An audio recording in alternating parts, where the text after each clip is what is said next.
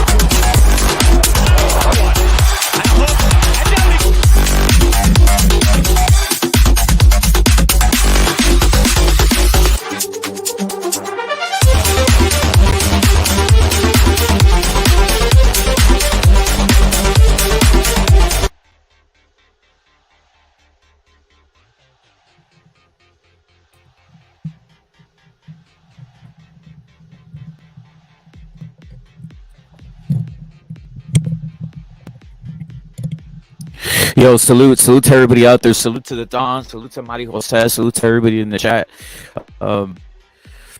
Is the music loud? Salute to SSC, bro. Times a billion. Hawker times a billion. Salute, bro. Is the music loud on your guys' side, or is it just right? Because I know sometimes the music is high for some people, right?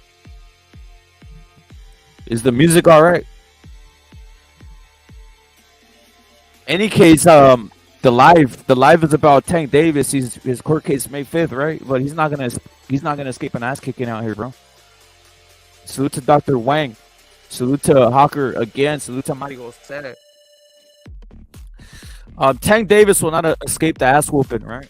Fights, in my opinion, still gonna happen, right? It's still gonna happen. But this man is basically taking the plea and shit, right? But it's like we've been saying, right here, we've been saying this for a while, right? About the Tank Davis versus Ryan Garcia fight, right? What have we been saying? That it's probable he serves time after he gets his ass kicked. They're sending him in. Cinco de Mayo, salute to BDA Boxing. Jojo, salute. They're sending him in. Furioso, salute, bro. Furioso, I see you out there. I am your leader, salute. JJ, obviously. Joza, salute. Domestic Tank loses to Ryan. I agree with that. Impala, salute. Knockout Net, of course, was in here. John Blaze was in here earlier. Salute. Everybody listening. Any case, basically Tank is taking the plea. Diego Pacheco, salute, bro. Diego Pacheco, salute. We'll see. Look. I'll read it to you guys, right? I'll read it to you. Make it easy for you guys, right? As you can see, just the title right here, Gervonta Davis pleads guilty in a hit-and-run case in Baltimore, sentence is set for May 5th, right? I mean, Gervonta Davis pleads guilty Thursday morning in Baltimore courtroom to charges stemming from hit-and-run accident in November 2020 in his hometown, the Baltimore Sun reported on its website. Davis, 28, is still expected to face rival Ryan Garcia. You hear that, right? You hear that? You hear what it says. Davis is still expected to face rival Ryan Garcia in a pay-per-view showdown April 15th in Las Vegas. Their team remain in the process of finalizing the contracts, but an official announcement of their 12-round, 136-pound fight is imminent. Davis faced, by the way, this is marketing too, guys. I'm going to say something else. This is marketing. Right? At this point, this is marketing for the fight itself. This whole thing is marketing. Suta Punch. This whole thing is marketing for the fight, right? You got the criminal element in Tank. You know, the grimy character, the character that basically to keep the women and children away from the Mike Tyson type of figure. They're promoting it like this already, right? That's why they're releasing this stuff, right? Any case, they're already saying the fight's still happening, and the case stems from this. Tank Davis took his Lamborghini, ran it through a red light, Okay, he collided into a Toyota Solara, right? One of those little small sedans in November 2020. The driver of the Toyota and the 3 passengers suffered cuts, bruises, and injuries, which required hospitalization, right? Davis could be sentenced to time in jail. Basically, he might not serve anything, guys. I'm just keeping it real. An attorney for Davis and prosecutors offered a plea deal agreement by Melissa Finn, right? A judge. There it goes, right? A judge, a female judge, right? You know she's going to go soft on him. Smith has sued Davis. It might just be civil right here, guys. It might just be civil what Davis ends up doing. He might not even go to prison. Salute to BDA Boxing. Salute to SSC. I'm your leader again, Hawker. It might just be civil, right? I think that's what's going to end up happening with Davis, to be honest. The police report of the incident indicated that Davis hit Poso with a closed. Oh, that's some other shit. Any case, Tank Davis is racking up a good little record here of being a little sinister criminal, right? He has this going on, which is it Diego Pacheco knockout net? Diego Pacheco, is it Diego Pacheco? I'll give him a wrench. Salute to knockout net. Salute to knockout net. Look at Tank Davis is putting together a little crime spree right here. He's not gonna pay for it, right? This is America. The biggest deal here is the fight, right? That's what we care about. We care about the fight. We care about Ryan Garcia versus Tank Davis, and this is promotion. This is promotion, right? This is promotion for the fight. It would not surprise me. Salute to Punch again. It would not surprise me if later on today, after this little hype goes down with Gervonta Davis and the plea and all this shit, they announce, hey, guess what, guys? April 15th, we have everything ready to go. The contract gets signed. Ryan Garcia versus Tank Davis. Time to go, right? Let's go, right? They're going to say, let's go. We're ready, right? And it's perfect promotion. It's perfect. It's perfect pay-per-view. It's perfect pay-per-view and buys, right? Realistically, that's what it is. You got, obviously, Ryan Garcia. He doesn't need to promote much. He's already himself known throughout the United States for other things, right? He's already popular in that sense. This will be the test case for both of them in regards to the pay-per-view. But in any case, yes, Tank Davis, he's going May 5th or whatever the fuck. But guess what? Nothing's going to happen. I've been saying nothing's going to happen. This is America, guys. This is America, guys. Celebrities, black celebrities, they get pleas. They never serve any time, bro. Cinco de Mayo, salute to Earl, for reals. They never serve any time, and this is a society we live in, right? This is a society we live in. So to think that this fight is not happening, this was another conspiracy that was popping off, right? In November, October, when rumblings of this fight was going to happen, right? The conspiracy that this fight will never happen because of Tank Davis's criminal activity, right? It doesn't matter. They're still going to make the fight. And even if Tank Davis would have gotten sentenced or get sentenced on May 5th in that 1%, 0.2% chance that something like that happens, they don't care. Salute to the best times a billion. They don't care. They will send Tank with his money or whatever it is after the fight, April 15th. Now I'm going to ask you guys something. He's going to get rewarded. Thank you, BD. But exactly. He really is going to get rewarded. Now let me ask everybody something, right? Does Tank Davis's fan base, whatever he has left, we all know he is the biggest black star, so we'll say that, right? Black boxing, Tank Davis is the guy. After Deontay Wilder's demise, the next guy in line was Tank Davis, and he's taken the mantle, and he's the guy, right? Beyond an Earl, beyond the Crawford, beyond any of these guys, a Shakur, Tank Davis has taken the mantle here as being the representative of black boxing, right? Do you really think anybody's gonna stop supporting this? You think people are gonna be today? They're gonna see this in the morning on their morning, when they're browsing and say, "Oh, here it is. Tank Davis has just, May 5th, he's gonna go do a plea or whatever, right? He's gonna get his case settled." You think they're really gonna say, "I am astonished," right? Or, "Yo, I am not supporting this man anymore," right?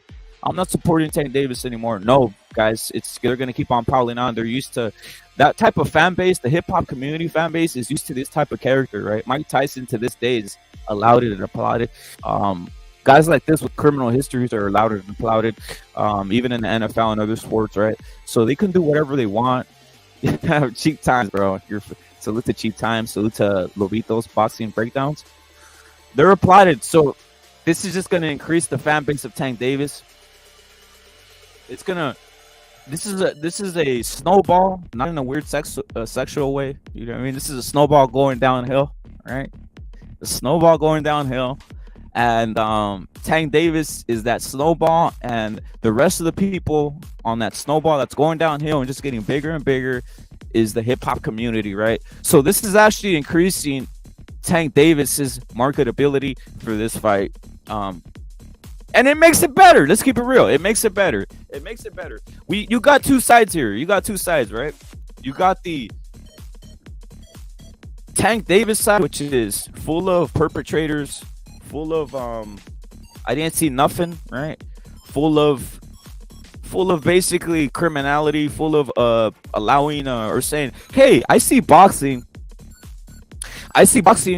for what they do in the ring. I judge boxers for what they do in the ring," type of community, right? Instead of judging someone as a whole with character and all, right? I noticed the Mexican American community, the Mexicans in general, white people in general. Well, I can't say all whites. I'm not a white guy, so I can't speak for whites, all of them. You know, I'm just speaking for the ones that aren't cucked out. I noticed that they do kind of judge guys on their character in a sense, right? If they're acting like shit, they will judge them. But I noticed, you know what? I'm not gonna throw all black people in there because there's a small percentage that do judge Tank Davis, right? They're like, "Yo, I can't rock with that shit, dude. Like, you're out here raping, you're out here, you know, getting touched by P. Diddy. You're out here doing these weird things. I don't rock with you. I don't rock with you representing me like that, right?" But there's far and few between, and they don't have a large voice in that community, from what I'm seeing. Well, we've seen it here, guys. We've seen it here, right? Yeah, John Blaze, the I don't see color crowd. Salute to John Blaze, the I don't see color crowd, right? Some will call it mild or sober, but it's far and few, and the voices are not loud. You know, we saw it here when the whole fiasco of Tank Davis smearing shit and abusing a woman. You got yawns from a certain sector of the community right here, right? The black community for the most part. Black boxing community still said he's all right. He's cool. It's just, you know, I don't judge him for what he does outside the ring, right? But that's not the way I judge. I'm telling you right now for a fact. If any fighter that I perceive, that I back in a sense, or that I say, you know, when I look in the ring, I'm like, I'm going for him to win. We'll say like a Canelo, obviously Ryan, or one of these guys, Virgil, who has pristine character himself too. If they did something out of pocket, if they're out here raping and all this type of shit, trust me, I would say go to hell, dude. Like, get out of my face. Get out of here, dude. You're a scumbag. You're a scumbag. I don't want you representing Mexican people. You're a psyop. Get the fuck out of here. That's what I would say. All right? But over there, it's already normalized. On the opposite side, it's already normalized for people to be criminals, to be perceived as thugs, to be scowling. You guys know what scowling is? Scowling, mean mugging, mad dogging, all this type of shit. That's what's cool, you know? And when they laugh, it's on some sinister shit, like they're gonna rape you. That type of shit, you know? That's what's cool over there on that side. The hip-hop community side, right? It's not cool over here. I don't support none of that shit. I don't support all this scoundrelness, scumbaggery, all stuff that's bad with the world. CR salute, bro. CR salute. I don't support none of that. All I support is boxing, and I support people being basically at least solid citizens. You know, salute to Alonzo, a solid citizen in the world. You don't have to be the perfect person, you know. You don't have to be the perfect person to be supported in boxing. I mean, you could have, everybody has skeletons in their closet. Everybody has skeletons in their closet. Everybody's done something that they don't, you know, that they don't like, right? But there's levels to it. There's levels to it, bro. There's levels to it, you know. There's levels to being a piece of shit and levels to, hey, I stole a candy bar when I was 10 years old or some shit like this, right? You know, something like that, right? Or hey, I fell off the bandwagon, you know, I had a couple drinks the other day or something like that, and I started wilding in the bar or whatever, right? There's that, right? There's levels to that. But what we see here is a different level. Getting in a Lamborghini, crashing it, and then leaving the scene, right? That's Tank Davis. Getting in a fight with a woman, uppercutting her ass, right? Uppercutting her, making the kid scream in the background. You're beating a mommy, right? All some shit like that, right? Everybody heard the call, guys. Everybody heard the call. Like, let's cut the crap. You know, people act like they didn't hear it, they didn't see it. You know, there was Tank Davis and the chick, the girl that he was with. The girl called, and in the background, don't thank you, my mama, thank you, mama. On one of those, right? Like on some weird shit. And people act like they didn't hear it, bro. Where there's a kid getting traumatized in the background. There's a kid who's scarred for life, right? But you know what? It's Tank Davis, and he's my favorite fighter, right? Poor kids. I'm with you, John Blaze. Poor kids, for reals, bro. Right? Those are the people we have to. Kids aren't. Look, do it. The whole line of do it for the kids, right? You guys heard that line? Hey. You know, they say, hey, you know, act solid for the kids, right? Yeah, be a role. Isn't that lost? Is that lost in society? Is this lost in society, guys? You guys tell me yes or no. Is it lost in society? Remember the whole notion of saying be a role model? You notice I haven't heard that for any of these athletes? You haven't heard that recently for any of these athletes, boxing or anything else like this? They never say, hey, we want you to be a role model in the community. They don't say that no more. It's already lost. No one talks about being a role model or being, even if you're fake about it. We all know guys in the past were fake about it, but at least they had to fly in front of your face. At least they had to be fake, right? We all know that some of these guys like Muhammad Ali were cheating all over the place, you know, doing all kinds of weird shit, you know, all this type of stuff. Foreman had a crappy life. All these guys were doing stuff in the background, right? But you know what? Up front, these guys would lie to you, right? They would stand there and lie to you with the fucking cereal box, right? They would stand there, lie to you with the cereal box, and say, "Hey, you know, Kellogg's, it's fucking delicious," or whatever the fuck, right? Be like me, be a role model or somewhere. Now they don't even fake it, guys. Tank Davis doesn't even have to fake it. Tank Davis doesn't even have to act civilized in front of the camera anymore. He can just say, "No, yeah, nigga, I ran over with the Lambo, nigga. What are you gonna do about it?" Right? That's what they're on, bro. And no one's holding these guys accountable, right? No one's holding these guys accountable. It's a warped world. It's a warped world where what's good is bad and what's bad is good. You know, it's crazy. I mean, that's. We don't want to get into too much of what's happening of basically fatherless, you know, fatherless black kids, but that's part of it, right? That's part of it. In any case, I don't want to veer off. The whole topic is boxing, and the topic is Tank versus Ryan. The fight's still going to happen. Regardless of what anybody says, the fight's going to happen. They're already deep in the contract. Oscar already got the contract back for the rematch. You know, they already agreed on the zone contract. They already agreed that the rematch will be on the zone, right? Which is going to happen because Ryan's going to knock out Tank. I'm just telling you that. So they want to double up the money. So Ryan's going to go in, knock out Tank, and then the rematch with the whole parade and all this shit, with the whole like celebration, right, is going to be on the zone, done by Golden Boy Promotions, and then they're going to make a big deal. By the way, that's a smart move. That's a smart move because with that rematch, what you get is this. You get Ryan Garcia obviously knocking out Tank Davis again, but you also get to put guys that you have that don't get so much publicity. You get to put them on an undercard right there, right? You get to put them on a Ryan Garcia undercard. I have no idea, guys. Interesting thing, I have no idea what's going on with the undercard, how the Tank Davis versus Ryan Garcia undercard would be, but that's an interesting too, right? That's an interesting thing too, because I was the first to say that they might have fuck around and have Earl and Thurman on the undercard, which will be crazy, right? So we don't know. Anything could happen in the sport of boxing. SSC, I salute SSC, a proper, upstanding man in the community. I salute Hawker, an upstanding man in the community. I salute Gonzalo who is the Gonzalo Lobito's boxing breakdown, who is an example of how to overcome certain things in life, right?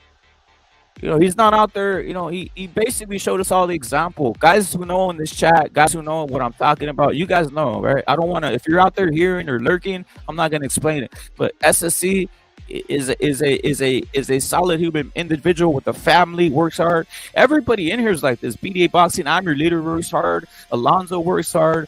Everybody in here, Never Sober, works hard. That's the type of people that are amazing. That's the type of people the Mexican community creates, and also in the white community, in the non-cuck white community that's still out there. Even some blacks out there that are still working every day. Earl Stevens, another one, bro. Solid individuals here. John Blaze, everybody. Solid individuals who just salute to I'm your leader, who just want to see boxing, and they're sick of the trash, bro. They're sick of the state of affairs of boxing, right? Which are horrible right now. Horrible in regards to ethics, right? Hard work and ethics, something that they instilled in me as a child, right? CR, salute to CR at work, salute to STC. I mean, everybody at work. Hard work and ethics is instilled in all of us, right? By your parents. You need two of them. Two of them is the best, right? And a mom and a dad, not two dads, bro. That's another thing, right? You don't need two dads. You don't need two. You want two parents. You want a mother and a father, bro. You don't want two fathers, bro. If you're out there getting raised by two fathers, hey, just read the Bible is all I gotta say. Salute to the best. The best is out here too, right? But my point being, this fight is more than what people think, right? There's a lot of little outside factors. There's a lot of little outside factors that are gonna make this fight what it is, right? Untold, right? We're gonna have to explain them, or bring them to light, because we're a lot of people are just watching this, and they might not know they have interest. Well, they have interest because first of all, Ryan Garcia is a star from Victorville, California, Mexican American. Obviously has a certain look to him. Done everything. I mean, he's done everything he can possibly, right, in life. That he hasn't done any crimes. He hasn't ran anybody over. He hasn't robbed. I mean, he was raised by two people, a father and a mother, right? And the typical Mexican American household, the way many are raised, right, made it by becoming a social media star. But that wasn't first. First was his boxing career, which he was as a kid. He countless amateur titles, right? So it's not like he just invented this. It's not like he's on some Jake Paul just come out of nowhere. No, he actually has been boxing for years. Made it, created a light, and that light kept on shining and getting, started like the sun, right? Started going, the radiation, it started fucking just going on overdrive. Created a whole entity unto himself in the world of social media. So that shit exploded. And you got this guy Ryan Garcia, who knocked out Luke Campbell, started doing knockouts, a series of knockouts, signed to Golden Boy Promotions, because we all know Oscar knows talent. We all know Oscar, when he sees someone has been shown over and over again, he knows talent. He's the one that spotted Wilder. He's the one that spotted Charlo. He's the one that spotted many of these guys that are alive today in the world of boxing that supposedly have a name, in quotations, right? So he knows talent. He spotted Ryan and said, this guy right here, right? This guy, right? This guy right here, we need him, right? We need him, sign him. So he basically started building, boom, boom, boom, knocks out Luke Campbell, and then something happens. What is that? The whole mental issue thing, right? Which a lot of people gave Ryan Garcia flack for the mental issue thing, right? So we had that, but I'll say this: I'm glad that a Mexican American actually just didn't go into a fight and let himself just lose for no reason, especially if you're not 100%. Ryan Garcia did not do the same mistake that Manny Pacquiao did. You know, Manny Pacquiao went over there to Floyd and sacrificed himself. Manny Pacquiao said he wasn't 100% versus Mayweather, but he took the fight anyway. You know, so he basically took the knee. Pacquiao said, I'm taking the knee. I'm not 100%, but you know what? I'm going to go in there fighting Mayweather, and he lost, right? I'm glad Ryan didn't go in there 100% with whatever fight he had scheduled after Luke Campbell, and how he did what he's supposed to do. Be smart. Don't go in there. Don't go into the ring where you fight. If you're not all mentally there, give it a rest. Give it a rest, right? So he did that. Came back. Destroyed Tago, right? Manuel Tago. Then he beat up on Fortuna, which a lot of guys were saying he couldn't do, right? He knocked him out real quick. That's his side. That's his path. That's his path to the fight, right? And then what he did, he started promoting this fight. Salute to Oscar, salute to Mate, salute to Oscar. He started promoting this fight single-handedly, right? Started promoting this fight saying, I want Tank, I want to beat Tank's ass, right? That's another thing that we need to bring into this whole story of what we're breaking down. You're saying, I want to fight Tank Davis. Tank, you're the guy. I'm going to knock you out. Tank. Basically, Ryan's been hunting Tank for a while now. He says, I see you as a victim, Tank. And what do I mean by victim? You are going to be on the canvas. I am a lion and you're the gazelle. Or in Tank's, what would Tank be? A hogwart? He's not even a fucking gazelle, right? What is he, like a little...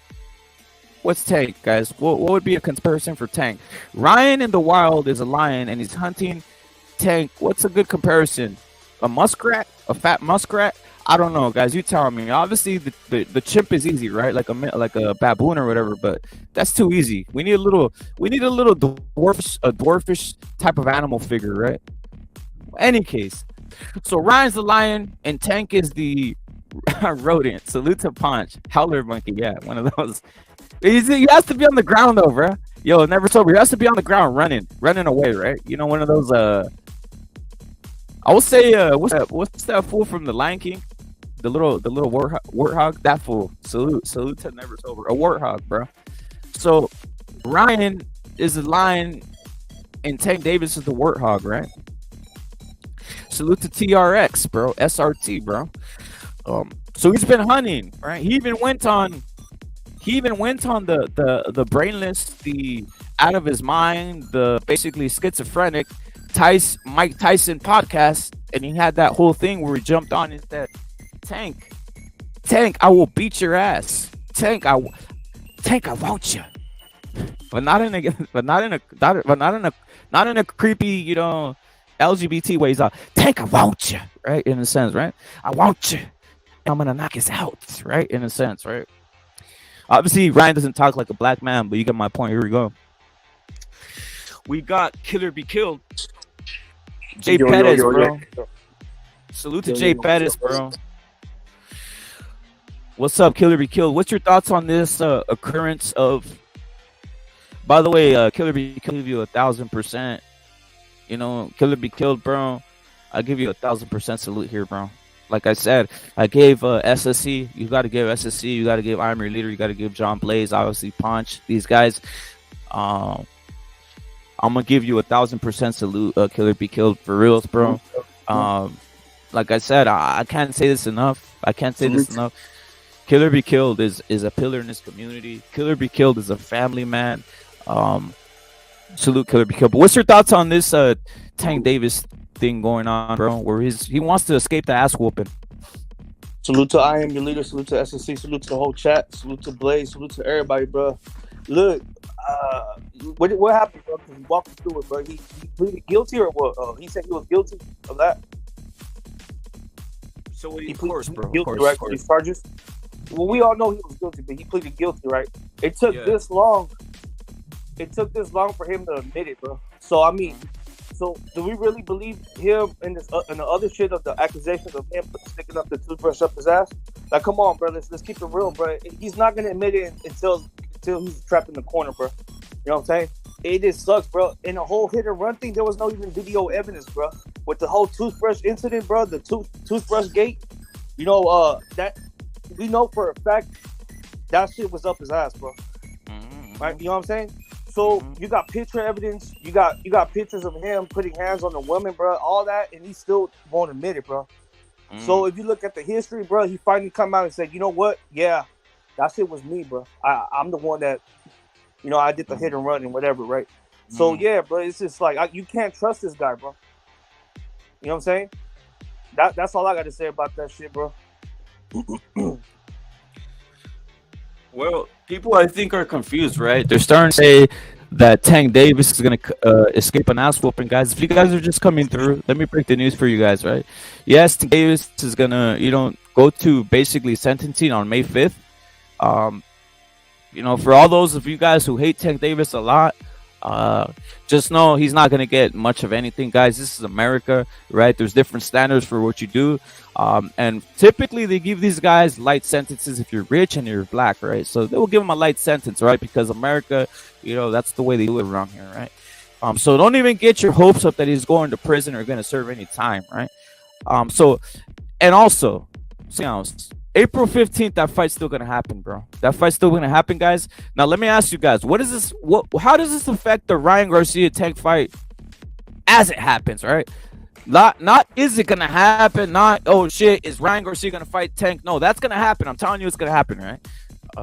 That's gonna happen. But what are the effects of this case on that fight? I'll tell you what the effects are, bro.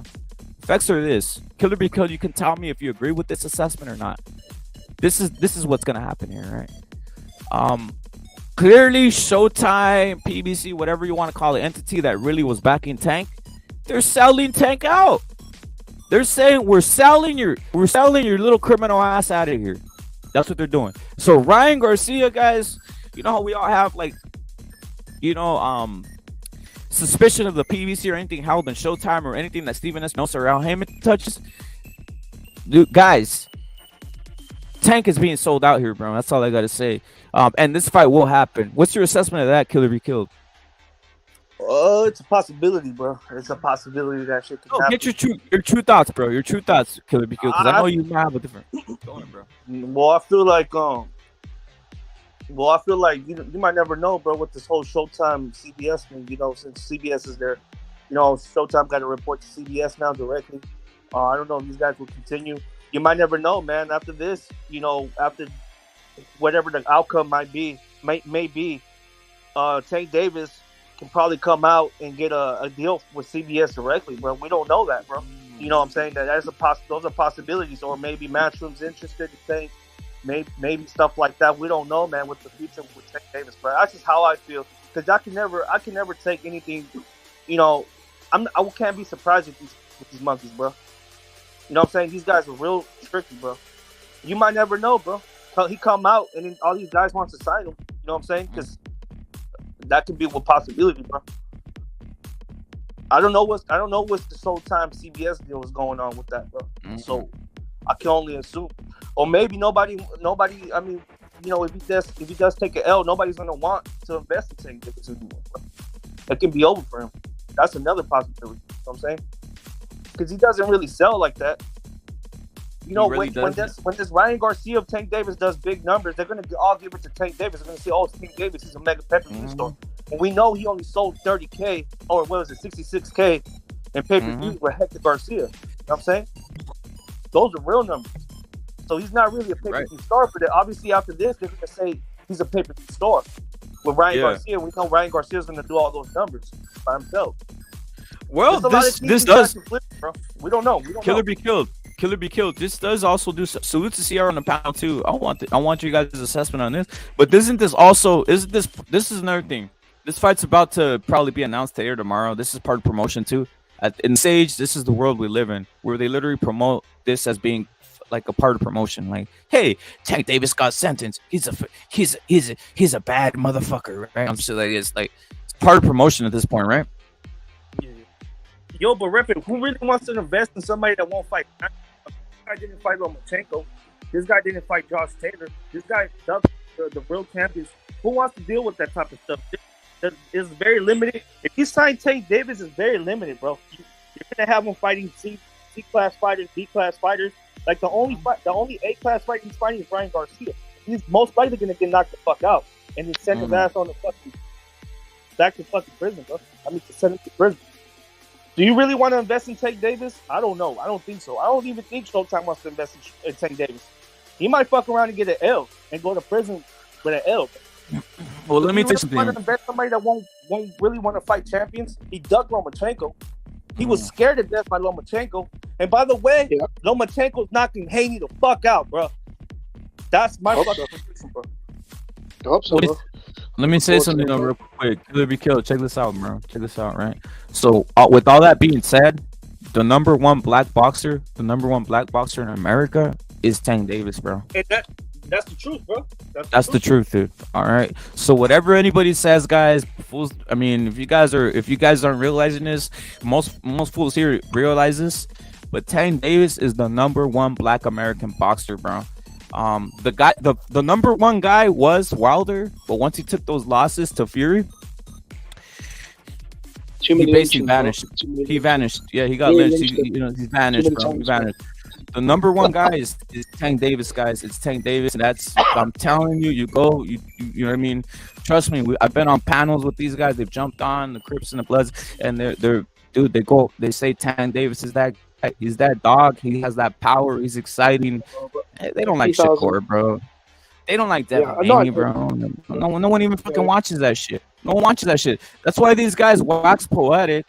High voltage. You're going Stevenson, but he's really that guy. High voltage? No, I don't think he is, bro. Guys like Tank Davis, trust me.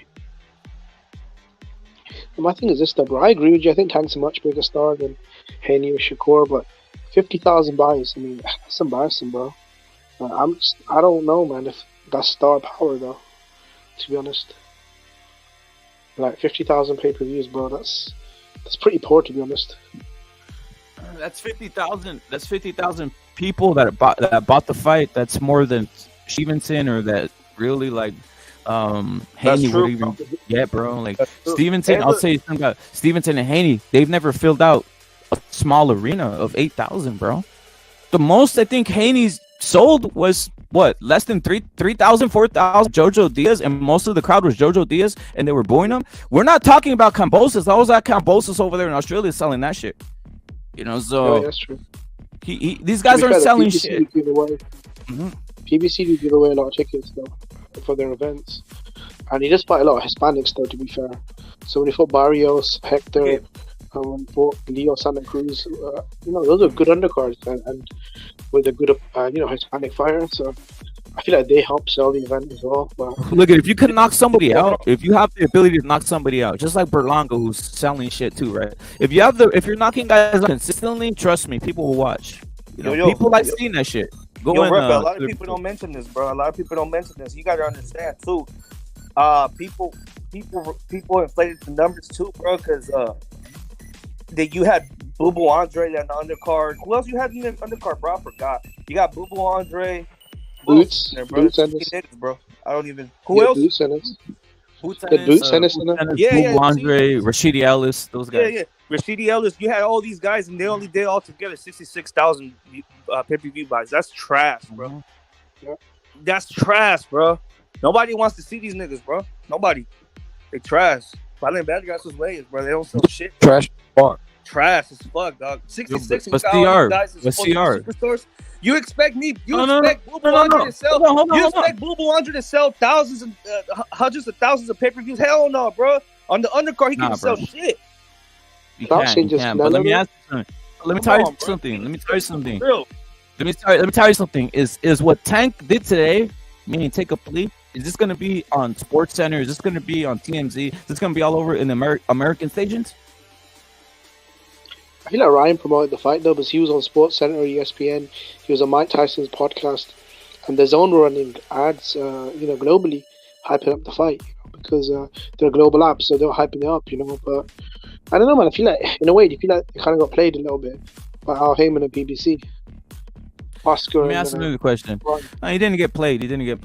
Let me ask you something. Is this fight gonna be all? Is this what Tank Davis did today?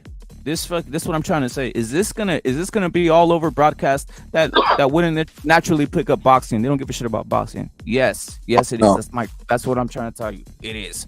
They're gonna be this guy Tank Davis fucking just pleaded guilty. That's the point I'm trying to say. This is promotion, guys. That's what I'm trying to get at here.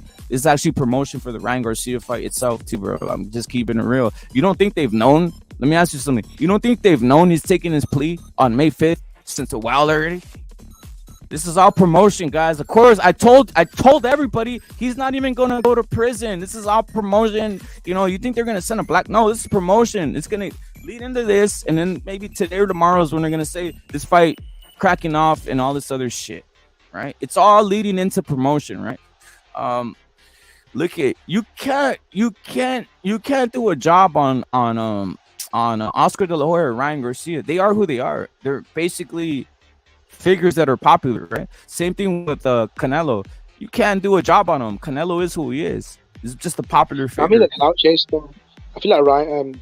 Sorry, what's his name? Tank Davis the clout chase Ryan though, because this whole fight with Hector Garcia, the build off Ryan's next, and then they had 100 motherfuckers on the undercard. And that shit still didn't even crack 100,000, bro. They did what, 66? I mean, come on, bro. Well, yeah. 66, and he couldn't, even with Boots Ennis on the undercard. It's supposedly the next big thing. Let me break it to you guys. Let me break it to you guys. This has been happening for 25 years or something like that. This is what's been happening. Literally, these guys, black boxers in general, guys, like they really have no fan base. The only thing they can do is get clout chase other guys, right? Ryan Garcia is constantly clout chased. Canelo is constantly clout chased. Hell, think about this. I literally saw Boots Ennis a year and a half ago. His Instagram, you know how many followers he had on Instagram, guys? 20,000. I don't know. You know what he did? They started clout chasing him. It's not just Boots Ennis, it's his fan base and everybody else around him. They started clout chasing Virgil Ortiz, bro. Yeah, they did. Virgil. All right. So this is the common thing that happens. Literally all of Mayweather pay-per-views, bro, were with someone else who was a fucking megastar and sold just a significant amount of pay-per-views himself, right? Conor McGregor, Canelo, these types of figures. I mean, when you put guys like Andre Berto with Mayweather, there was nothing, bro. Like, this is the common thing. You can't avoid it. The whole point I'm trying to say, you can't avoid it. If you want to fight, you basically have to do this, because you have to basically go up with one of these guys, because that's what the establishment wants. The establishment has this perceived notion. They have this perceived notion that these guys are stars. That Tank's a star. He's not, guys. I know he's not. That's the whole point. It's not falling for it. It's just the way it is. Like, Ryan is a fucking star, bro. If you think about it, that whole card was full of black fighters clout chasing Mexicans. That whole card. That's all it is. That's all this. That's all boxing is. Benavidez clout chasing Canelo for the longest, and then you have Boots Ennis clout chasing Virgil. Yeah, bro, the whole and Mercedes is clout chasing Virgil. You have all these guys, bro, and still couldn't do shit, bro. Because we're not buying that shit, bro. It's look at Conor McGregor said about Floyd Mayweather. He said that this guy's not a star. Against Berto, he did 200,000 buys. Like, I mean, Conor thinks he's a bigger star than Mayweather. He said I'd never do 200,000 buys. He doesn't need to think he is, and so is Canelo. Like, these guys are bigger. But I'll say this. Something else about Does Mayweather have to go fights over? Nobody pull over there. Break it up, bro. You're breaking out a little bit, CR, but salute. You're right, bro. I think I heard what you said, CR. You're saying Mayweather has to go fight these, like, he still make exhibition fights, right? That's how much of a... Well, can you guys hear me? Can you hear me?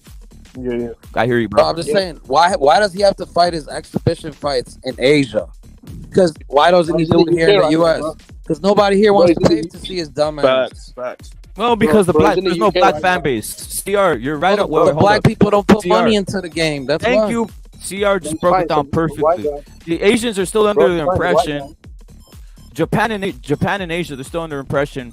They look at some guys as caricatures, right? They look at a lot of black Americans as caricatures. That's just what they do, right? So they see whether he's like that's it. He's like a thinking chimp or something. That's what they think over there. I'm being serious. Like a chimp to them. Yeah. So it's what it is.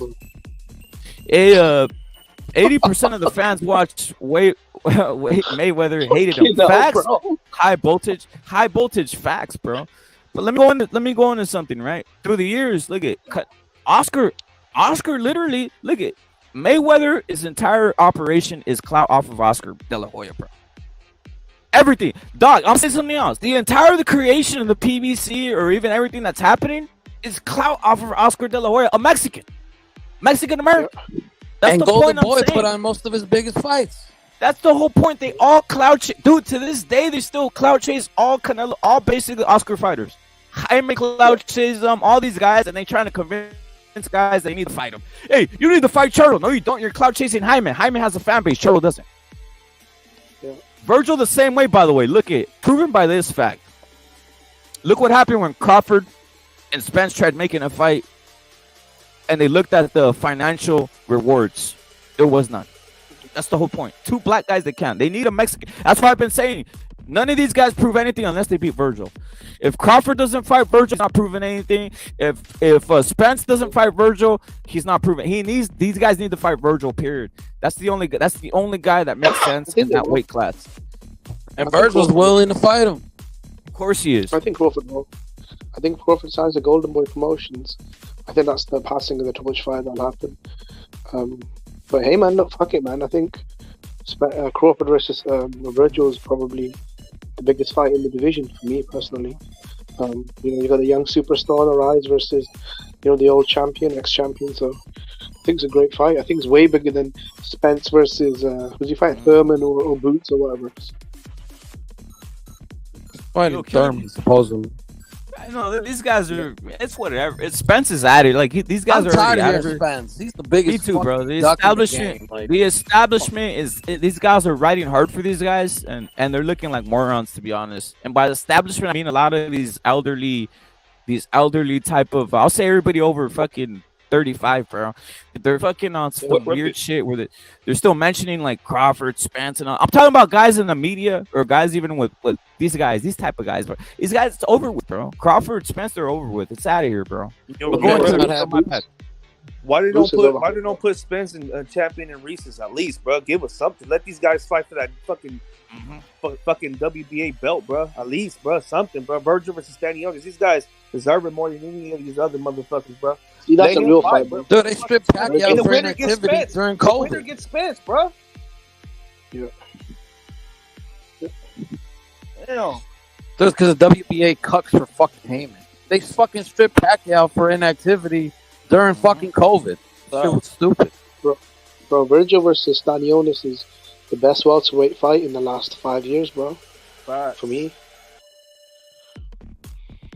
Yo, Greg, salute, bro. Greg, terrible salute. If they won't put fucking Spence on fucking champion and Reese's, bro. Yeah. But look, he need a strip. 154 on campaign, bro. But still, bro, this motherfucker's not even defending his belts, bro. Fuck it, bro. He's protected, bro. I know Spence is protected, bro. He's fighting mandatories at 54, taking 2 years off, not getting stripped. I know Spence is one of the most protected fighters in all of boxing.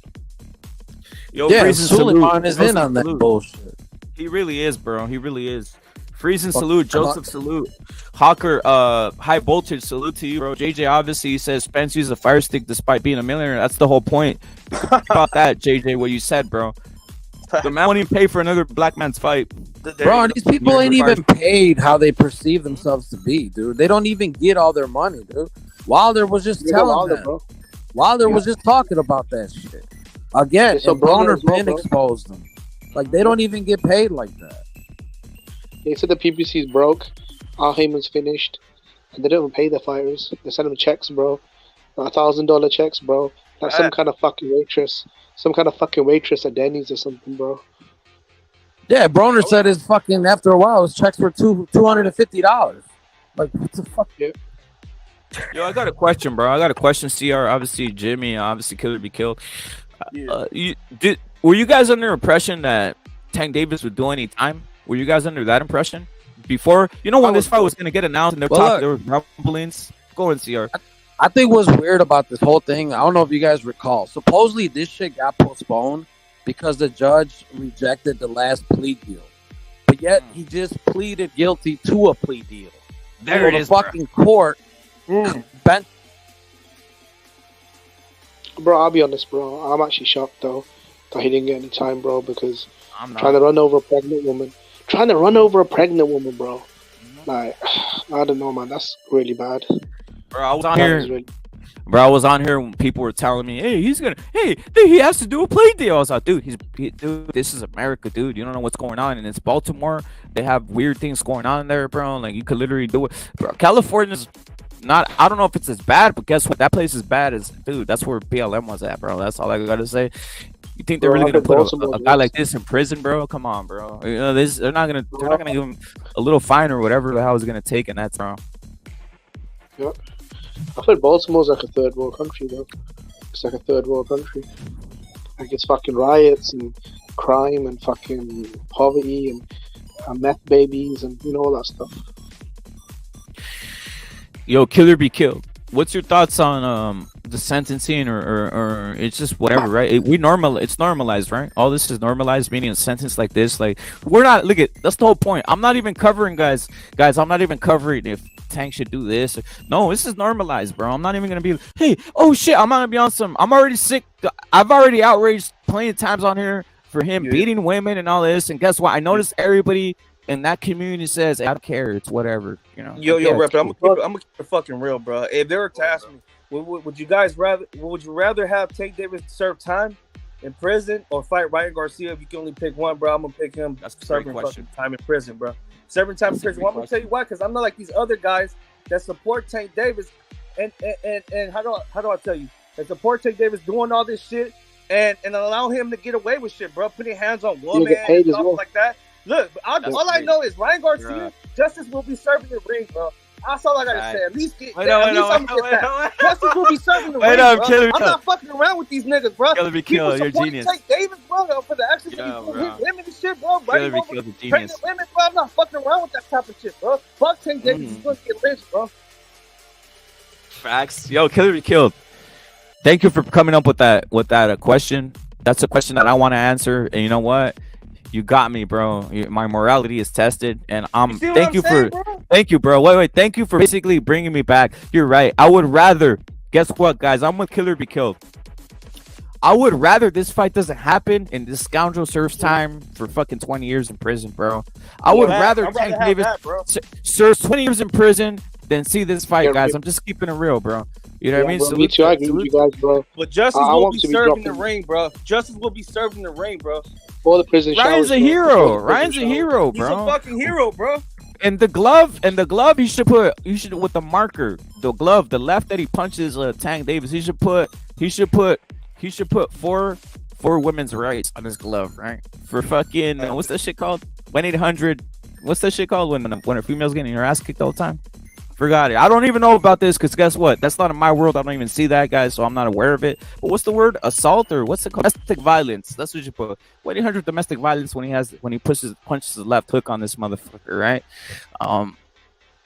That's crazy though, Killer Pico. That's a perfect question, bro. How about you guys in the chat? Would you rather see Tank Davis in prison, or would you rather see Ryan Garcia versus Tank, right? Because I know this is the fight you guys want to see. I'd rather see him in prison, bro, because I don't agree with rewarding degenerates, bro, because this guy's a piece of shit. And instead of making $10 million, bro, he needs to spend a year dropping the soap in the prison showers. There it goes. Thank you. You see a soft little Gucci boy like Tank. He likes that. They're gonna rape him, bro. He likes that though. He likes that, Jimmy. Like that's not gonna do anything. That's like a fucking Disneyland. That's like a weird like fantasy for him, bro. Like, you know what I mean? These guys don't. That's another thing, guys. These guys need the death penalty. I'm just being serious. If you're out here punching a woman or doing anything, you need a death penalty, bro. You think prison? Get a pregnant woman. That's the way they live every day, bro. They don't care. You know, they're like, oh shit, I get to eat fucking, cheese spreads all day now. You know, in a cell. They love that. Man, you can always beat his ass after he comes out of jail, bro.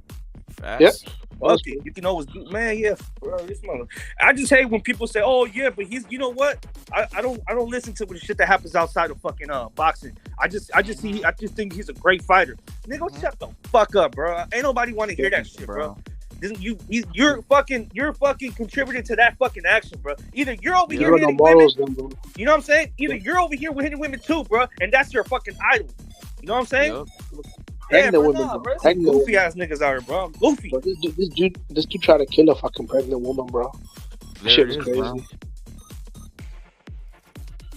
I look forward to the Ryan fight though with Riku's progress. I'm actually really happy because I feel like that's a really good fight for Ryan Garcia, and I think it's a better fight in my opinion than Tank Davis because I feel like Rigus is a top 3 guy at 140 and a real world champion. So that's an easy fight for Ryan, though. That's an easy fight for Ryan. That's the whole thing. That's what people aren't picking up on this.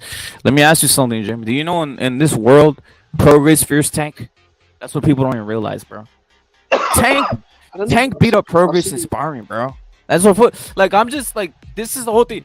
Tank is feared by Progress. Tank is feared by Shakur. All these guys fear Tank Davis. That's what people are picking up here. He's the guy. Like, people just don't know any better or anything or see boxing or whatever. But this is like known. Literally, Progress got beat up by fucking Tank Davis in sparring, and he said it himself. Progress said he got beat up by Shakur. Like, these guys are just. They're not like that. They're not a tank. They're not Tank. They're not Tank. They're not Tank. Everything he does, obviously, they're not. Most of them are criminals like Tank, but I'm talking about in the ring, right? They're not like Tank in regards to knockout in the aura. No, do you not think that's a big fight though for Ryan versus Rigus for the WBC belt? It really isn't. A big fight. It really isn't though. Like any fight, look, the belt's there. The belt's there. I agree with you, Jamie. The belt's there. But it's like whatever. If you give Ryan any look at this point, you said it. You said it earlier. Ryan's gonna give clout to whoever he fights at this point. He's the one making it. That's it. Like Tank Davis, like he's making this. And by the way, big ups to Tank Davis for at least promoting the fight by doing criminal activities. I guess, right? If we're looking at it from that standpoint, you know, Tank is contributing by marketing, by being the criminal he is in public, right? Doing whatever he does and creating a wave, right? So at least he's doing that, right? That's what I've been saying. This is marketing, bro. This is marketing. But look at so it's like, bro, look at the confidence. Ryan Garcia agreed to fucking the rematch clause, bro. He was asking for no rematch. His confidence, bro. Oh, bro, did you hear Fulton pulled out of their Nui fight, bro? Yeah, man, that's not happening now. Yeah, but these guys. I mean, that's the common thing they do. They're not gonna go to Japan, bro. Come on, bro. That's another like these types of things I could tell you ahead of time right away, bro. Like this dude is not going to no Japan, bro. None of these guys are out. None of these guys ever leave the country. None of these guys leave the country for championship bouts or any of this shit. But they can't generate that money in America. The Sultan's not the star. So how the fuck are they gonna fight then? They care more for keeping Fulton as an entity, bro. And that's what they care more. They care more for keeping his own. They care more for having him, keeping the drip slowly on him. But right now, guys are here for Tank Davis. And yes, he wants to get the ass whooping. Yes, if you're coming through, Tank Davis is being sentenced May 5th. But that doesn't mean the fight's not happening. April 15th is the fight. This is actually just promotion in a sense for the fight of Ryan Garcia versus Tank Davis, right? Yeah. That's all it really is, guys. This fight's happening. Salute to the Bay Area. Salute to L Dog. Salute to everybody in chat. Salute to Don Ramon Champ. My prediction for the fight, I've already been saying this. By the way, I have to pat myself on the back because I've been saying that Tank will never first time in jail, prison, or any of that shit. Right? I've been saying it since months and months and months and months, and he really isn't. Right? He really isn't. Bro, how's this fight gonna happen though? Because there's only like 7 weeks left until they're already in training camp. Right? Both of them are already in training. Notice Tank Davis recently when they showed him, he's skinny as hell. He's already been in training camp. These guys are very thin. These guys are ready to go, bro. They've been in training camp already for a week or two. There's a reason why they don't fucking announce it. Fucking exactly. Tank Davis over the fucking PEDs. The moment they fucking announce it is when these motherfuckers got to start doing drug testing. That's why they take it at the time. I ain't stupid, bro. I know how the PBC goes. Same shit what they did with the when you got Earl Spence over here beating up on Ugas, and then Spence Ugas fucking takes the foot off his gas. Take the, and fucking let fucking Earl Spence slide when he could have knocked him out here because it wasn't part of the plan. Now one thing I noticed, bro, you got Earl Spence. I don't want to switch it up, bro, but you got Earl Spence because this falls on the PBC. You got Earl Spence over here hugging and chilling and all cool shit with Terrence Crawford's publicist. After we seen Crawford, both his gloves busted, right? Busted open, the every last gloves busted open. We know he was fucking cheating. Why would your gloves bust open like that? And we haven't had any incident like that ever happen before or after. Now another thing, you got Spence coming out saying Everlast is the best glove. Motherfucker, no shit, because that's the same gloves you use against Ugas and Danny Garcia. Yeah, your shit must have been loaded too, motherfucker. Yeah. Hey, they're complicit. Hey, Everlast is complicit too. Bro. Fuck the PBC, bro. Yeah, we know what y'all doing, bro. We ain't stupid. Yo, I'm your leader. What's your thoughts on this, bro? I know you're a hardworking man. Man, Everlast is complicit, bro. When Everlast came out and they back Crawford instead of some faulty glove, that's some bullshit, bro. Yeah. That's complete garbage. I've never heard of faulty leather in my life. You ever heard of faulty leather? Never. And leather that rips? Never. Even fake leather holds up. Even fake leather holds up. As will rip. That made it more suspect when a company, Everlast, came out and backed that bullshit. That made it even more suspect. No, I'm your leader. I'm asking in regards to the tank things you've been hearing, Tank Davis and Ryan Garcia fight, bro. Like, what's your thoughts so far? We hear, and obviously, did you ever? He's not going to jail. He's never going to jail. Thank you, bro. He's not going to jail. Okay, and I'm still doubting, bro. I'm still doubting Tank is even going to take this fight. So I think Tank is saying all the right things to say to try to get out of the fight. Saying Ryan's on juice, all this other crap. He's fucking shitting on toothbrushes. It's embarrassing, dude. I don't know. I can't trust the guy, so that's why I have reservations on the fight even happening. I know Ryan's there. Like, this fool showed up in a wheelchair just to get handicapped parking at the Super Bowl. I know, bro. Like, are you fucking kidding me? That's what the fools did, bro. Dude, I'm your leader. Dude, you have it right on point, bro. People don't even realize. And I actually had a theory, bro. It wasn't that, bro. He was high on fucking perks, bro. That's what people don't realize. He was fucking, he was on perks, bro. He was on perks, bro. He was on perks, and they just rolled him through, bro. They rolled him through like nothing was happening. That's what made me laugh. It's like people don't have no brains out here. Facts. Yep, bro. But that's how I see it. It's on this idiot. It's on this idiot Tank. You know, it was right next to Valentine's Day. He probably got fucked in the ass. Oh, no, definitely, bro. But is I'm leader? Do you agree? Obviously, we have a monk on here. Salute to a monk. Do you agree this is part of promotion in a sense by releasing it today? They already knew, bro. Come on, bro. They've known for maybe 2-3 weeks already that he's gonna get sentenced on May the 5th. Yeah, man. You know, so this is like ready. They're ready to go here, bro. Yeah. This is all part of the plan for them. Saludos. Salute. Salute, bro. Yeah. I thought it was hilarious. You remember the Dana White situation and how that happened and unfolded, and they didn't really do nothing. I found it funny that the black supremacists were trying to compare the two if they were the same. They're not. Yep. Yeah, and they're like, "Oh, see, the world's racist. Tank dated, and he goes to jail. He literally walked from one side of the court to the other, just you know what I mean, just to grab her clothing. I think he kind of choked her too as well. In Dana White's situation, he got smacked and reacted. You know what I mean? And he was intoxicated, so. And he's not a repeat offender, bro. Yeah. It's kind of hard getting caught on camera twice. Yeah. Beating a woman, like, I mean, you got to be a piece of shit to get caught on camera twice. Yeah, right? And then well, to top it all off, like, she smacked him and he smacked her back, and then I guess she got upset because obviously he's stronger, so she started going at him, and then he just smacked her again just to put some sense into her. Hey, her slap is pretty hard too. Yeah, too. Yeah, that's true. And then vicious.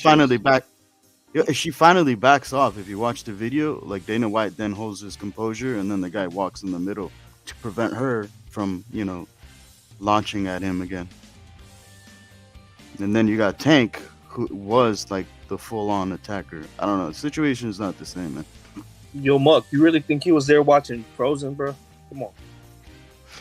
Nah. Well, here's the thing. If he's willing to travel from one side of the court to another, imagine the hit and run incident and what really happened. Yeah. Where there's no cameras. I don't know, man.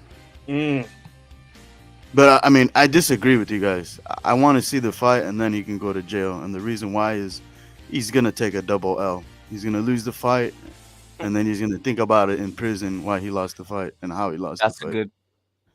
No, but what we're trying to, you're right, bro. Thank you. I didn't even think of it that way. I just took it as, but I think Killer Be Killed was putting it in a basically just a finite method. Like if you had to choose between two, just he goes eternal. Yeah, he goes to prison or the fight's made. One of the two, and that's it, bro. You can't have both of them.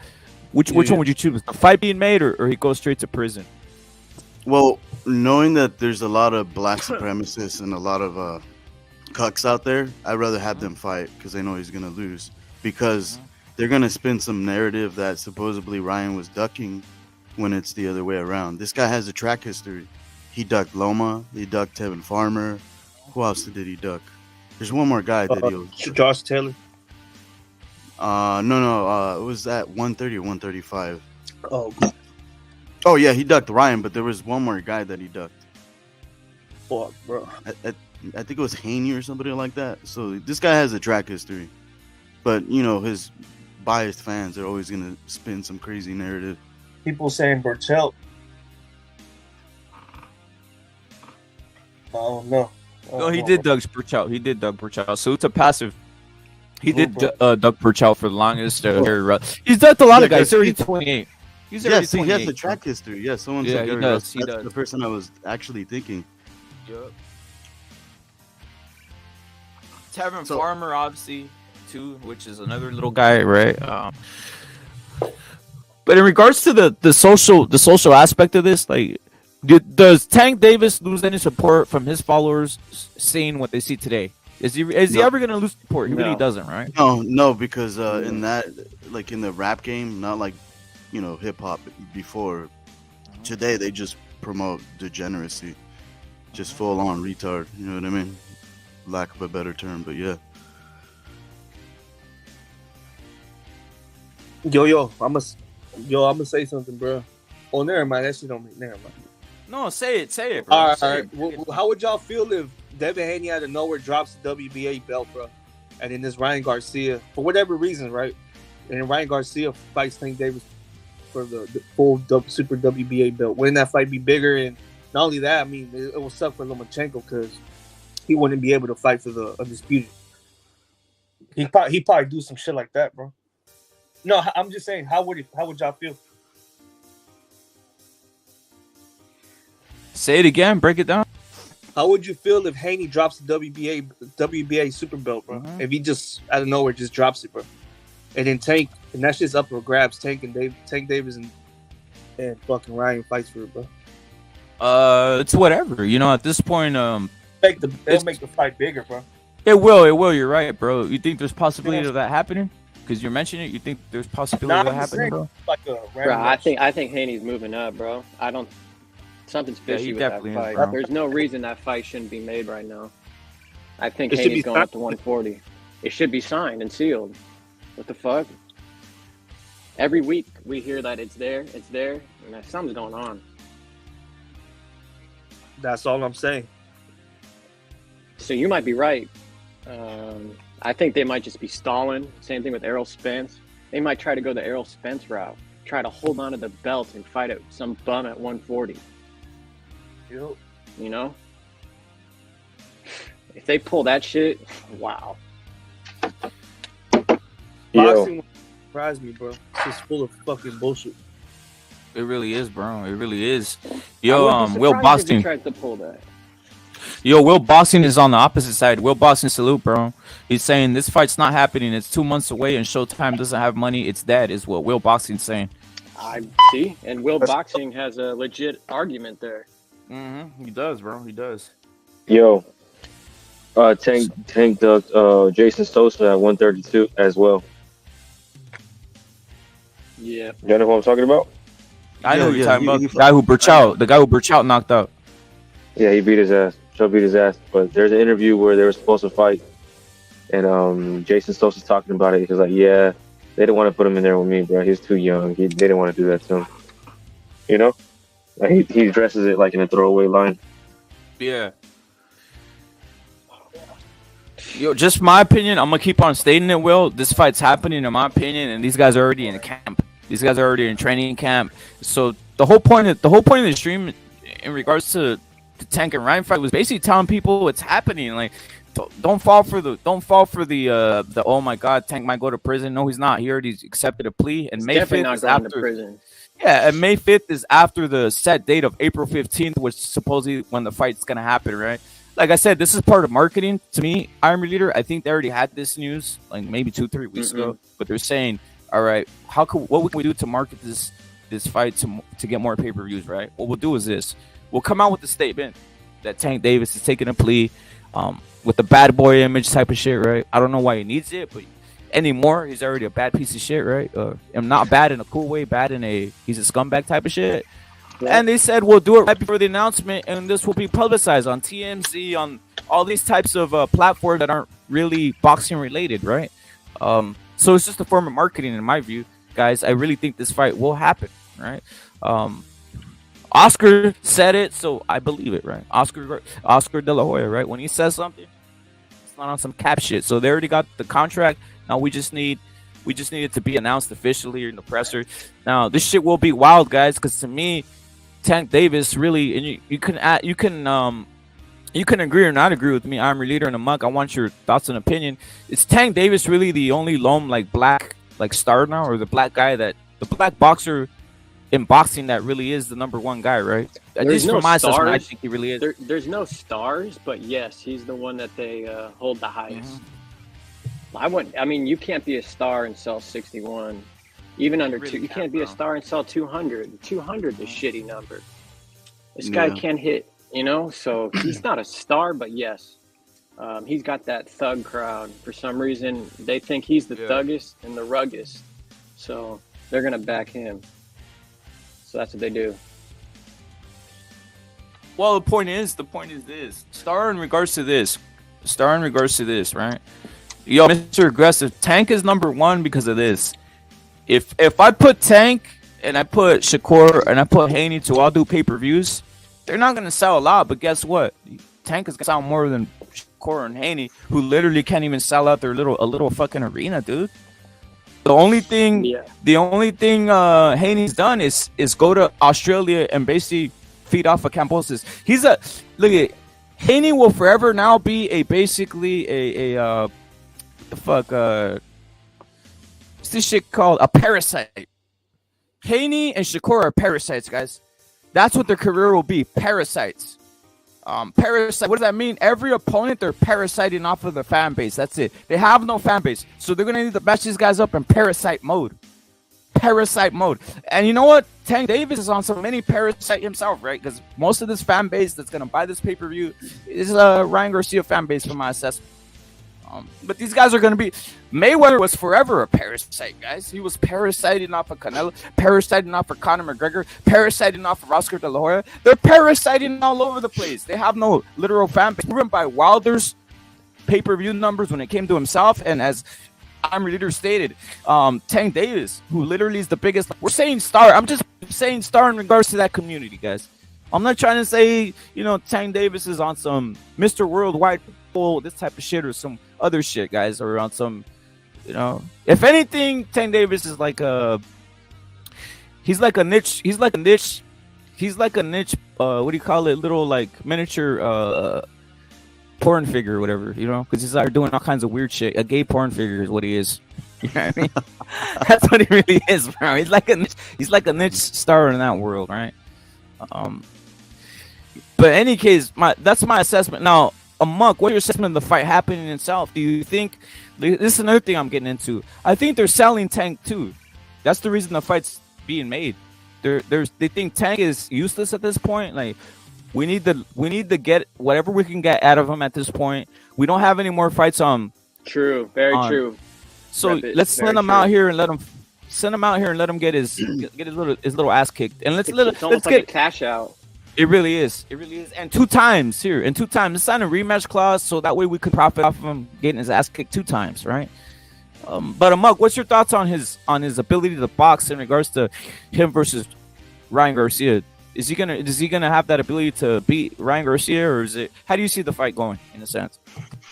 I think it's gonna be a competitive fight until Ryan either wins a decision or probably takes him out mid to later of the fight.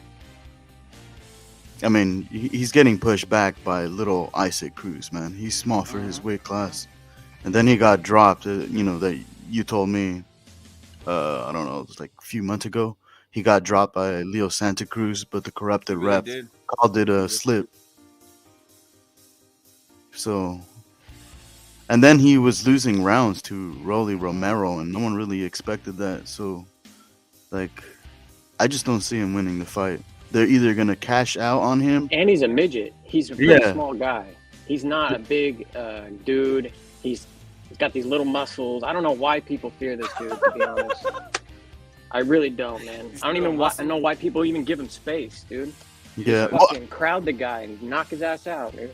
Well, PBC is going to do two things. They're either going to cash out on him, or they're going to use the prison time as an excuse for him to keep ducking, knowing how PBC rose. So I think the option B is what PBC is going to do. I don't know about you guys. Yeah, I think PBC, is in the dumps. So, hey, maybe it is a cash out, and that's more of a reason this fight actually is going to happen. Because it's a fight that realistically brings money for them. It's probably the only fight that brings money for them. Wilder didn't bring in no money for them. You know what's interesting about this fight to me too? The undercard. I wonder who they line up on the undercard. I wonder who they line up at PBC on the undercard to promote, right? That's I've been saying they might mess around. They owe a lot of these fighters fights, bro. Yup. We'll see. Maybe it's Errol Spence. Maybe it is. Maybe it's Errol Spence, Keith Thurman, or maybe why they're like waiting that. for. Yeah, maybe that's why they're waiting for Errol Spence, Keith Thurman. A big cash out pay-per-view for PBC. Look at it. Might even be Charlo, the big Charlo. It has to be. Look, they don't have many guys. Look at the staple of PBC isn't full, but you can just take a look right now to see who's fought recently and who needs to fight or who doesn't have anything signed, and you could kind of make out what you see there. Right? It has to be It's gonna be someone with a name. There's gonna be someone who has a name in a sense. And surprise people. It's gonna surprise people that's on this undercard, right? Yeah, bro. There's too many big names that need fights at the PBC that haven't fought in years. Charlo and Spence, including. Fuck every fighter. Every fighter at the PBC needs a fight. It's probably owed a fight. The money is done over there, guys. The money. Danny Garcia is what Evil Green's saying. Frank Martin is what John Blaze is saying. Yeah, names like that. Perfectly put. Like, why not even Pitbull Cruz? You dream of things. Why not Pitbull Cruz versus just make a whole. This is what I would do, right? I don't want to give like the Don says, don't give these guys ideas or whatever. But this is what I would do. I would line up an entire card of Mexican versus Black. So I would line up Ryan versus Tank, Frank Martin versus Pitbull, all these guys down the line. You guys get my point. Boom, boom, boom, boom. That's how I would line it up. To get more people to pay for the pay-per-view. Recently, guys, I haven't seen a pay-per-view really stacked. On some UFC type of shit, right, Amok? They really don't have like boxing. They really don't stack up. Even a Canelo one. The Canelo one's disappointing. David Morrell too, Mr. Aggressive. It's kind of disappointing in regards to the way they form these pay-per-views, right? Well, in today's boxing circle, yeah, but like that's where UFC got the blueprint, because back in the days, boxing used to have stacked cards and they would be free. That's the crazy part. And my issue with UFC, I don't mind paying, but like, why the fuck am I watching commercials if I paid? Yeah, that's some stupid shit, right? That's not pay-per. Yeah, that's not basic commercial free pay-per-view that everybody's used to, bro. Like, that's some bullshit. But they're giving you advertisement. I know they're giving you advertisement when you literally paid. I don't want to see your fucking advertisement. I want to see something that I paid to see. You know what I mean? That's crazy shit. I think even pay-per-view does that. Boxing pay-per-view does that from what I've seen recently too. Yeah, that's annoying. So they're just, for me, making more reasons why not to pay now.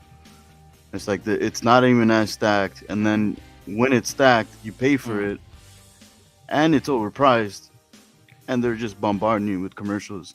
Like, I don't even watch the Super Bowl because If I could install an ad blocker, I would watch the Super Bowl. But that's me. Yo, Julio, Tank is not serving any time, from what I'm seeing. The date that they mentioned, the court case or the plea, is gonna be on May 5th. That's after the date of the fight when they say it's April, early April 11th or 15th, somewhere around there, right?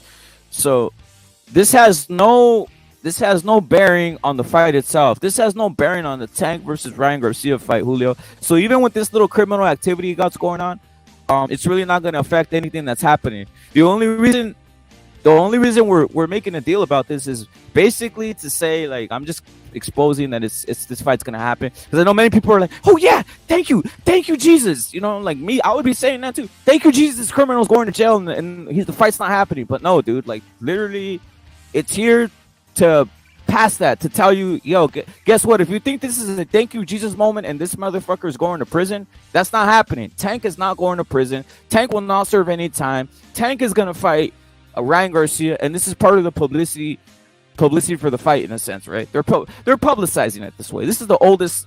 Remember when Mike Tyson came out of prison after anal raping a woman? What did they do? They promoted it, right? He's back, you know, a criminal element, right? Like all like that type of stuff, guys. So this is what it is. Tank Davis is fighting Ryan Garcia. They already sent the paperwork to Golden Boy. All Golden Boy wanted was the rematch to be on the Zone platform, and that's already happening.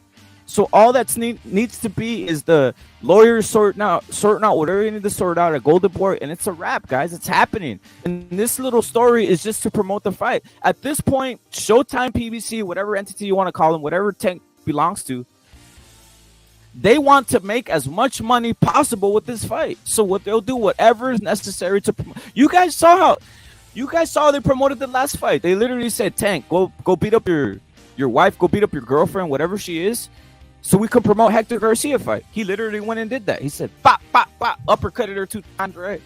And that's how they promoted the fight.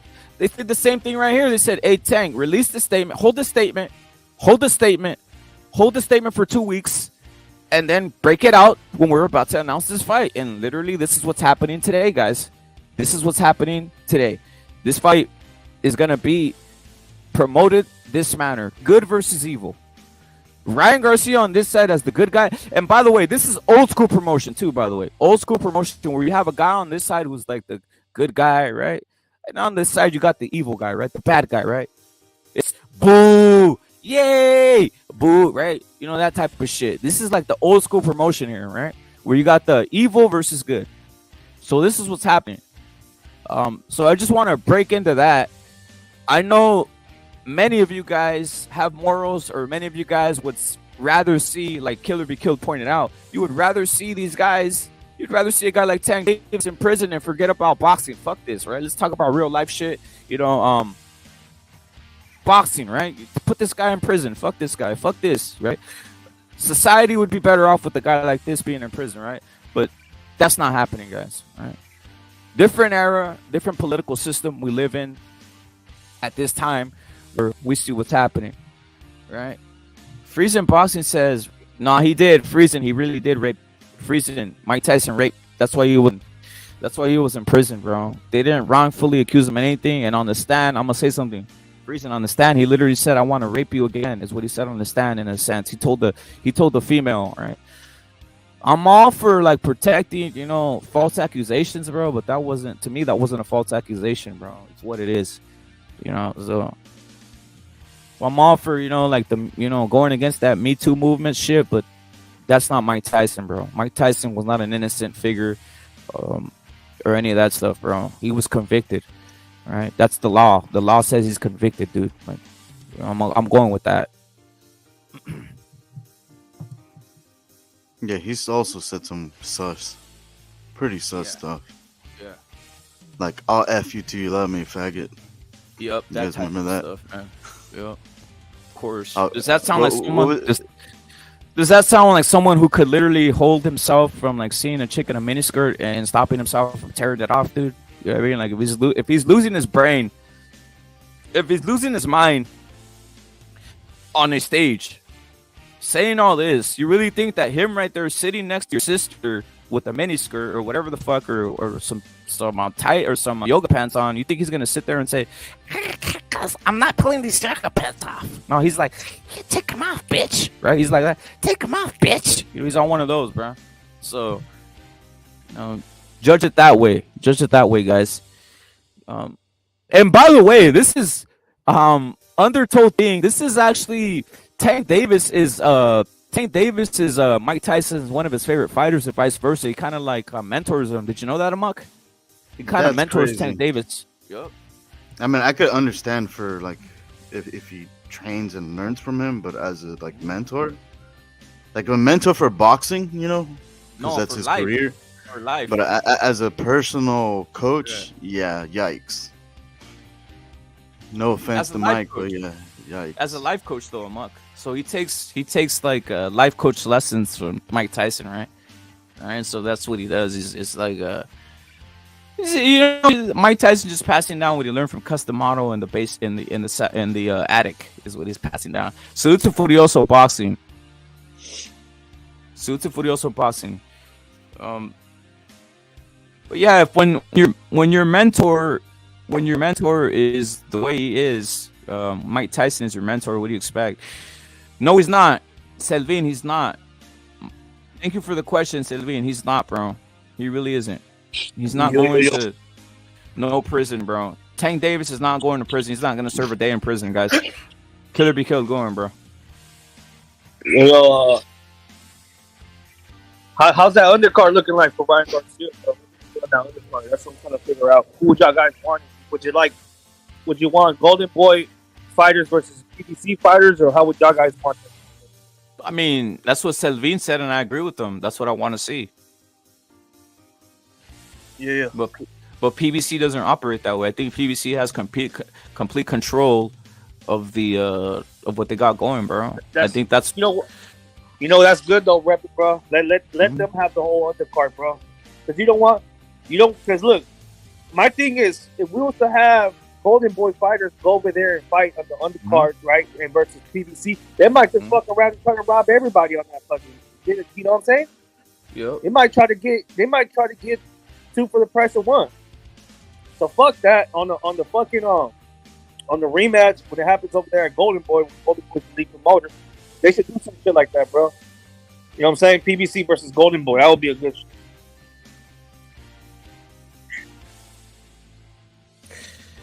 You know what I think? It's all about getting back and attacking. This is the world of boxing that we're talking about. So if PBC does this card full of PBC fighters, Golden Boy is not going to reciprocate, and it's not going to be, hey guys, hey, I want to work with you. And when we do it on my side, we're going to do PBC. No, they're going to say, go fuck yourself. We're doing all Golden Boy fighters just like you did. I see what you're talking about. Yeah. No, that's cool. That's good.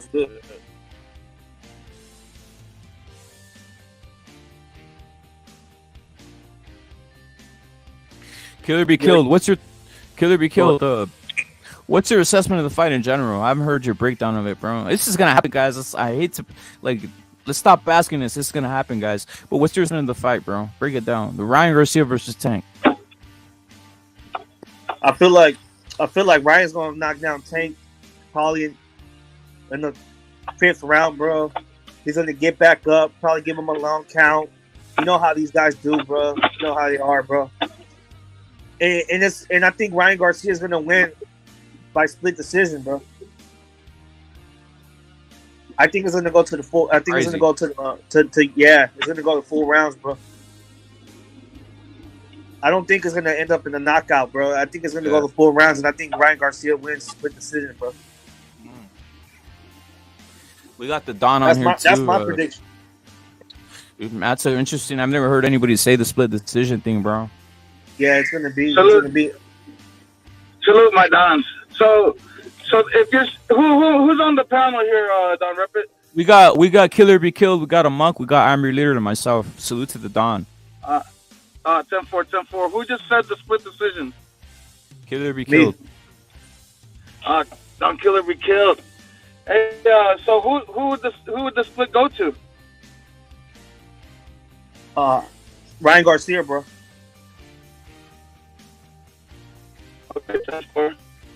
Hey, I don't know, man. That right there, just going to the cards, that's when you know it's going to be a fucking robbery right there and then. We were talking about this last night. If it goes to the cards, they're going to give it to Tank because they're very fucking Ryan to knock Tank out. And they're going to portray Tank as the little guy, the little engine that could, the David versus Goliath. They're gonna pull at everybody's heartstrings. You know what I'm saying? So if Tank makes it 12, they're gonna be like, oh my God, what a fantastic magical feat that he just was able to survive versus the tall giant, the middleweight. You understand? That's a good point. I could see that happening. My issue is, if someone uses logic and reasoning, he's the heavy favorite and he's going to be David, when in actuality he should be Goliath, since he's going to be the heavy favorite. Who? Name the names. Tank should be Goliath. Tank what?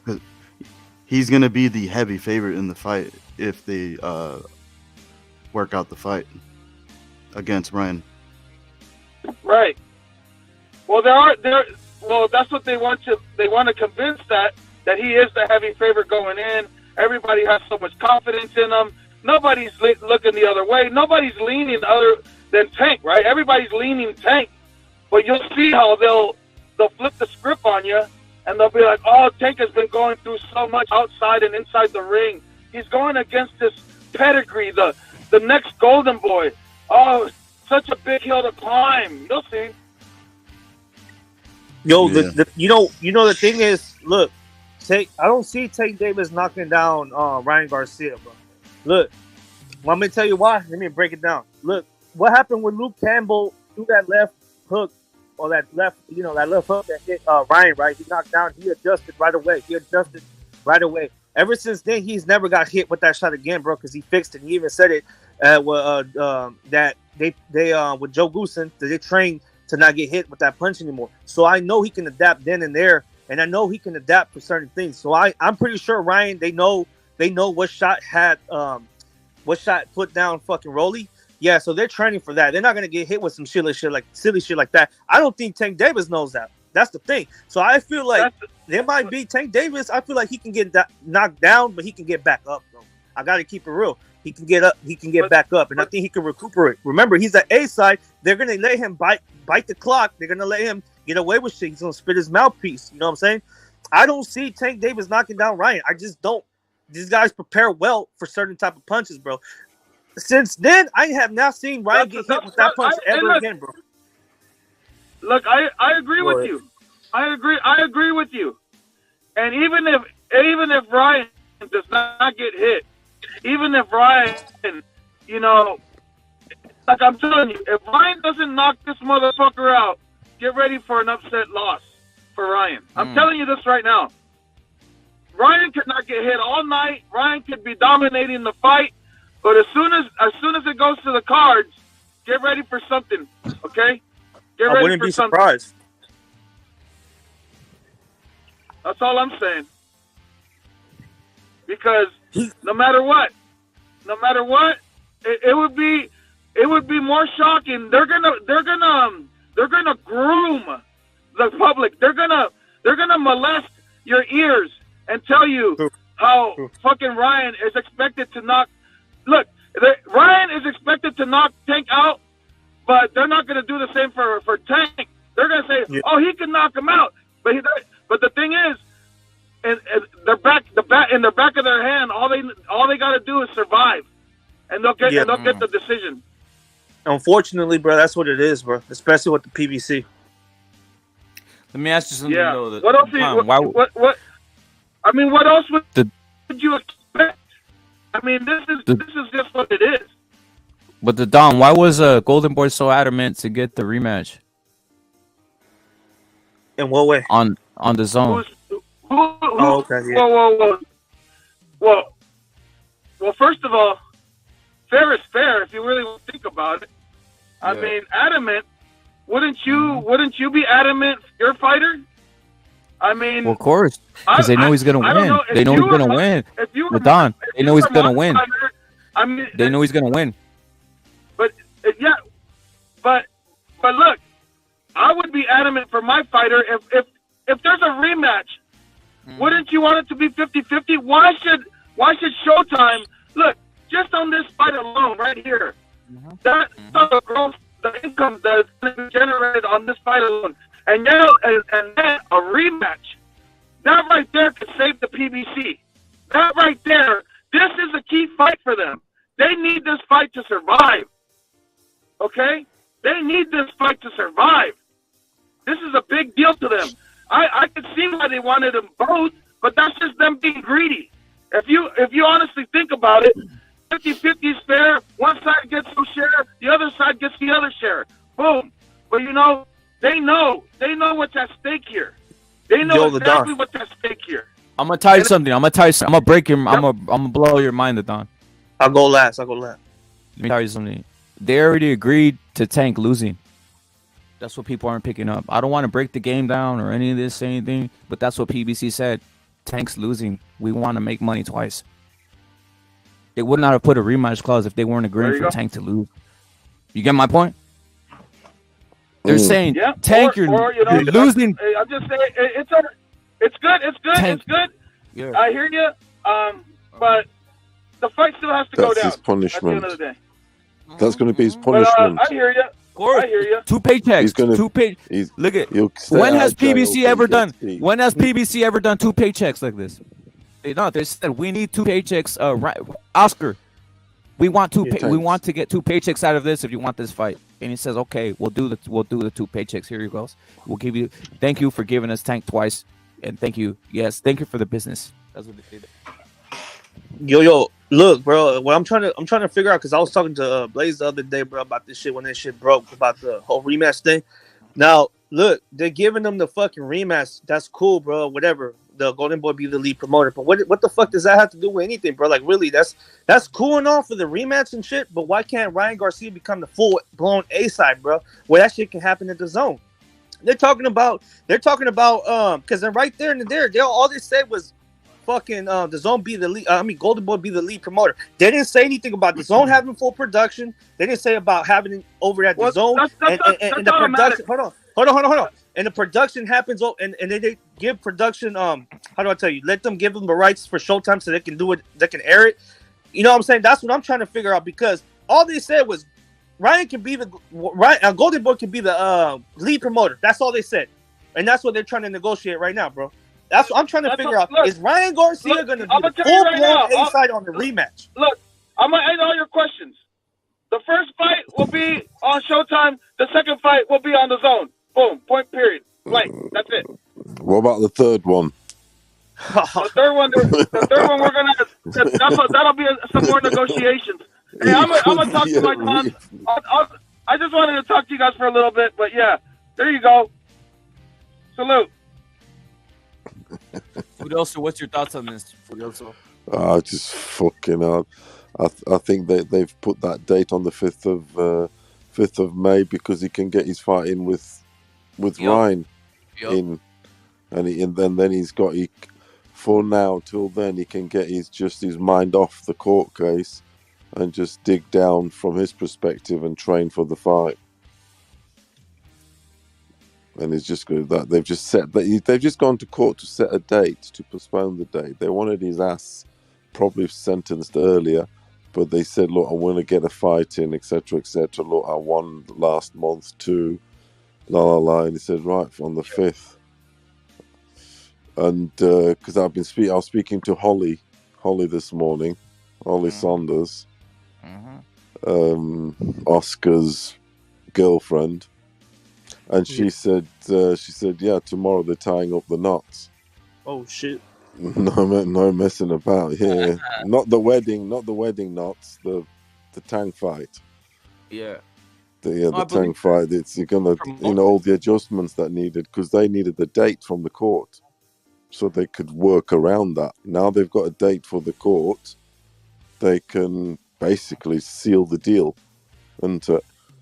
She had her lips around the envelope already, the bitch. She had to look for me. She's good like that, Holly. Bless her. Anyway, so yeah, tomorrow and onwards, they're going to seal the deal.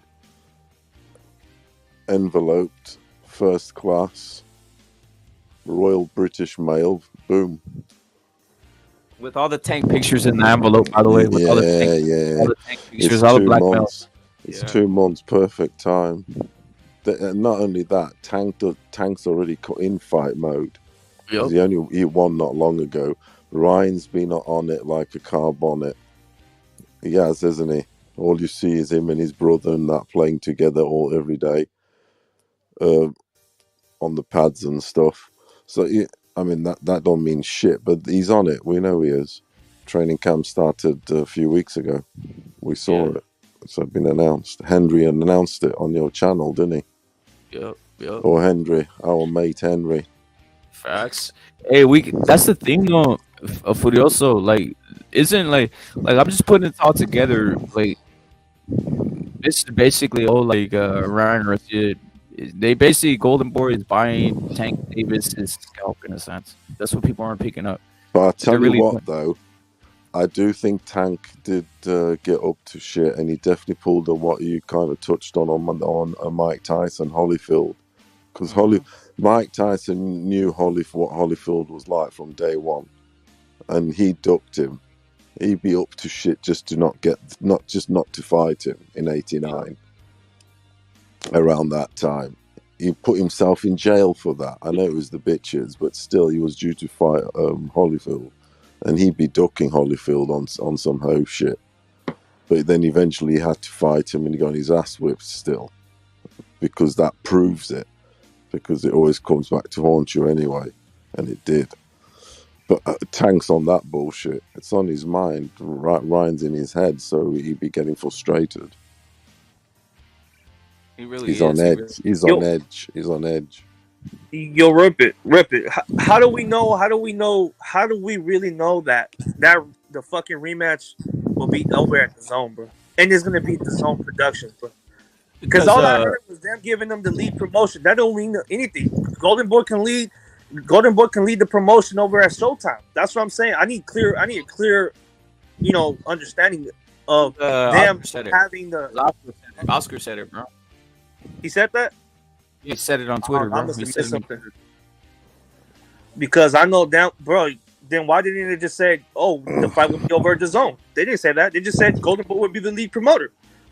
What does that mean? You know what I'm saying? He can be the lead promoter over there at Showtime, and the fight will be production by Showtime, and they just give the rights to the Zone.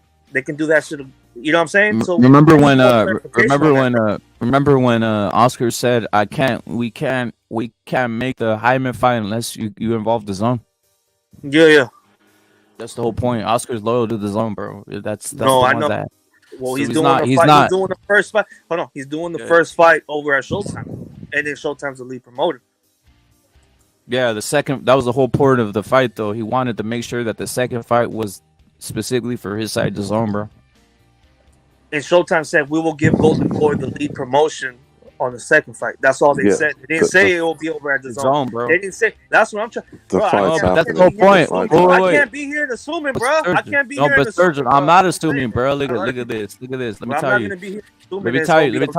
me tell you. You think Oscar wants to make a fight on Showtime? Do you think that Showtime wants to give the Zone all the fucking revenue over there? No, bro. They want to give it. They're gonna keep it over there at Showtime. They say, okay, you can be the lead promoter for the rematch, but it's gonna be Showtime Productions. Period. You see what I'm saying? I'm not gonna sit here and assume, bro. I'm not assuming either, but I'm just telling you. You think Golden Boy is gonna make more money with the? You think? Let me ask him. You think Oscar doesn't want to hire people or let them make money? I don't know. You tell me.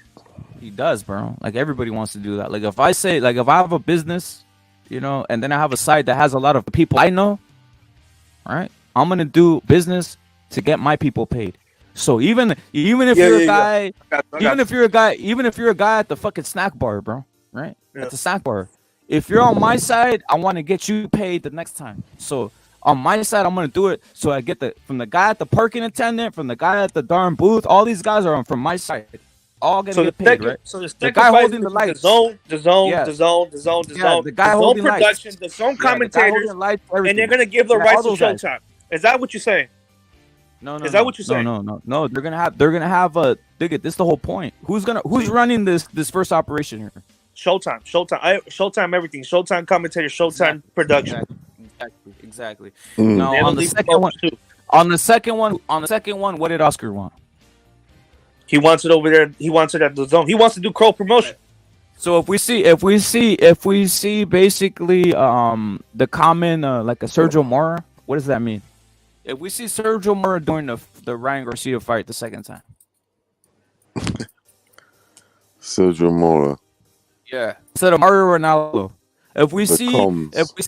if we see certain guys involved in the zone, like what are we gonna assume there? Yeah, they bring a different him sheet, that's for sure. 'Cause Exactly. Ronaldo is got a different him Ronaldo sheet, so is totally PVC, right? he's Ronaldo, these even guys, forward. all these people, even the It's guy whatever, holding the lamp, even the whole guy holding the camera, all these it's guys, what right? Like, it's what butters their bread.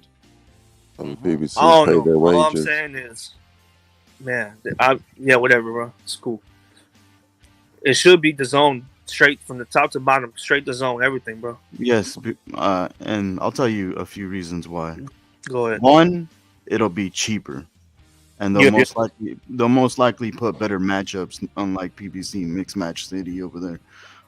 The second reason why is the fighters are gonna get paid more. Everybody else is gonna get more money because you're eliminating the middleman, which is the platform of Showtime. I mean, I can't remember the third. I had a third reason why, but yeah, that's the reason why the zone should do it. Because the only issue I have with the zone is sometimes the app gets gimmicky, so you gotta restart the app. But other than that, I mean, it's usually cheaper than what Showtime has to offer. Yo, Muck, the zone also has pay-per-view, and I'm thinking that fight's not gonna be on the monthly subscription. I think it's gonna be an add-on pay-per-view if the second fight happens. You see what I'm saying? Yeah, and then on top of that, let's say you pay for it. I don't know if they still do it, but for that whole month, you get the service, the premium service. I don't know if they still do it or not. So you're talking about when you get say you get the pay-per-view, you get that whole month also free, right? Because they could be used other to do fights. that. Yeah, there could be other little flights. Boom. See, that's free events. I Fan, think that's free soccer matches. There's way more value. I don't even understand. Like, why You is can it watch going on darts Showtime? too, bro. If you like darts. Yeah. You know what I'm saying? Darts. Good old darts. No, I I just tell you remember- what, I though, remember in, an incident, in that's why I May, was like- in the Yeah, May, in the the zone span of always a got month. darts on. Yeah. Well, I mean, in the- there's so much more value for the zone than Showtime. Let's be real. I enjoy watching darts, bro. Just drinking the 12-pack, just watching darts. No, real talk, bro. What's so funny? It's for good. But you know what? Yeah, always it's not You has might be darts on, captain. bro. I like it. No, I was laughing because, like, I remember you brought up darts, and I remember an incident where because I have a Oh, fucked I up don't. wrist, and I threw it, and I missed really bad, and I almost hit somebody. That's why I was laughing. Yeah. Darts is a serious game in the UK. Yeah, it gets It's- real it's- intense, bro. But a lot of people, yeah, man. It's whatever. I It's wouldn't it's something for the pub. It's a pub game. Yeah, it's real man Whatever. shit. It's a pub game. It separates the men from the boys, bro. For real, that game, man. Darts is top 10. You got to be a ninja. Yeah. Yeah. You got one dart. You got to poke the guy's eye out. You know what I mean? You got to have some accuracy. You got one dart left. Precision fucking aiming, dog. Yeah, man, you gotta run. Yeah, out it's there and throw nothing. it It's like, for court. It's not marathon. cardiovascular. No, I bet you a pigeon is terrible at darts. You got to control breathing. it's not cardiovascular. No, it's nerve. Yo. You do need nerve, but no, it's not going to get your heart racing that much. But you do need nerve. You got to hold your nerve, definitely. Isn't there pull as well? Yeah, for sure. Pool. They got pool too, bro. Yeah, so like for $20, I mean $20. Where's that? less, Where's yeah, that more at? on the Where's zone. Snooker is what you call it. Yeah, but I don't know about watching. It's better Snicker? playing it. It's better playing it. Yeah, so imagine. The zone has better options outside America. Like they than have watching it. Bundesliga and Premier League and shit, but not in America. I don't know Yeah, why. yeah. Well, what you can Just do TV is that you rights. can get on a All VPN. I can Like, say is, Yeah, you all I can. can say is, whoever pays for fucking DAZN in this day and age is a fool. I have to say. Damn it, I'm a fool. Hey, I'm sorry. I I'm am your sorry leader. to say. Yo, for You yo, need to so I get. am your leader. You need to get your Didn't they acquire? gadgets. Didn't they acquire rights with Inspector Gadget. Amazon as well? You They need to just go and they see never. Inspector Gadget. Go and see Inspector Dang. Gadget. He does some gadgets. Who, bro? Who Killer be killed? Who inquired? The Who got zone, rights bro. with- They Okay. got even bigger, bro. Because I think they got rights with Amazon, like Amazon Prime and shit like that. Yes. I know Yeah, they that's bought the point. Bundesliga and Serie A. Yeah, there you go, shit like that too, bro. The Mm. zone is getting bigger, bro. yeah, they used to have Bellator, but like, Yeah, they have bought a lot of shit. They have. They got a lot of money, especially in certain countries like Italy. They got a lot of power in Italy Mm-hmm. and certain countries, but in the UK they haven't, because the UK have got a long-standing sort of contract. You know, the BT Sky, the big Rupert corporations, Murdoch. sort of. Yeah, they're hard to shake off, and they're tied up, you know, really deep. But in other countries where since there's instability, they fucking rip the fuck out of them. Yeah, in Portugal's, fucking Italy's, all these countries. Yeah, they hop there. In the UK, no one knows about DAZN. The common person, if you walk on the street now and say, "Oh, DAZN," they'll think, "What? DAZN? Are you trying to be like in the hood or something?" I'm in the zone. No, their headquarters is in London, what right? it is. They won't know what it is. Aren't they based out of London? Isn't that a London brand? The zone. Quite possibly the money's laundered there. Yeah, it wouldn't surprise me. Russian money laundered in London. Yeah, sounds about right. Quite possibly. Yeah, Furioso, are you of the salute to Killer Be Killed? Are you of the thought that basically that Ryan needs a knockout, or what's your thoughts on that in regards to that? Because we've been talking about it recently, Furioso, about that side of he does. I think he does. When push comes to shove, they just gonna historically they haven't really given it to the Spanish guy, the Hispanic guy, this and that, but they've given it to the black guy and maybe a white guy that comes along that has got the balls to do it. This is in America, that is. They would give it to him, but obviously they look how much they tried to give it to Tommy and Morrison's and this and that. They would have given him everything, but they didn't have it all. So yeah, they're not going to give it to him. No. I'm sorry to say. Well, it's just going to be like De La Hoya Mayweather. Yeah, it's just the way it is. That was a prime example. De La Hoya won the fight, and they gave it to Mayweather. That was a telltale sign. Because they use that card of racism. If you don't give it to them, they say it's racist. So straight away, they've got an advantage there on you. But the thing is, Garcia's not allowed to say it's racist, for instance, because it's the common thing. How dare Garcia say, no, I didn't get the decision, that's racist. But the blacks Bro, Ryan shouldn't even be fighting Davis, bro. Davis should have been canceled 2 years ago. Davis wasn't black. Davis was white or Mexican. We wouldn't even be talking about Davis. On the He'd be in jail. On the scorecards, they give it to Tank. Look at the score, the betting odds. He was a 2-1 favorite, Tank. You saw those odds, Repet. It goes both ways. You know what I mean? He gets I think he gets the advantage. He does on the points.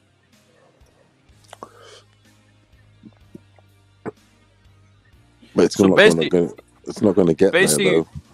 A Ryan knockout is necessary, you're saying, right? Yeah, just like Loma versus Haney. But I believe that Ryan can knock out Tank more than Loma can knock out Haney, for instance.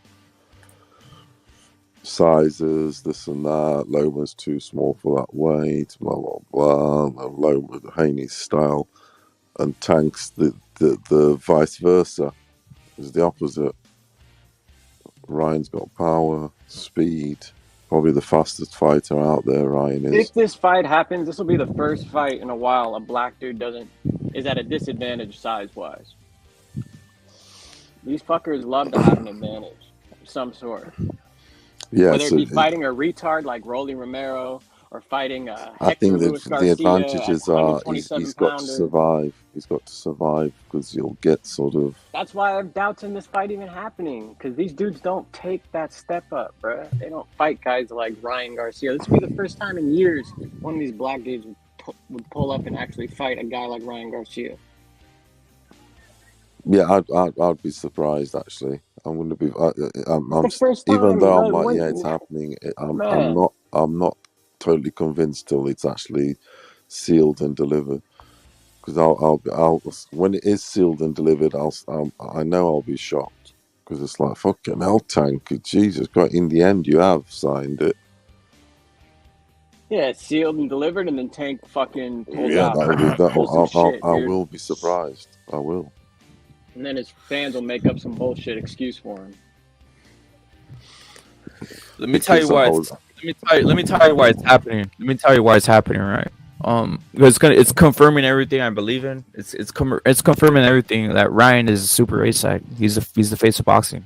Once he makes the fight, like literally, the only guys who make fights like this is recently Canelo. Canelo could literally say, "Hey, dude, I want this fight," and it happens.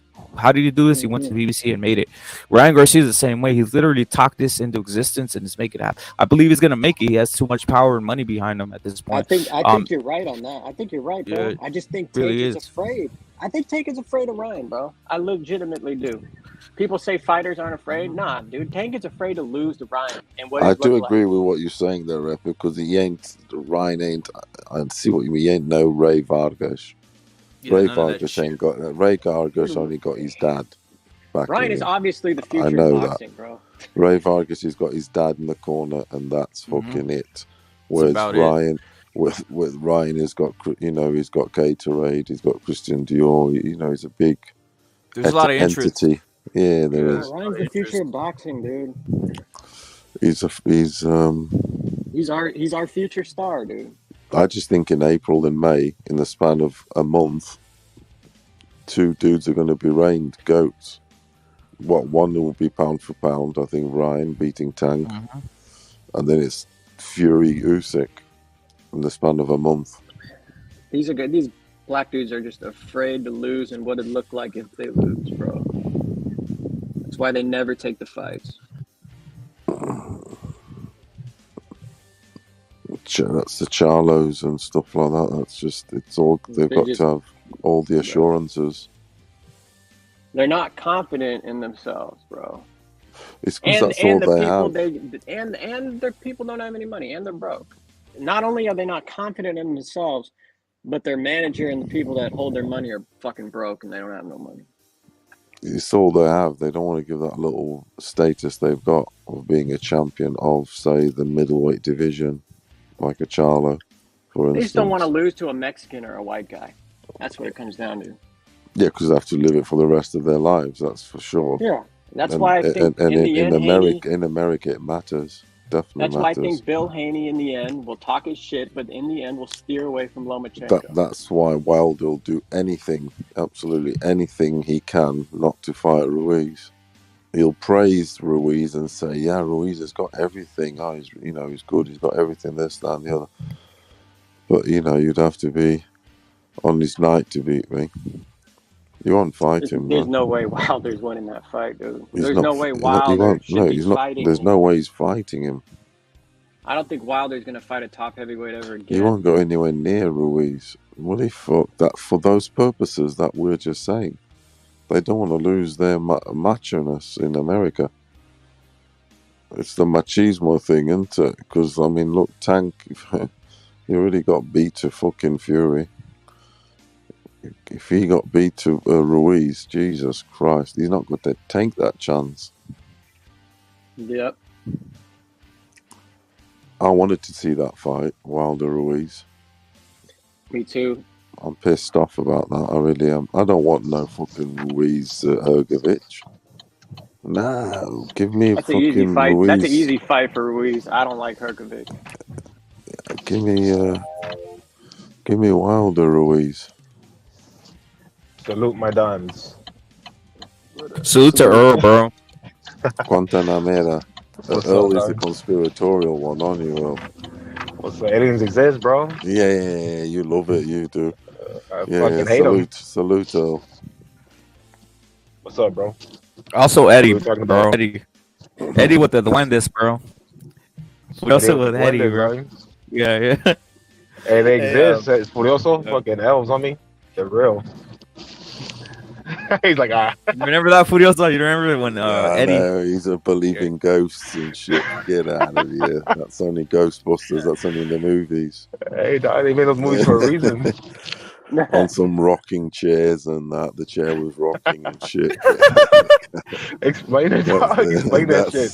That's a fucking No, wait. fishing line. That's And then you said fishing about line. the mechanical. You said it wasn't mechanical. How the way you were probing was hilarious. You're like, was it mechanical? Was it this? yeah, you got to. Yeah, of course you do.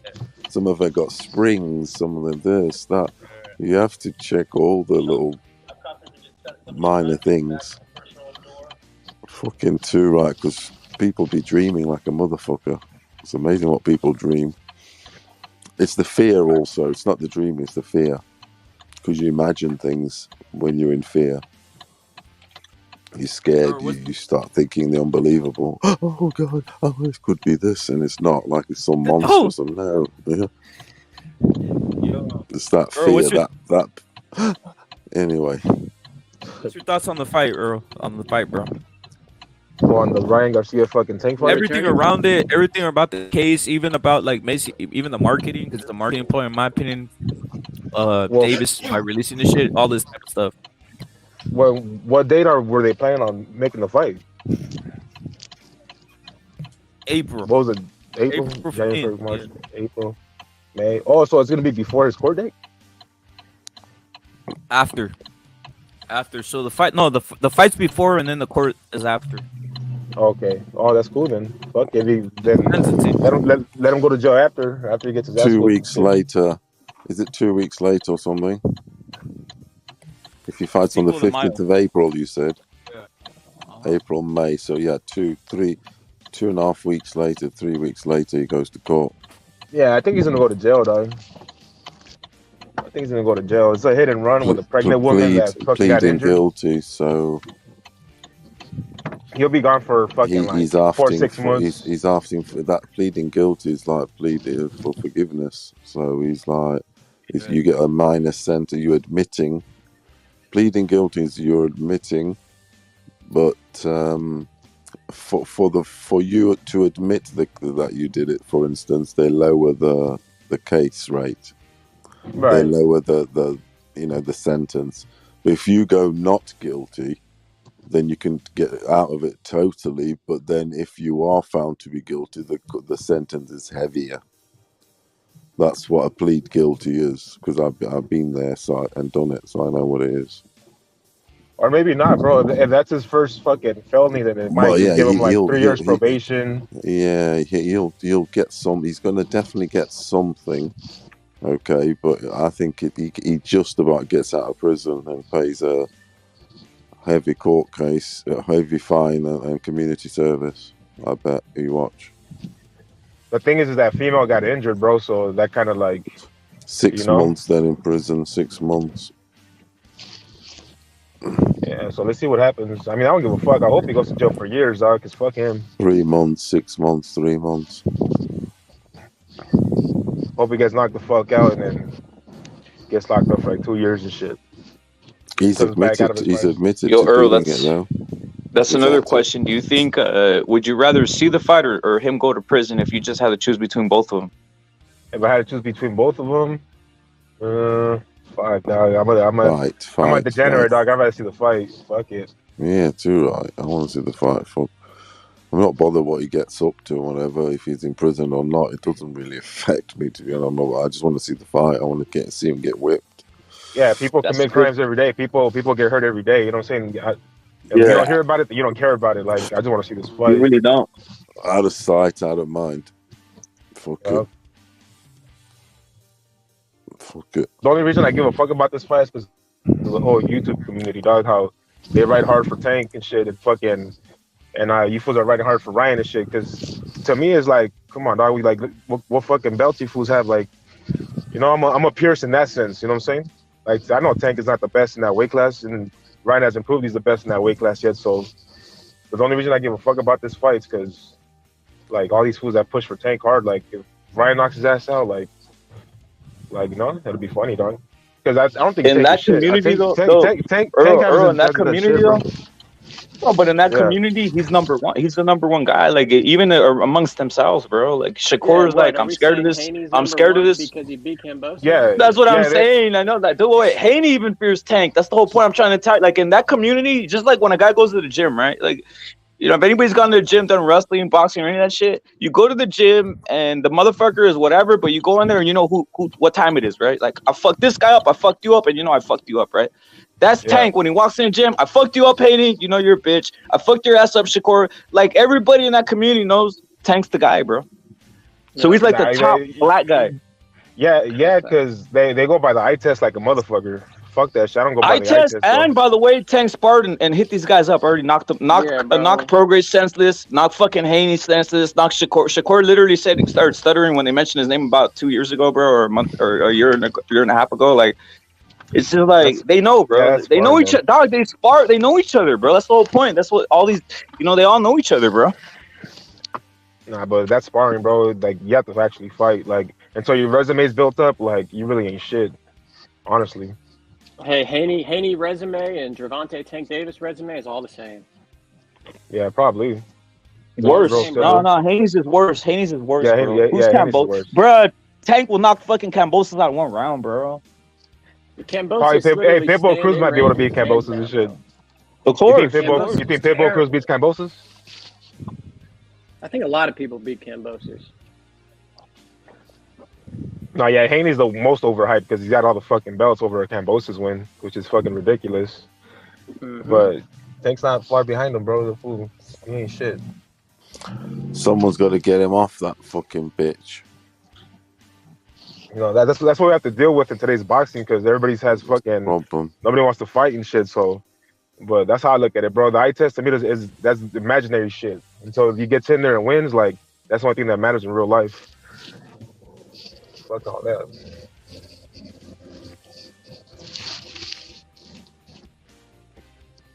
Because that's how people start making excuses to duck fighters. Why is he gonna fight this guy if he already beats him? You know, he's gonna be he's the favored one in the imaginary fight in your fantasy fight. He already won, so why should you fight him? Nah, fuck that. Fight him and see who wins. I want to see the fucking fight. I agree with that, bro. But what's the title? Haney could literally say, "Why do I need to fight? Why do I need to fight Lomachenko? I'm undisputed. He isn't."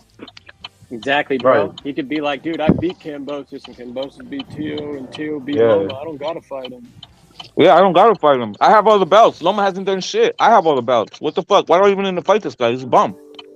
You know what? Haney's gonna be like, you know what I'm gonna do? I'm gonna go fight someone at 140. I'm gonna keep my belts as well. Well, to be fair, Loma united most of those belts before he even had all of them. Of course he did. Right. The real fans know that and shit, you know, but the haters will spread propaganda and the casuals don't know shit, so. Where are all the Tank fans at, bro? I need to hop on. Where are the Tank fans at? There's no substance behind Tank, bro. There's no substance behind them. Come on, bro. We live during the day. I know these dudes are just chilling at home, watching our stream. Hop on. They're drinking a 40, smoking a Newport. Waiting for the fucking first of the month. Yep. Playing the first of the month. They got a ways to wait, man. They're struggling. They're buying single cigarettes. The middle of the month. Look at it. They gotta make that money. Look at. They're gonna go undercover, bro. That's what I'm gonna say, right? Because it's like they will bandwagon when they have for sure assurance that they're gonna win, right? Or when they think something's gonna happen. But they're gonna do on some Ray Vargas, Oshaki Foster, where they weren't mentioning Oshaki till he won, bro. Right. Bruh. Hey, VA pulled out of the fucking bet, dude. He didn't even think he didn't have faith in O'Shaquie. When he made that bet, bro, he even said he didn't even see an O'Shaquie fight. Or they weren't talking Bro, about he the. flipped, bro. They weren't talking about the smaller weight classes until they were talking about Bet Stephen black. Fulton, Inoue and shit like that. You know, they don't give a fuck about boxing. They really don't, bro. But I'm gonna say something. Who's the number one black boxer out there for you, Earl? Who's the number one guy that these guys look up to, or that they in that community they have number one? Well, for them it'll be Tank. Yeah, you know, it is. for me, Tank, the boxing fans. I mean, as sad as it is, because he only fights fucking once in a while, and whatever the fuck, like, it's fucking that fool Jermell Charlo. Jermell Charlo's the only one that have that's somewhat respectable, but he fights so often and shit where it's like he's kind of going irrelevant. He is, bro. He's supposed to fight that Sue guy, and now Tony Harrison is fighting. Yeah, and then he's holding up all the belts at fucking junior middle, so that's the only respectable black fighter there is out there.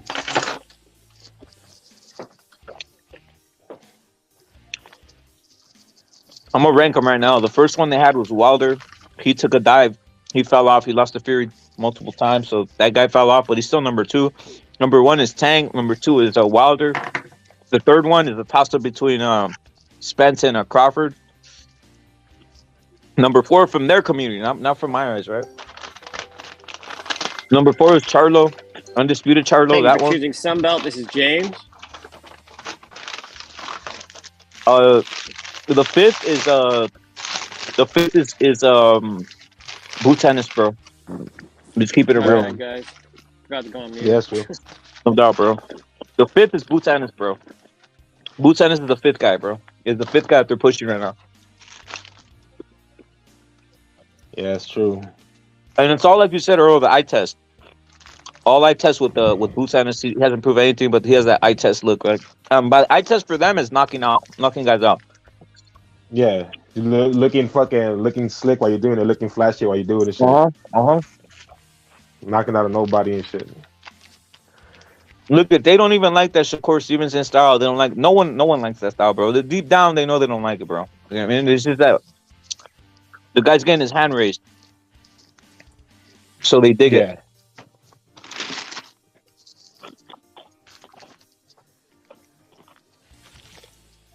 If you had to bet money though, Earl, you think Ryan has to knock this guy out? Has to knock Tank out, bro? Hell yeah. He has to knock him out, bro. He's gonna get robbed over there. You saw what they did to Ray Vargas, bro. I had that fight a lot closer than what they said it was. Fucking I don't know, these black fools and shit. Like I think they're so like their arms blend in with their ribs, dog. So they get hit in the ribs and they think they block it with their elbow and shit. Like, nah, he got cracked in the ribs and shit. Like, what the fuck? Like that, he didn't block that shit. He got cracked. So I don't know. Like, yeah, he's gonna get robbed if you don't try to knock him out. Or he's gotta rock him a couple times for real, then drop his ass or something. He needs a knockout, bro. I'm with you. We need the knockout, bro. That's a big one for them, bro. Like if you know for a fact the PBC they fuck with the scorecards like that for their fighters. That one, if they're gonna fuck with one fight, that's the one they're gonna fuck with, bro. Like they have to fuck with that one for sure. Yeah, that's why they want to control the rematch. So they can Ryan cannot get that decision. Well. Yeah, Ryan cannot get that decision. Tank needs to win this fight, do or die. They know these fans don't like fighters that are not undefeated. The thing is, if he goes to Showtime, they're probably gonna rob him. Yeah. Because I'm trying to find the rescore, but I actually had Cruz. I rewatched it, and I actually had Cruz beating Tank, Isaac Cruz. So did I. I had it 3-3 in the first half, and then I had it Cruz pulling it off towards the second half.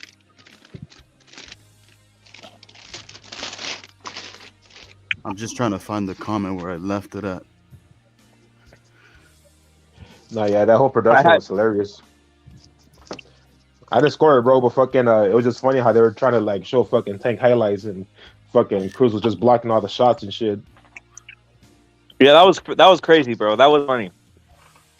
They thought they were gonna expose the. They're like, oh, here's a great uppercut by Tank Davis, and literally fucking Isaac Cruz was putting his guard up, bro. Yeah, you could tell they were like left speeches, like, oh shit, like nah, that didn't land. He blocked it. Yeah, bro, those replays actually made Cruz look hella better. Yeah, he had good insight. He has good underrated defense. Well, I mean, what's his name? Santa Cruz ain't really known for a puncher, like a big puncher, and he dropped Tank, and he was moving up. So I mean, Leo Santa Cruz is a 118 pounder. I think he fought some decent comp at 126, didn't he? Nah, his best wins were 122 and 118. Yeah, that's true. But I mean, he did fight some decent competition at 126, is what I was getting at. Like Abner Mares, but that's about it. Here, let me check. But I looked at his box red too, because they keep talking about that win. It's just like, dude, that guy's a 118 pounder, bro. Come on. Yeah, he moved up, bro, and he dropped him, and he got robbed the knockdown. It's really weird. Yeah, it's fucking ridiculous. He fucking walks in all prideful, Tank Davis, with all his baby belts. Like, he's all happy that he's a baby champion and fucking fights these undersized men and shit. And he has, like, no dignity, no pride and shit to, like, check himself on that. Like, dude's a clown. Yo, man. Oh, what to do? I just checked. He fought early Bay Area. He fought Frampton. That's a good win. Man, hopefully Ryan beats the fuck out of this fucking midget, bro. I can't Straight stand up and this down. piece of shit, bro. Can't stand this He midget, lost bro. to Frampton first, though. That's true. I fucking hate this guy, bro. X, bro. Fucking hoe ass bitch. He's a piece of shit, bro. He really is, bro. Hey, Julio, were you under the impression that he would serve any time, bro, or were you like, man, fuck, he's not serving any time? He might serve time, whatever, but you know how it is. These dudes, bro, they can beat up their bitches and get bailed out the next day, bro. Nothing, all good, bro.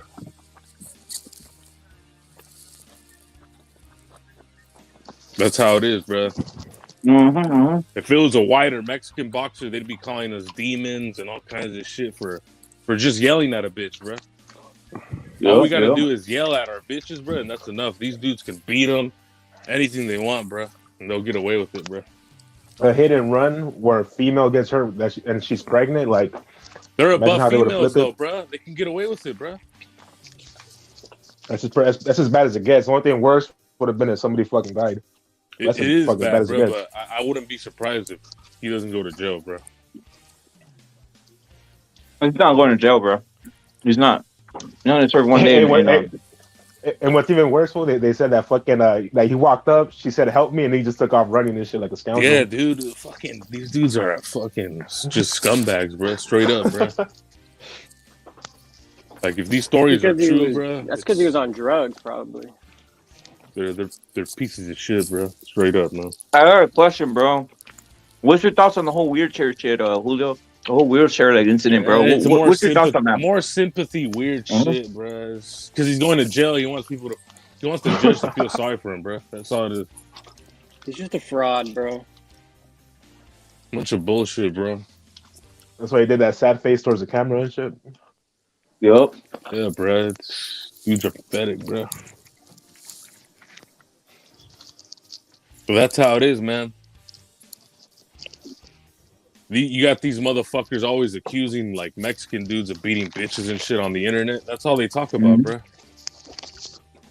If you go on the internet, they're just obsessed with fucking other races, bro. Like for real, bro. What's the stereotype of Mexicans, bro? Getting drunk and beating your wife, right? Yeah, they spread that shit online, bro. Yeah. Uh-huh. With a bunch of retweets, likes. Fuck these dudes, bro. They're obsessed, bro. I noticed something, bro. They're always trying to. They're allowed to say whatever they want, bro. That's the thing. Uh-huh. They're always trying to make funny shit about Mexicans, though. I noticed that. Or even whites, right? Whites, they totally cuck them. Everything about a white guy is like on some.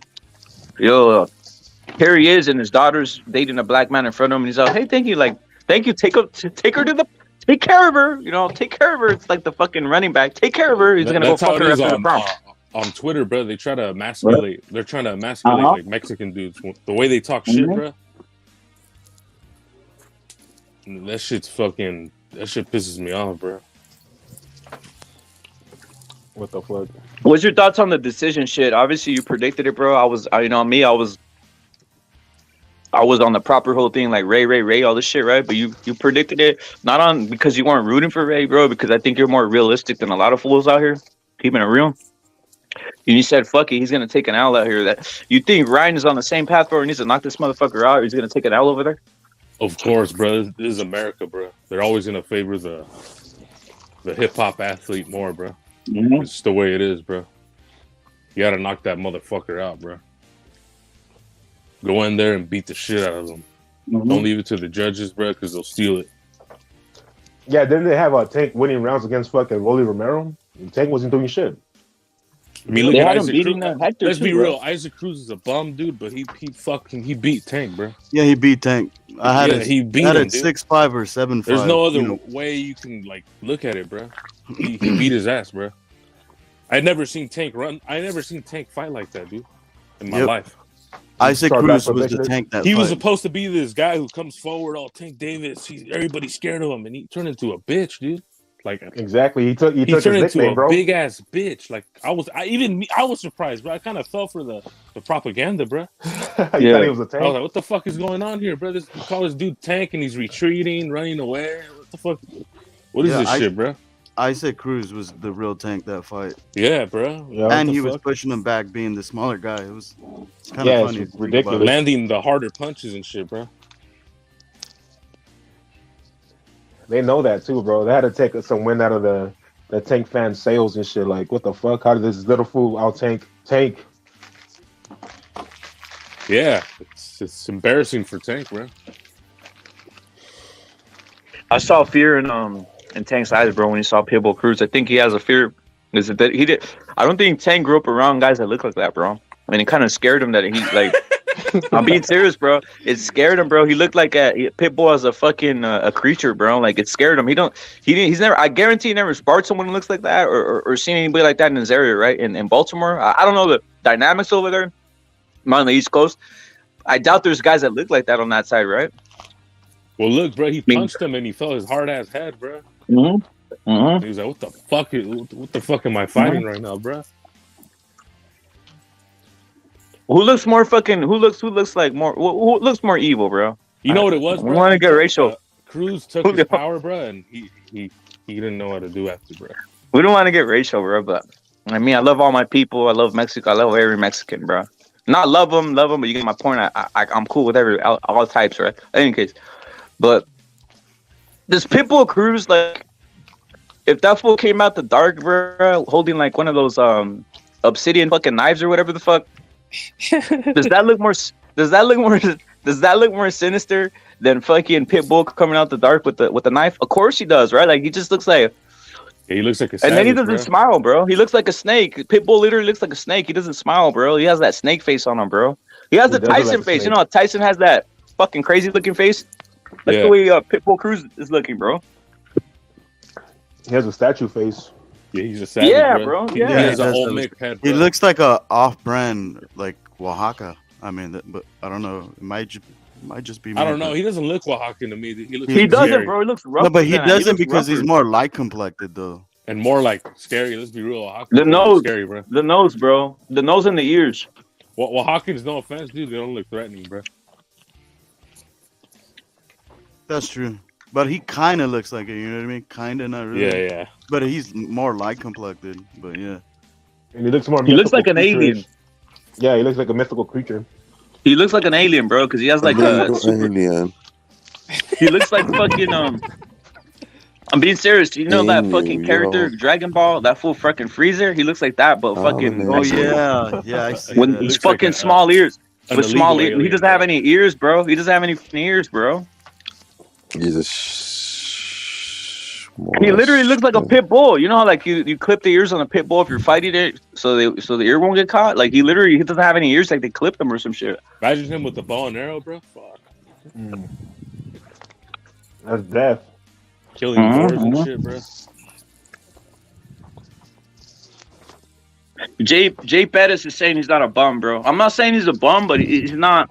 Yo, Jay, he's not. He's not. He's not that good, bro. Like, Tank Davis sucks.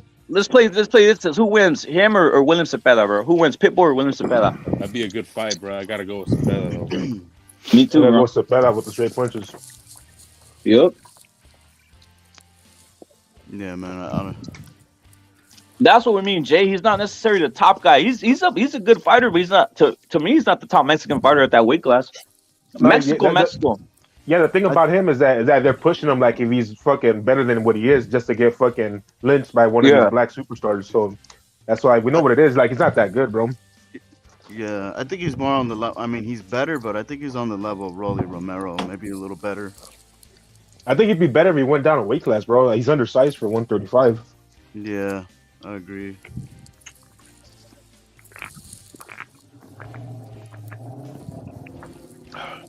Him and Oscar, that should be an exciting fight. Oh, he beats Oscar. He beats Oscar Valdez easy, bro. No, but it'll still be an exciting fight to watch. You know what I mean? Yeah. Too much power for. I don't know why he can't make 130, bro. This motherfucker has like a heavy ass forehead or heavy ass head or some shit. Yeah, I was gonna say that, bro. I seen a video. He's built different, bro. He struggles to make 135, bro. So I don't think he'll go to. Yeah, yeah, bro. He walks around like at 200 pounds or some shit. 140 pound head. For real, I saw a video. He was crying when he was making weight and shit, bro. Yep. Damn. So he's struggling at 135. He'll probably die at 130, bro. Saw cranium. Well, he has a lot of muscle though, bro. Like you can. He does, bro. His core, bro. He has it all in the core, dude. He's built like Daniel Cormier. Everything is all core, bro. Small shoulders, but core. He'd kill it, bro, in construction, bro. Ah, come on, bro. He literally pushes around 2 wheelbarrows with you know what I mean, like nothing, bro. One in each hand. Yeah, bro. I seen some fucking freak strength from fucking biceps, bro. I literally seen fat ones too, bro. The dog. Not strong. They're strong, bro. They're strong. I seen some fool taking a fucking a small fucking not a fucking a window unit, bro. A window unit up a fucking 2-story thing on a ladder, bro, with one arm, bro. I was like, what the fuck, bro? You're just taking it up like, you know what I mean? Think a ladder, bro, 2-story. You're just taking it up, bro. So these guys, they have like this fucking bicep strength, bro. It's like tendon strength. Like their fucking tendons are strong as fuck. Yep.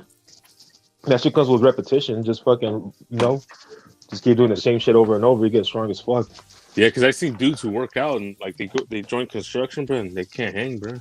Like, yeah, bro. That's the truth. It's a different kind of strength, bro. It is, bro. It is the digging. Dude, you put someone who's on this fucking buff motherfucker or like on this gym shit. You tell them, hey, here, go dig hey, get that shovel, dig it up, right? Dig a fucking 2-foot hole. They can't do it, bro. I've seen it firsthand, bro. Trust me, I have the bicep strength too, bro. That's why I know. I have the bicep and the gym strength, bro. I've done both of them, right? So I've seen these motherfuckers who like, they go over there, they go to that site or whatever the fuck, and they can't do it. They don't have the power, bro. They don't have the power or any of that shit.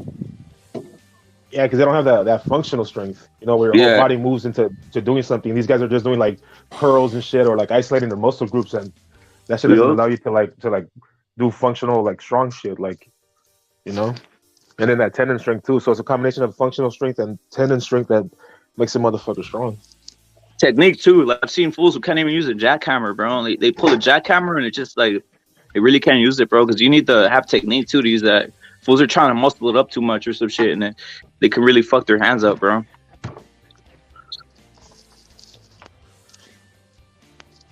But that's what I see Pitbull. He's the type that's like jackhammering and shit, right? Like you put him on the thing, that motherfucker would just jackhammer a whole fucking jackhammer a whole building real quick, bro, for your demolition and shit. I just don't like the fact that he's predictable, bro. He goes left, right, hooks, nothing but hooks. It's like, bro, like throw a straight punch, mix it up, go left, go down, up, like be unpredictable. Like, yeah, he's bronze and like hardly brains. I agree with that. There's no fighter IQ on him. He's a brawler, is what he really is. Yeah. I don't mind it. Me neither, bro. But he's not the best in that weight division. Like he'll give He's anybody a good entertaining fight, though. but You gotta give him that. He's entertaining. Yeah. A throwback fighter. Yeah, but I don't like the fact that he's acting like his fucking head's too big, bro. When they talked about the Ryan fight, like if he's somebody just because he lost to Tank, like nah, bro, like he's acting like he's not humble anymore for losing the Tank. They're brainwashing him over there, bro. To be fair, he won that fight. Like he got robbed and won that fight. But stay humble until you fucking get a couple belts, you know, and then start acting like it's a shit.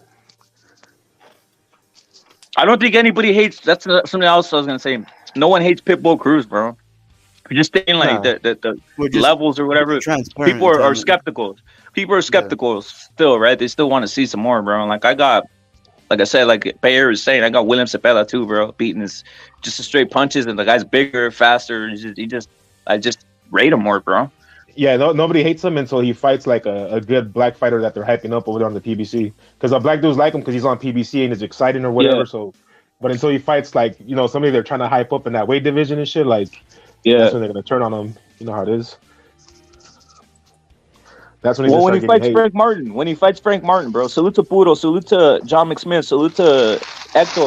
But when he fights Frank Martin, we'll see who they pick there, right?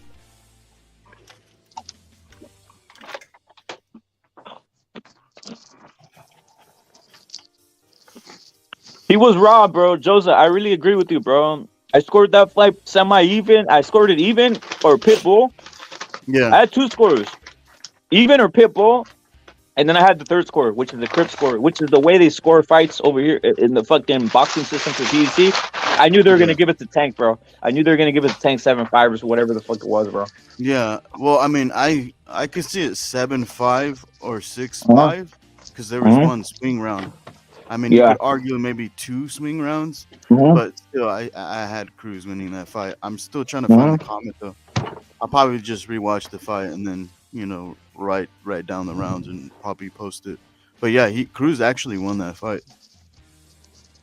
I didn't score it, bro. I know it was a close fight. And so I was just watching it. I was just like, damn. I was just laughing at the replays, but I know it was a close fight. I already seen it one time. I got a question, bro. You know how they say like this is a cliche shit to say, but they always go like nobody fears nobody in professional fighting. Like guys don't fear each other. Like people don't fear each other. That's fucking a lie, by the way. Like I don't give a fuck who you are. Like there's still guys who fear people. Fighters have said it themselves. Old fighters have said themselves that they actually feared a guy before they fought him, right?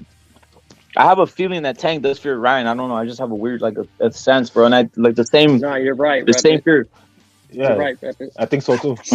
I think he was like falling into the hype. Yeah, I think he was falling into the hype. Like how everybody kept saying like, "Oh, you beat him easy." So back then he was like, "Yeah, I'll beat him easy." This and that, whatever. He's younger, whatever.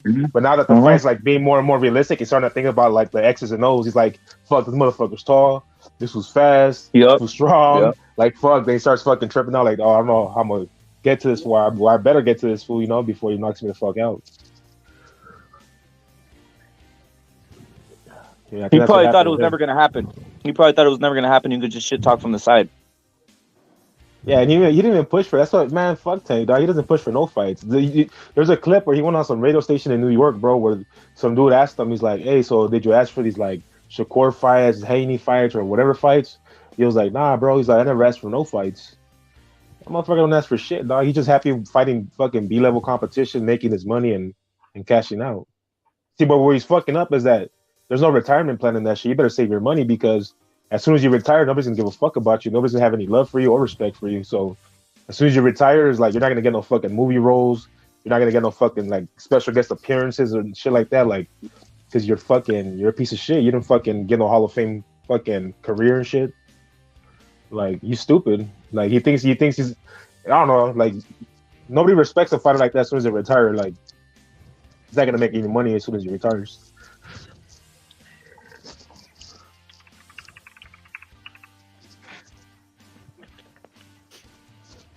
His retirement is basically getting welfare, bro. That's his retirement. Hell yeah. You think he cares? You think this guy?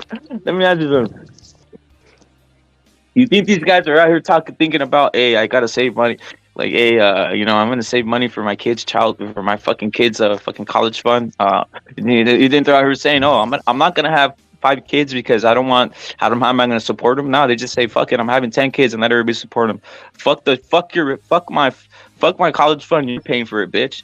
I mean, Tank Davis is not out here thinking like, what am I gonna do after retire? No, he's like, I'll just get food stamps, bro. That's what he's thinking right now, bro. That's what he's thinking. He's like, I'm gonna move into my aunt's fucking Section 8 apartment and shit. Exactly, that type of shit, bro. They're not on some thinking ahead of time or all this, nah, bro. Hey, the United States, a lot of guys have it good doing shit like that, bro. Like, literally, that's why I say salute to the greatest. There's no like, there's really no like hard hood no more, bro. You're not gonna get a guy like from the streets and it's like, you know, that what they used to be like tough guys from the neighborhood or whatever. That doesn't happen in the U.S. as much. There is some people out there starving though. There is people who are actually having because their parents are pieces of shits and they just don't run a family or whatever, their mother or whatever the fuck. Well, those but that's rare, bro. You know why that is? Oh, go ahead, bro. I'm gonna cut you off. Go ahead. Because of the gang injunction in the 90s, it used to be the Wild Wild West with fucking gangs, and cops and federal agents had to help break it down because it was getting even crazier in other cities and states. That and then fucking all these kids are fucking stuck on their tablets now, bro. They don't go outside. They don't go outside and mingle anymore. Like how we used to grow up, fucking go on our bikes and fucking group up with other homies and go fuck around and shit like that. You know, rollerblading, like, skating. Fucking kids you don't see kids playing in the streets no more, bro. The fucking scooter, bunch of it's rare. Shit, yeah. They're all stuck on their fucking tablets. That's why they get depressed and like fucking. It's a crazy world now and shit. That's why they're all fucking pussies. Health and safety, they're not supposed to. They're not even getting laid, bro. Wait, hold up. They're not even getting laid, bro. I was getting laid when I was fucking 8 years old or some shit. These motherfuckers aren't even getting laid out here, bro. I was telling them, right here. Yeah, these motherfuckers aren't getting laid, bro. That's their problem, bro. Like, it's the problem, bro. And here's another one. They don't even want to, they don't have that fucking whole, drive to even get a license or to do something, to go pick up bitches or whatever, right? That was my whole thing. I just, the first thing I did was I learned how to ride a bike, and the second thing I did was go pick up bitches on the bike. See what I'm saying? So it's that's what these guys aren't doing that, bro. They're not even... Bro, what's the mission walking over there? I remember them days. Yeah, bro. We're not going to understand the mental state of these kids nowadays because you got to think about it, bro. It's kind of like they're on drugs, since fucking smartphones came out, bro, I really don't remember the last time I was bored, bro. I really don't remember the last time I was bored. There's so much information, so much entertainment in our hands, whereas these kids, they don't know, they're never bored. So their baseline level for the feel good, dopamine, serotonin and shit is high. So they get depressed real easy. They're like you said, their motivation is lower because they're fucking always entertained. When you're kids, come on, bro, you be having a bored day, you go out and fucking figure out how to entertain yourself. There's so much entertainment, thrown at these kids, and then they're fucking, their school life follows them home with social media and shit. You had your school life growing up, and then you had your fucking home life, separated, and then fucking for the most part, you know what I'm saying? And then fucking now, they're always their classmates are always with them as soon as they go home with social media. It's a whole different world for these kids. Yeah, bro. You get one of these little motherfuckers a phone, bro, or a tablet. Bro, the motherfucker's watching porn all day, bro. What the fuck? I think he's out here on some. That's why they're all pretty gay. To go make slip and slides and shit, They're not doing shit like that or build forts or shit like that. Nah, they're in the house just on their fucking social media. In the house, it's just kids today are built today. They are different though. There's a lot more. We're never gonna understand it, bro. The distractions are like that, aren't they? I mean, in the house before, what would you have? Maybe some I don't want to even call it toys and that, or maybe some books or so. But otherwise, you don't even have television or that. You'd be outside. I don't even think kids skateboard. You'd be outside. Anymore. Now there's too many reasons to be inside. That's the problem. Hey, give it 20 years. The computer games are unbelievable. The computers give it 20 years, bro. Amazing. We're gonna see some weird ass adults.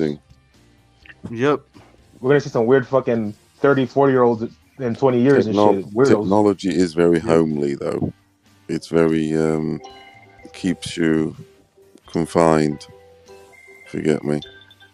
Yeah, that's the reason why they lack social skills and communication. That's what I mean. It puts you in a bubble, basically. Yeah, and it's crazy because they look up to Andrew Tate. When we were It's a growing up, bubble. It is everybody, a lot essentially a of guys were bubble. like that. Which is So Yeah. you're in it's your just in a normal. bubble. They're shocked by what he's saying and shit. Like that's just not shocking. Yeah, yeah. When I grew up, that shit was normal. Like we were like most guys that Like, were and, you know, another dude like that too is Jordan Peterson. Like what he says is not even shocking to me. It's just like, yeah, I already know that. So Fucking hell, my mum and dad would beat me up if I stayed in the house too long. Like, get the fuck out. You know? and if Come you're back in for the dinner. house, you better be doing something. You better be fucking come back building for something dinner inside and the for house bed and that. or Or doing some whatever. towel work or some shit. I don't know, man. Get the fuck. yeah, like I never got the whole point of Bedroom. Jordan Peterson, bro. Like Jordan Peterson, like he just saying shit that I already know. So it's like whatever's. But I was surprised with how much traction he got. Like okay, like people Well, really need to hear this shit. The thing is, we need male role models, and we really don't have any anymore, which is the sad part. Well, your dad should be that. Your dad should be the male role model, bro. Well, Yeah, I that's mean, the that's thing. There's not a lot of females that are choosing the wrong partner, and you have children that are growing up fatherless, and fathers are essential to society because they're the ones that are going to be honest and tell you, you know, what you should or shouldn't do. Because you know, I hate to say it and sound sexist, but women usually just wing it. Right, and a father gives you a fear of consequences, bro. Like a mother, you're not gonna fear really, you know, her getting mad and shit, or you don't fear and respect your mom like you do your dad and shit. Yeah, it's essentially like the good cop, bad cop. The father is usually the bad cop, you know, teaching discipline.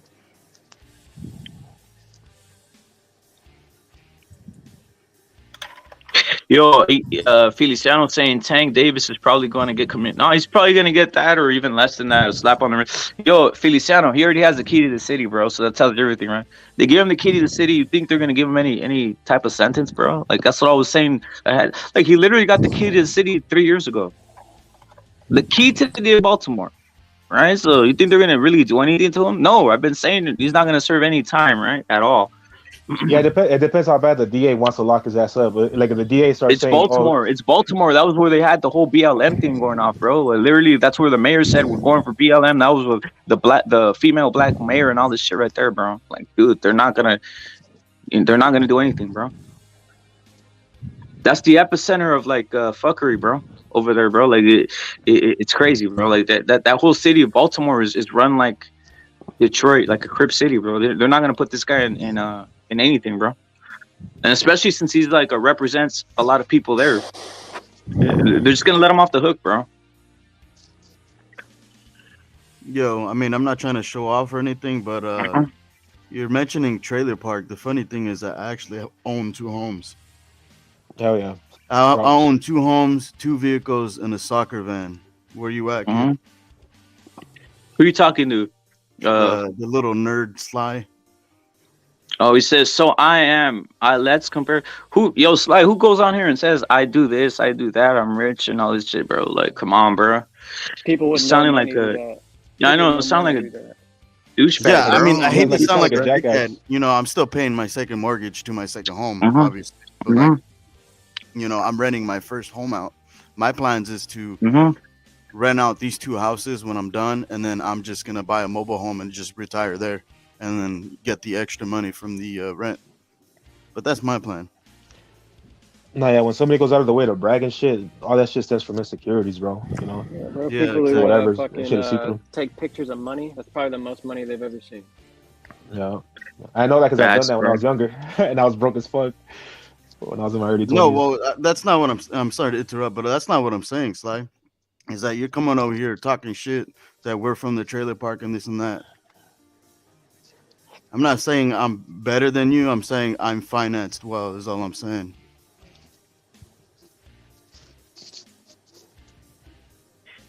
Yeah, I mean, what does it matter, bro? We're talking, right? It's Why? just, Why are you we're just typing in a chat room, bro? You can hop on the panel and all talk to us. Yeah, I agree. The whole point is that who are you picking, Tank or Ryan? I think he's leaning Ryan, bro. Sly, who are you picking, Tank or Ryan? But in any case, I forgot what we were just talking about basically that guys are especially in U.S. and Black Americans, they're not built. They're not tough guys, bro. They're not walking in dirt. They're not out here on some tough shit. They're not out here starving 2 days. They're getting free fucking school lunches and shit, dude. Like, the fuck out of here with all this. Like, we're making it hard or stuff. Devin Haney literally was rich. Tank Davis, for whatever he was raised, obviously he's a midget, so they weren't giving him protein. But in any case, he wasn't like starving to death. Look at him, right? So it's like Johnny Tapias. There's none of these guys. There's no guys like in the United States. Like I said, there is like scumbag parents, you know, guys who, you know, that don't know how to raise a kid, so they might be doing some weird shit. But literally, the government will give all these motherfuckers something, bro.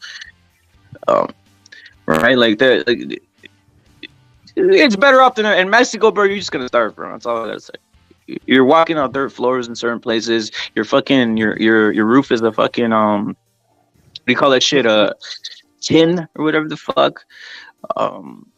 That type of shit. I mean, like Navarrete, bro. Navarrete didn't have no fucking cement, nothing, bro. He was like a fucking shack with chickens all over around, bro. That's where he grew up. So it's like that's growing up in a little bit, and that's not even rough, right? Like that's not even rough, right? But you got my point. It's different. These other guys are very spoiled, bro. There's no tough. That's why black guys aren't boxing us to that same rate. That's why they box in a fucking gamey manner, in a manner that's a game, right? Like Shakur boxes, he doesn't box like a fighter. He boxes like it's a fucking game, right? Like the fuck. Yeah, it's a different world now. And that's why I can't even like get into MMA that much, because in MMA it's even worse, bro. All these dudes are fucking college kids, like with college wrestling backgrounds. Like I can't relate to that shit. I go to fucking college. Like, there it is, bro. They're not grimy. They're not fucking gutter. Like they don't got that. And there's nothing wrong. There's nothing wrong with being you know, work, because you know what, two parents that are middle class, they can't raise someone who works hard. We all know this. That's the fact. But the point I'm trying to say is propagating the myth, like Devin Haney propagates the myth that he's like some street thug or whatever. He's not, bro. Like, you know, and boxing is a sport where it used to be like Tyson. That was the whole thing of Tyson, right? He was an orphan and all this shit, right? That shit's over with, in my opinion, and for the Black Americans in general, bro. I don't even think they're out there boxing like that. There was a video, bro, of Eddie Hearn, right? It's on his Instagram. You guys can go check it out if you want. He goes in. I don't know why, but Eddie Hearn's obsessed with Black Americans, bro. He's obsessed. I think he still thinks there's guys out there, right? Any case, he goes to a gym. I believe it was in Brooklyn or somewhere in New York, bro. He goes to a gym, bro. You know who's in that gym? He starts hitting the speed. You know who's in that gym, bro? Cool. A bunch of white dudes. Right? My point is this. Basically, guys in there for physical activity, right? And young kids that were white, right? They were in there for physical activity, taking it as a game, right? My point is this. There's no gym out there where just a bunch of black guys are, they're all training and they're all trying to make it. That doesn't happen in the United States no more, bro. It just doesn't happen.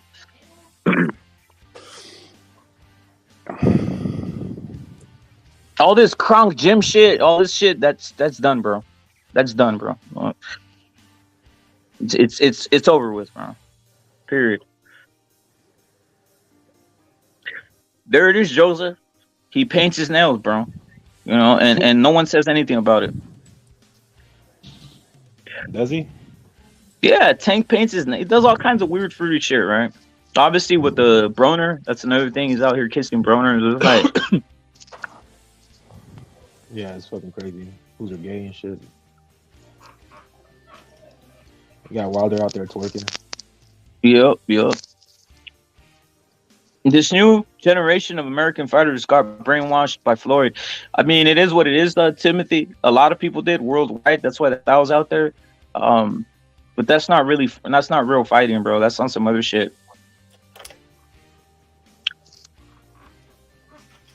That he's a Muay Thai fighter without, without kicking. Who is? Floyd. Oh, because of Floyd. Yeah, his clinch game is strong and shit. Yeah, the clinch game and the illegal forearms and elbows. Look at. I'm gonna say something, bro. Right here, Slight Tendency saying Tank or Ryan both suck. No, just say what you really want to say. Ryan sucks. That's what you want to say, Slight. But you're just saying Tank in there just so you could get away with it, right? You saying Ryan sucks? No, he doesn't, bro. I'm being serious. He doesn't. He comes from an area in Southern California which is very high volume of boxers, and he's the best of them. He was a fucking 11-time national champion.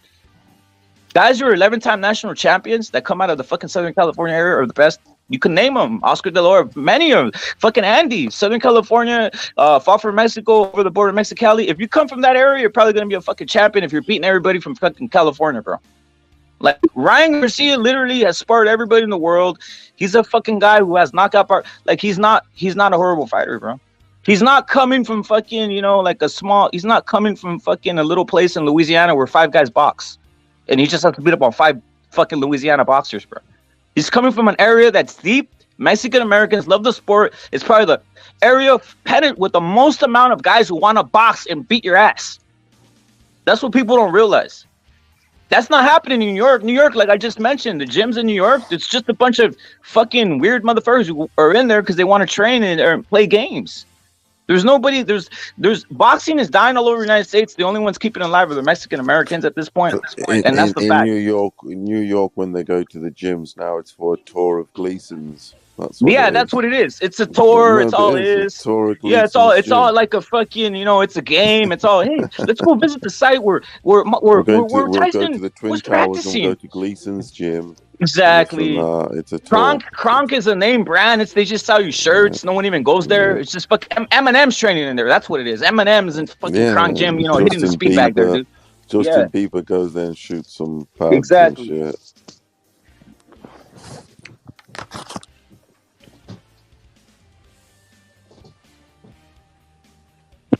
You get my point, though, Timothy. Like, the concentrated area where guys want to do the sport is in Southern California for general. Obviously, in Arizona, Texas too.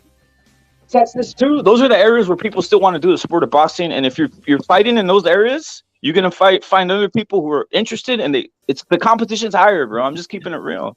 It just really is. You're gonna get more competition where there's volume of guys who want to fight. You're not gonna be getting competition in fucking Louisiana, bro. That's all I gotta say. Where no one's even fucking putting on a pair of gloves. When you go to a gym and it's 2 guys in the gym, you're the best out of 2 guys in the fucking gym in Louisiana, bro. Like, you know what I mean? You're not gonna get. Southern California is a cradle of boxing, bro. I mean, if you want to get sparring, it really is. You go anywhere in Southern California, Tijuana, Mexicali, Las Vegas, like, that's where everybody's at. Like, everything's a drive away. That's where people want to box, bro. That's where it's at, bro. Like, obviously, even California, even Northern California has its spots too, bro. I'm not even gonna, like, we all know that too, right? Because you have a lot of people condensed in areas, and then conflict happens in the streets. So I mean, you have people actually fight each other. Well, at least when I was growing up, people would actually fist fight. Yeah. Every now and then. I know, bro. The gym I used to go to growing up and shit, it was in some fucking dude's backyard. It was a let me hit you. Backyard with a ring and shit. And then they introduced you to the whole underground of boxing. Like, there's another dude on the other side of town that had a gym in his backyard, like a ring and all that shit. And we'd go and spar his fighters. Like, you get introduced to the whole underground network of boxing. Like, what the fuck? I know this shit was cracking in people's backyard. Did you know the 2 heavyweight champions grew up in a 50-mile radius? The one of the UFC, Cain Velasquez and Andy, grew up in a 50-mile radius from each other, bro. Oh, for real? Yeah. Where's Cain's from? Yuma, Arizona. Look, Cain grew up in Yuma, Arizona, right bordering California, that's right. And Andy grew up in Imperial Valley. That's the same. They're from like about 50-mile radius from each other, bro. So that's the point I'm saying. They're all fucking from the same. Like, it's just. It is what it is. Ryan Garcia from it's just what it is. Oscar De La Hoya, Jose Ramirez, the 140-pound champ, was at Mexicali the other day visiting his grandpa. That's all I gotta say. So they're all from the same. Like, dude, it's just like, it doesn't take rocket science out here, bro. Like, if you love the sport and more guys are doing the sport, fighting each other, you're gonna get great guys that come out of there, bro. It's just like I give credit to black guys. Yeah, there's guys, on the basketball court, they're dunking all over the place, jumping all over the place. There's a lot of black guys, dunking and jumping all over people on themselves. All right, that's what happens. Same thing with boxing. Right now, the sport in general is mostly pushed by Mexican Americans and Mexicans, bro. That's what it is. We love this. We just love it more, bro. I have to tell people we love it more, bro. It just means more in the community, bro. This isn't fucking football. This isn't NFL. This is none of it. No, this means more to us. We grew up watching it. We grew up watching all the classic. We grew up, our parents telling us how great Julio Cesar Chavez is. We grew up the way, talking about Oscar De La Hoya, talking about all the greats. It just means more in the community, bro. Durant, all this shit. You think that happens in the black community? No, bro. That's what the whole point. It just means more over here. That's all I gotta say. It's a cultural tradition. When Mexican fighters would fight, people would have a carne asada. Yeah, it's a tradition, bro. It's been done for generations already and shit. Like exactly. Yeah, it's just second nature, bro. Yeah, that's the whole point. And if it matters more, you're gonna do it more, right? Yeah. What Monterrey saying? He say football is a child's game. Fighting means more. Facts, bro. That's the whole point. All this putting on pads and all this shit is just weird. You know, it's like that's not some man shit. Yeah, this is Mortal Kombat, bro. Exactly.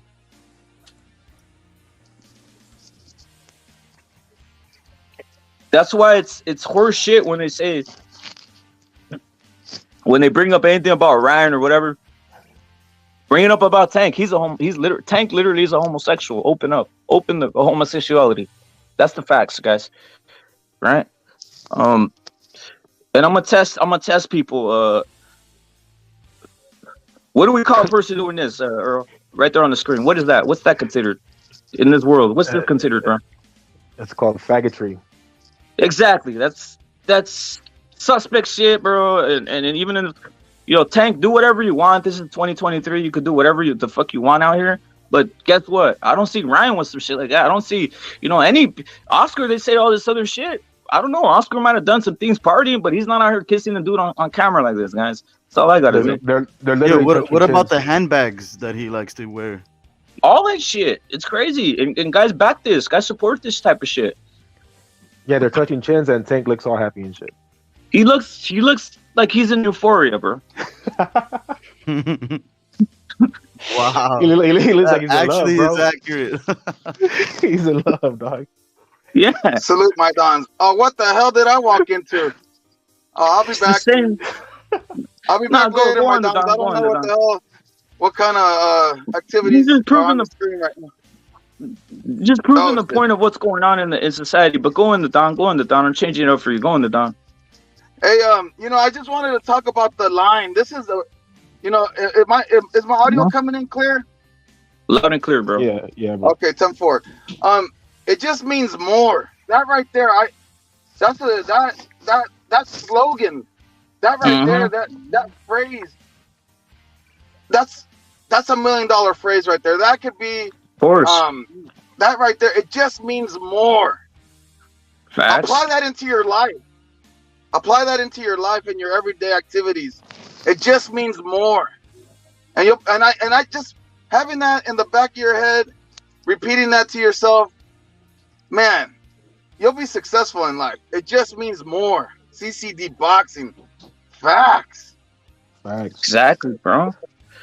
That's the truth, though, Don. It just really does. That's the whole point. Like, why are people out here? Why do people have a passion for, like yourself? You have a passion for boxing. Well, because it just means more to you. Like, we're not out here. This is the first stop. This is the first. Like, if you're Latin or Mexican, one of the first sports you like is one of two, right? Soccer or fucking boxing. That's the facts, bro. Right? That's facts. And you're gonna ride hard. And you're gonna ride hard with that. You're not out here. My first thing is, hey, how is I don't know, how's Mahomes throwing a 50-yard pass today? Like, who gives a fuck? Like, go fuck yourself, right? No, oh my God, Jordan, oh my God, LeBron dunking. No, dude, that's what all your people around you are looking at. It's either soccer or boxing or some shit like that, fighting, right? That's what it is. That's what I'm saying. It means more. The younger generation where I'm at it's actually 3: UFC, boxing, or soccer.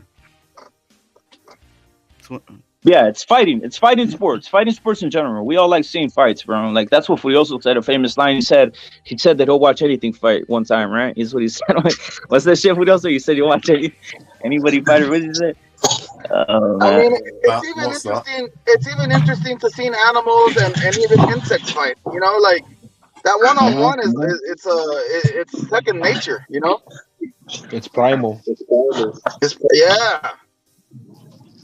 That's what they said. That's what Dana White said. He's like, you can have a fucking basketball game going on, and as soon as somebody starts fighting in the audience, everybody starts looking at that shit. That's right.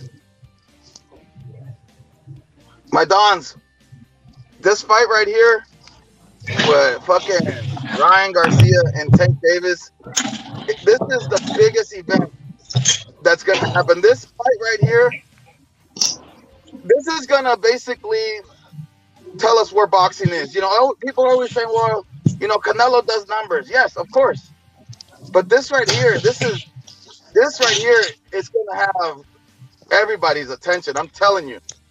This fight right here, this everybody's saying, oh, how do we bring boxing back? It's Ryan and Tank, to be honest with you guys. It's not Shakur Stevenson and Devin Haney. It's not Earl Spence and Bud Crawford. No, it's Ryan and Tank. That's the fight, and it's gonna happen. And I foresee this thing breaking numbers, man. This thing is gonna be huge. What do you think? What type of numbers you see? You see a Canelo type of number of the Don, or what? A Canelo Alvarez type of number? 800 to a million. I can see 800 to a million. It's up I'll there. agree with that. I mean, of course, we're gonna have to deal with the streaming, but who cares? You know, right? That's just part of the game. But I could see a strong 800. I could see a strong 800. You know what? I think they're kind of cutting down on the streaming because I've noticed like a lot of people recently. They're like, "Yo, I can't find these streams anymore." I think they're starting to try cutting back on they're putting a clamp on some of these streaming services. That's good. Good for boxing at the end of the day. Because at the end of the day, you know, I don't even know how to stream, and I don't even look for it. So if I don't watch the fight, I just have to catch it on replay somehow. But I don't look for like some kind of streaming, you know. I just don't do it. I'm part of that generation that it just doesn't, you know, apply that much into it. You know what I mean? If I don't pay for it, and then I just don't watch it. You know? That's just a lot of those fights ain't pay-per-view worthy though. Yeah, well, I mean, I don't buy them all, you know. No, I get what you're saying. I don't buy the PBC. I haven't bought PBC in a long time. You know. I think last PBC I bought was Thurman Pacquiao. Was probably the last PBC I bought. Thurman Pacquiao, yeah, I bought that one. Yeah, it's probably the last. I mean, dude, if it's worth it, I'll pay for it. But I mean, Ryan Tank is pay-per-view. I'll give them that. Ryan Tank is pay-per-view. Heck yeah. Fucking. I mean. I just hope they don't try to pull a fucking. I bought the Ugas versus Spence. You know, I bought that one. Bro, it just shows that Spence. It's proof Spence is not a star. I'm in Chicago. I went to a Fire game that day, Chicago Fire game, and it was a Saturday. And bro, I'm downtown Chicago, calling every bar, every fucking place near me. I'm like, yo, you showing the pay-per-view? Nope. I literally had to stream it on my way home because I couldn't even find a place to go watch the fucking fight. Yeah, that right there, it's kind of hard to watch fights because I think the bartender has to like make it an event and he has to like pay like a lot of money to show the fight at his venue. So like that's the whole thing. That right there. There's like a pay. They have to pay. I don't know the specifics of it, but they have to pay like whatever promotion. No, yeah, they pay more than you or I. Yeah, I know that. Yeah. But dude, I bet you those same places show the Canelo fights. I bet you that. Well, I see what you're saying. So you're saying that if they show the Canelo fight, then people will come in and watch the fight. So it pays itself back, right? But if you're, I'm basically trying to say like Spence Ugas isn't pay-per-view worthy. Like the PBC fights aren't pay-per-view worthy. Like they're not really stars. Like Tank sells at the gate. You know what I'm saying? And yeah, he has this whole like degenerate fucking crowd behind him. That's about it. But he's as close as they come. Like Spence ain't a star. He doesn't sell. Fucking, you know, of course he takes credit for the fucking fight against Mikey Garcia. But we all know who sold that. I mean, that's probably his best pay-per-view numbers to date. And we all know why. He ain't selling that many tickets in Texas Stadium without a Mikey Garcia. Those are facts. Yeah, you're right. You're right about that. And I can't argue that. You know, the point is that, you know, when it comes to Tank, you know, when they put him in a situation where they say it's a pay-per-view fight, they do make it a spectacle. I give them credit for that. You know, and they know where to place him. They place him in like a hammock swinger hotbed. You know, they place him. They put him in Atlanta. You know what I mean? They know where to put him. You know? Yeah, Baltimore, whatever. Yeah, right. So they know how to put him in a situation where he's gonna sell out because, you know, it's a spectacle for them. You know, you have like their rappers show out, all the other people show up. You know, but at the end of the day, you know, nothing compares to the Mexican crowd, the Latino crowd. You know, that right there, you know, it's different. It's just a different atmosphere. You know? And we're the ones that put money into the sport. We're the ones that put money into the industry. I mean, like, if you see, we're the ones that book tickets to Vegas, book hotel rooms, all of that. Facts. Like, they can say whatever they want about Triple G Canelo 3, but dude, that shit was packed, bro. That shit was packed. There were so many people there. That shit was crazy.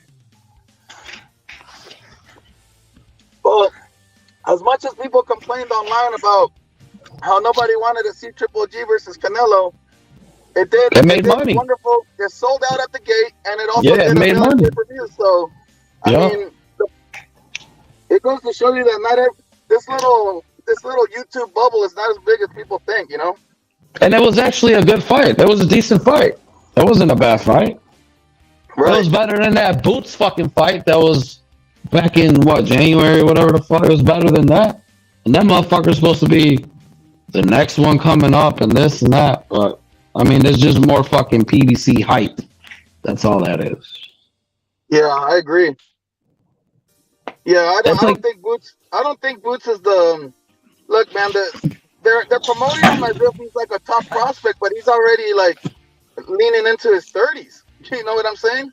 He's already had a lot of fights, but you know he's promoted as if he's a phenom, and it's like, well, I don't know if he's a phenom when he's already up in age. You know what I'm saying? And he still hasn't even tested himself. I think they're trying to, all the fucking sanctioning bodies who are cucks and bend the knee for Heyman, I think, you know, they're ready for Spence to move up. They're going to find a way for Boots to try to get some of those titles. Watch. I mean, that's just what I see happening. Because they keep talking about how great he is, this, and that. But, bro, if you watch it, like, I made a point to watch that fight. Because I'm like, man, I haven't seen shit from this guy. Like, let me just try to see something. Man, that Ukrainian dude was put there to be put away. And fucking Boots couldn't even cut the ring up, bro. Like, the guy has no fucking skills, man. I don't want to hear it no more, dude. The guy's a hype job. Dude, he's worse. Dude, he's not even worth watching, man. Seriously. He's definitely not even on Virgil's level, that's for sure. And yeah, exactly. And they'll never make that fight. They'll never make that fight. Exactly. That's the whole point. No, Virgil is the guy. Virgil's the guy at that weight class at this point, right? The Don, they already proved themselves by, you know, trying to make the Earl and Crawford fight, and they realize there's no business behind either of them. So it's like there's only one way to rectify this is to put Virgil in the mix, and they could probably get a good amount. You put Virgil versus Crawford, it'll be a big fight. Virgil versus Spence in Texas will be a mega fight. Yeah, most definitely, and I also think that's why. Bud did go and have lunch with Oscar and Bernard. You know, at the end of the day, he had to go and have a conversation with them because if that fight with Spence, you know, didn't work out, then you know he has to find different avenues. And no matter how they try to paint it, you know, they always try to make it seem like Oscar's out trying to do bad and harm to them, but it's not really like that. I mean, how could you say that Oscar's a racist when he has Bernard Hopkins right there as his right-hand man? And he's given countless of opportunities to African Americans. If anything, you know, the African Americans or the hammock swingers bit the hand and feet, and then they backstab them. You know, at the end of the day, you know, and it started with Floyd Mayweather backstabbing Oscar with the rematch. You know, so if anything, the one that has been the most evil, the one that has been everything that they say about Oscar, it's been them. They played the race card. They played with everything. They played with the business. And I think, and I'm happy that it's turned out this way, because now you see the reemergence of Golden Boy, the new era, and you see what's happening. You know, everything's lining up for Oscar again. Don, how nutty was it? How nutty was it that you said about a year and a half ago about the resurgence of Golden Boy, and it sounded crazy as fuck. Yeah, it did. It sounded nuts at the time, bro, and it's already coming true. Yeah, well, I just knew it in my heart. Sometimes you just have to go with what you believe in your heart, and not listen to what anybody else is saying, and just go with what your heart and your gut is telling you and what you see. I saw the fighters. I saw what Oscar was doing. I knew it. I just had to be patient, and it was going to line up. Well, bro, I mean, PBC, yeah, it's been like a slow death, but dude, they're out of there. I mean, they have no new prospects. Nobody wants to sign with them. They're so, their top fighters are getting old. They're getting older. They're not fighting nobody. Like, I don't know, man. I've been saying it for years, but hopefully this year is the demise of the PBC for real. I mean, because Heyman doesn't give a fuck about them. The thing that'll do it is Ryan has to beat Tank. Yeah, that's their Ryan last star. That's it. That's their only star. Their only star is Tank. That's what has to happen. Ryan has to beat Tank no matter what. No matter what, that has to happen. It will happen. Because that'll kill PBC right there. If Ryan loses, it will not kill Golden Boy. But if Ryan wins, it kills him, because that's all they got. That's all they're saying. Tank. You know, they don't even give a fuck about Devin. You know, they don't even give a fuck about anybody. It's all about Tank. They're putting their chips with Tank. You know what I'm saying? Because that's all they got. That's all they got. Even Deontay Wilder, they're the one that they had. They fucking threw him they dumped him on the curb, and now they won't even pay him. Well, I think Heyman's just fucking with him because he probably kind of defied them by, like working with the Fury fights. I mean, it's like they stopped. But dude, these when he lost. As soon they were like, all right, you get the Fury name, and we'll move on to the Joshua. He fucked that up. They spent too much time, and then he lost both fights. That's when they were like, fuck it, it's over for him. Dude, and Heyman makes these motherfuckers lose money, dude. I mean, fucking Wilder literally turned down $120 million, bro. That's generational wealth, like crazy, bro. Cruz, Pitbull the same way, bro. Cruz turned down the fucking Ryan fight. And they promised him because he was gonna be a pro what do you call it on the bill, he wasn't the main event, but a co-main event. They promised him the co-main event on a pay-per-view, and guess what, bro? Like, and they were leading. They led him on saying that there was gonna be a Tank fight at the end of the Rainbow. This is his rematch, and now where's that? Where's that rematch? He knows he can beat Tank, but you think that they're gonna give it to him? Hell no. At the end of the day, Pitbull Cruz, in his heart of hearts, he believes he can beat Tank, and he believes he already beat Tank. And they're not going to give him that fight. They moved on, and they fucking denied him a big payday with Golden Boy and Ryan. And they always talk about loyalty, but they never cash those guys out. Yep. Look at Wilder. Even Wilder, like you said, Wilder multiple opportunities, right? To cash out. He took the Fury. He got knocked. By the way, they're saying they might make Furiosa. They're saying they might make a Fury Wilder. Like you, I think you're the one that said. Who's the one that said they're gonna make another Fury Wilder fight? Well, Porter was on about the fourth. No, I think they dismissed that. Didn't Fury's promoter dismiss that already? That's ridiculous. No, they're saying that they're saying that there's like nefarious dealings, that there might be like negotiating that behind the scenes, especially if the Usyk fight's not made, that they're negotiating a Wilder versus Fury again to be made again. No one wants to see that. No one wants that. I don't believe that. Fury's not going there. Fury's not going. Yeah, I don't believe that. I just read on Twitter the Usyk fight is. Yeah, the Usyk fight is pretty close to be made. Hey, did you see the picture yesterday? At Wembley, right? Furioso? They're going to talk about it at Wembley? Yeah, I'm glad you know what I'm on about. The three of them. The guy in the middle, who was he in the photo? I didn't see the photo. Well, the photo one on the right is Frank Warren. In the middle, it's Usyk's fucking manager, who does his deals, whatever. And on the left is Frank Warren's son, George, who's going to be taking over the reins at BT and Queensberry rules and shit. So it's happening. It's happening. Yeah, sealed and delivered. They all watched the Arsenal game, Man City, after doing the deal. I heard it through the grapevine. Mm-hmm. I rang him up anyway. Dude, now Wilder's begging for that AJ fight.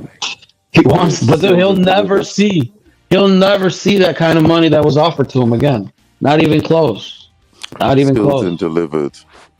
It's more sealed than the Ryan fight. Put it that way. Yeah, I believe that. The Ryan fight has still got a lot more work than the Usyk fight to do. Tell you now. So, but that's the fucking bullshit right there, dude. They got all that. They were trying to get all that clout. Spinoza, fucking all them bitches were getting that clout off Ryan's name. As soon as fucking, even before the Garcia fight, they were like tweeting, "Oh, Ryan versus Tank signed, sealed, and delivered." Da, da, da. Now we got all these issues. How the fuck? But they're not issues. Actually, they're not an issues. No, they're just excuses. I already know. The panelists touched on it earlier, and they did say the oldest trick in the book is controversy sells. This shit's gonna be like fucking petrol to fire. This Tank court case, this, that, and the other. Yeah, it's gonna be headline news. Let's have it. Fucking whip this little boat, Jim. The only thing that seemed odd to me. Sign the contract. Yeah, the only thing that seemed odd to me about today's plea deal was the fact that last time when he went to court, they said that the judge fucking rejected a plea deal. That he was like, "Nah, you're gonna go to trial." But now today there's a plea deal. So it's like, dude, the courts are just bending the knee once again. They just didn't want to at the moment that they're not dumb, bro. They know that the public they'll stop caring, and then when they stop caring, that's when they drop the bomb. Hey, there's a plea deal. Guess what, right? That's common. That's why I said right away is that he's not serving a day in prison or out, bro. He's not serving anything, bro. Hell no, money talks, and they're all misdemeanors too. I mean, there's no felonies there, as far as I know. The fact they gave the date the 5th of May, it just conveniently gives them time to have his fight and then have 3 weeks off and go to the court case. It's all set in stone. He's just going to have a good slap on the wrist. Hopefully in hospital. Yeah, hopefully the court has to go to hospital. Yeah. Hopefully he's wheeled into the courtroom. This is what I'm hoping for anyway. I want it's a dude like him. It's on some what's his name that Nigel Benn sorted out. Which one? You're talking about Dog fight or Sporting Scores? Go on, Sport. The G-Man. The G-Man. That's his nickname anyway. The G-Man. I was destroying everyone. The Pitbull breeder fighter. Is it you? Which one? Which one, Pudozo? Can't remember. I forgot his name. Quite frankly, I know his nickname is the G-Man. Fought Nigel Benn. Nigel Benn made him into a cabbage. Famous fight between the two of them. McClellan is what never sober saying. Gerald, that's it. Gerald McClellan obviously is what. Yeah. Damn, these guys know their bot. Dude, you got. I'm being serious. These guys know their fuck, man. These guys know their boxing hardcore. That's what I'm saying. Gerald McClellan, him, the G-Man. That's what it was, Gerald, and I knew his nickname. Gerald McClellan, him.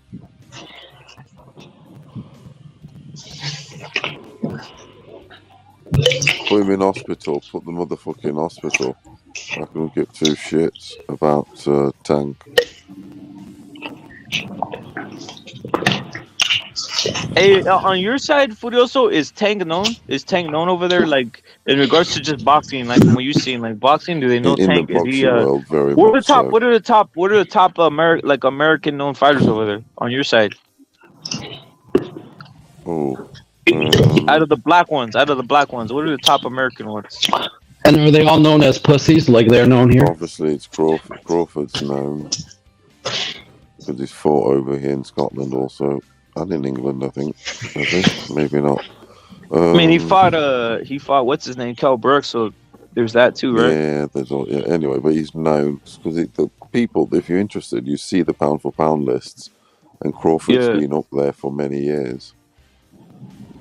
For instance, so he's been known like that. The guys that are on the pound for pound list for a long time, they know. That goes without saying, because you forever in social media seeing these lists and this and that, so it's there. But I'll say Shakur's known because he's been marketed by Sky Sports here. Sky Sports have marketed him loads, and with ESPN in America. Shakur, maybe Haney, and Tank's more than Haney. He's 40 also, Tank. He came here with Floyd, didn't he? No one talks about Spence over there? Spencer's known, but Spencer's he's known by even though he's 40, he's known by the boxers. He's one of these days and a bit anonymous in terms of he beat Cal here, but he kind of did it on he's sort of like a quiet dude. There's not much about him. Crawford's the same though. They don't. Only the boxing people know Spence. Come on, they haven't crossed over like that. No. No, there's. I heard that guy you talk about, Furioso, that guy Spencer Fearon was going on and on how great these guys are, and like literally no one knows who these motherfuckers are. But that guy Spencer Fearon was having a ball with that shit. Not unless you're into boxing. You don't know who Spence is. Do you fuck? In England, you've got to be into sport. It's a niche. He hasn't crossed over like that. Maybe Tank has, but that's because of you could say Floyd and stuff.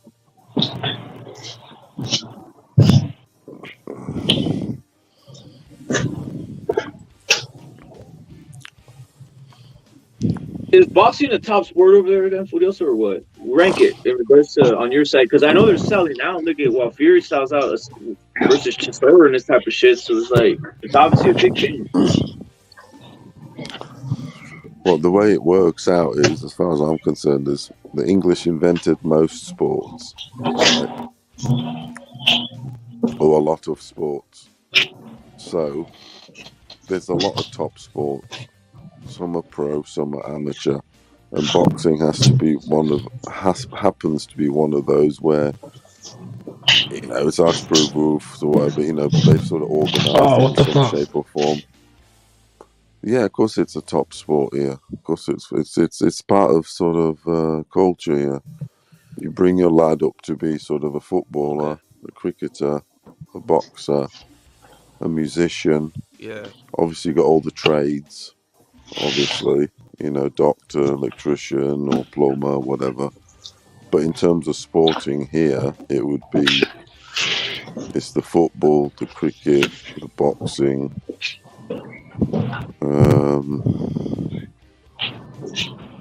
What about the rugby? Some rugby, yeah. Those are the top. top. It's a top three sport then.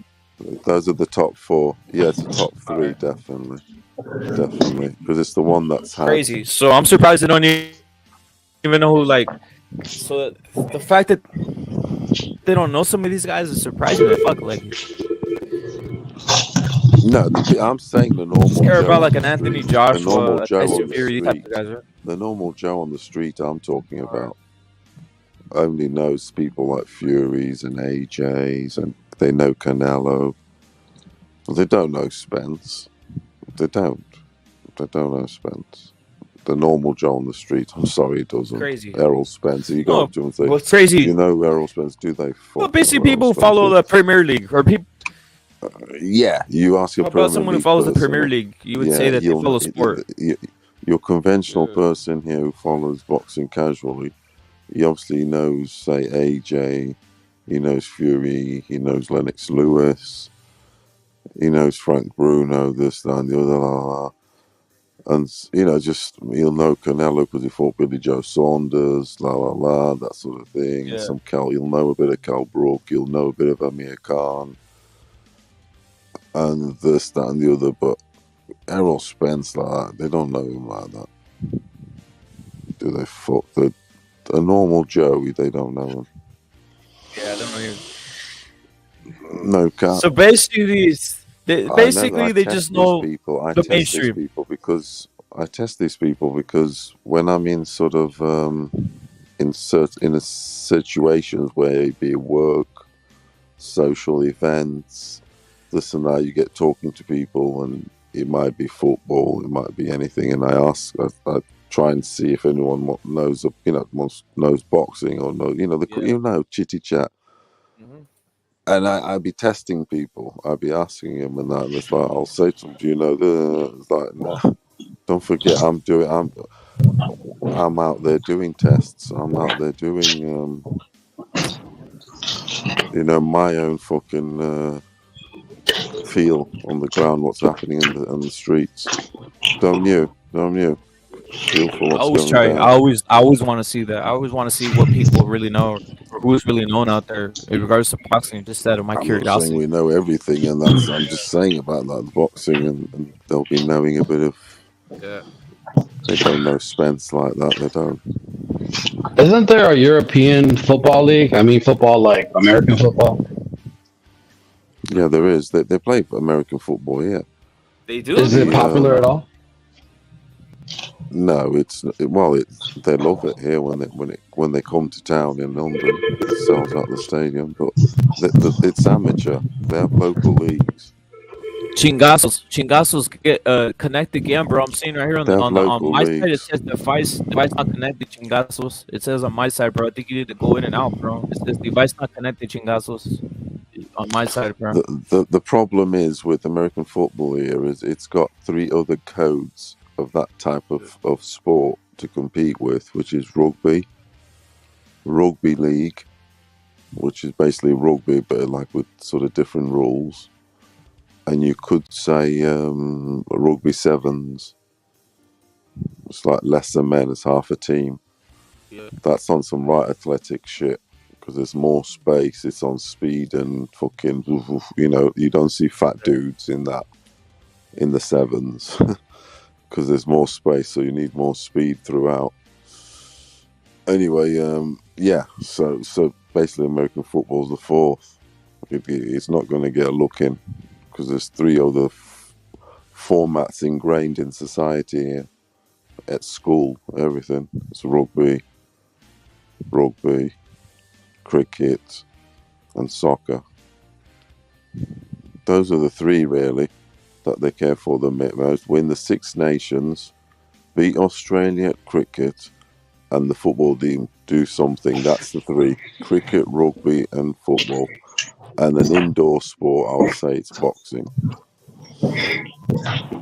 But they don't have I'm sorry, I was at work. I mean, I'm at work. But, so I know you said they love American football, but when they go there, but they don't have a league over No, there. it's not. No, I don't. Hold on a minute. When I say they, it's not the populace. There's like a niche sort of like hipster. I want to be different. I don't want to be your normal English person which likes cricket and football. I want to be different, and I want to like American football. Like that guy you told me that goes to the Super Bowl. The guy that goes to the Super Bowl. Exactly. Yeah, on some real You weird get them shit. people. I've come across you get the rebels. I always ask them. I've come across many in England. I speak to them. Oh, do you like Liverpool? They don't. They say to me, I don't like soccer. And I say to them, you don't like soccer? You're from England. How don't you? And they'll be on some defensive shit. Well, you don't have to like the same shit, do you? I'm like, fucking hell, chill out, man. I think it's just the people. There's people that don't like sports. Football. He was on some American football and basketball. An English person, they just want to be different.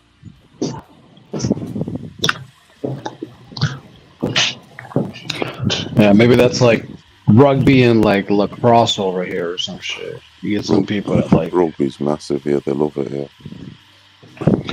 Yeah, I hear people play, but and that's not like that. That's like, dude, you got to find that crowd. You know what I'm saying? Like, I don't know anybody.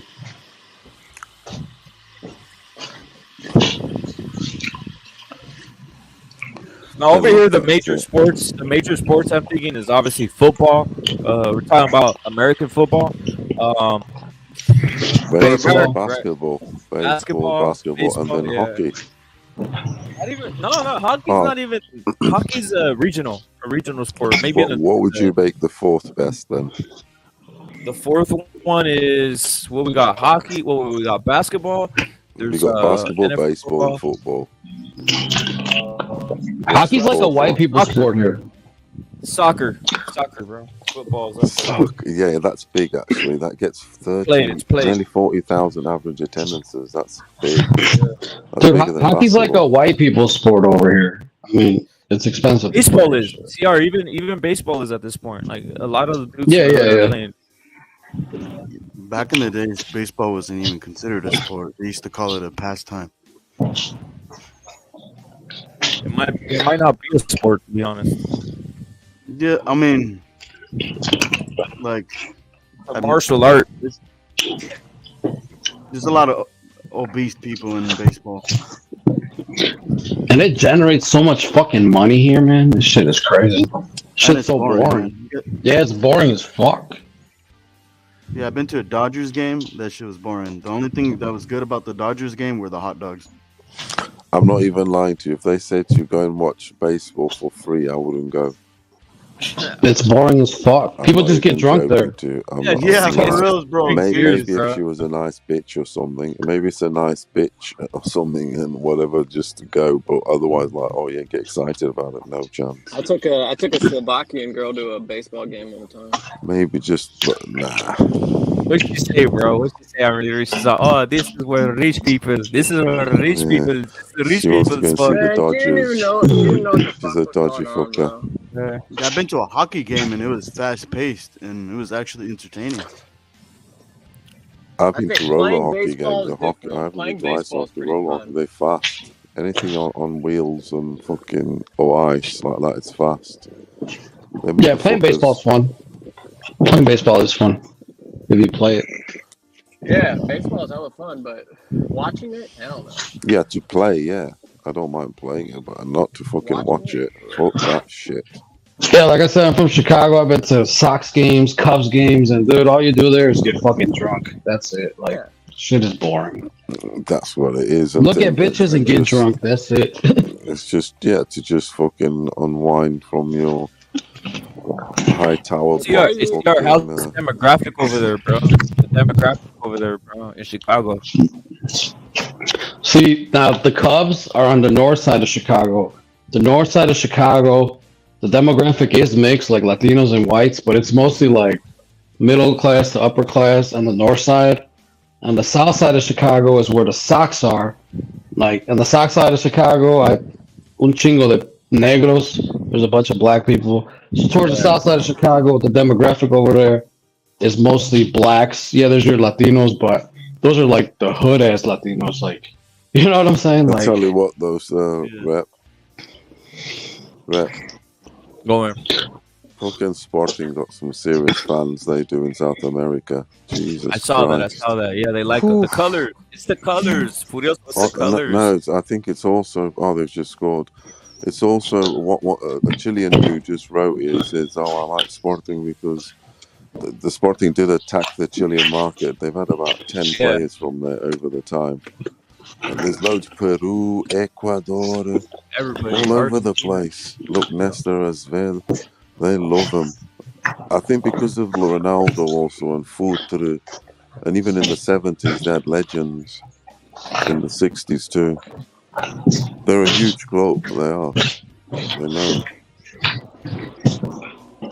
Plus, they've hammered the South American market over the century.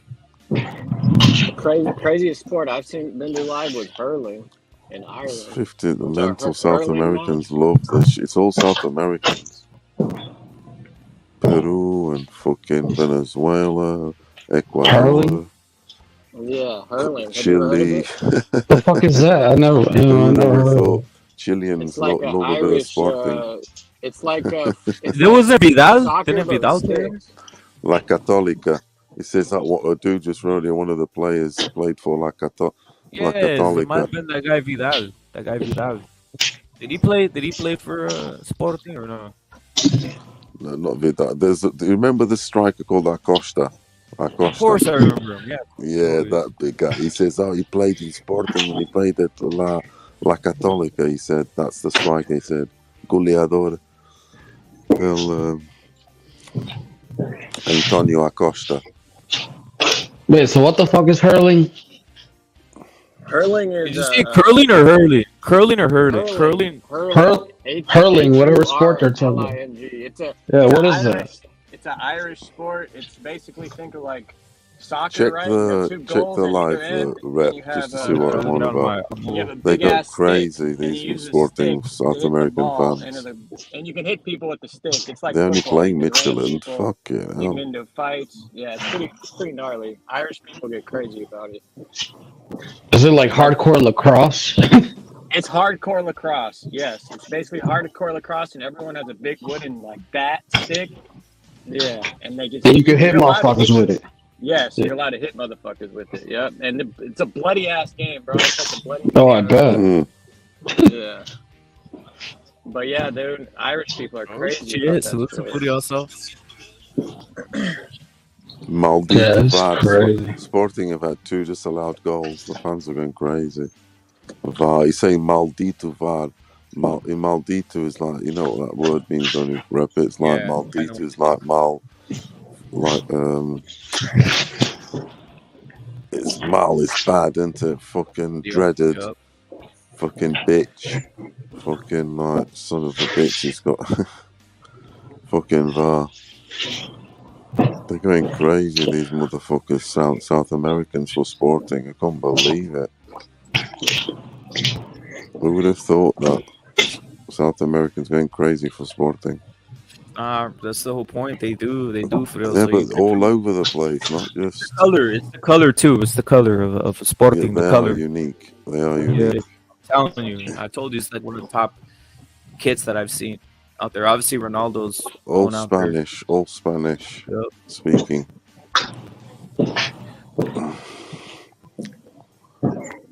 CR. What's the like? You're breaking down demographics. So, is there a huge like Mexican? What area is the Mexican population or the Latin people in general, bro, over there in Chicago? The largest. I mean, dude, we're all over. Honestly, we're all over.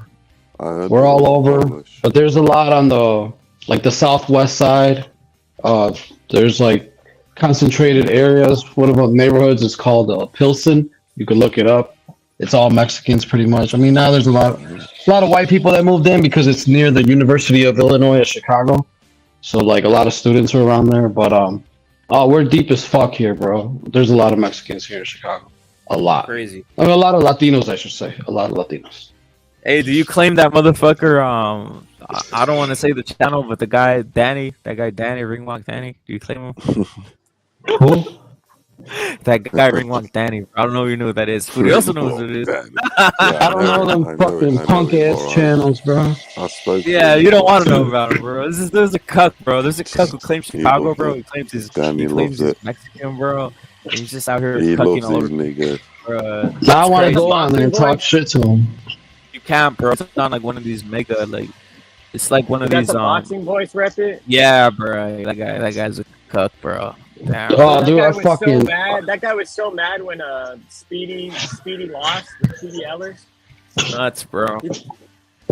He was doing a live, and when Ellis lost, he was like, he threw a temper tantrum, bro. Is that dude on the boxing voice? Is he supposed to be Mexican? Because I know he's a cuck for the blacks, but I'm just saying. Is he supposed to be Mexican? Yes, he's supposed to be Mexican. Look, some dude de la puta madre. He's supposed I didn't know if he was a Guatemalan or what. Bro. He's a Guatemalan, bro. Yeah, he's a Guatemalan. He really is, bro. For black.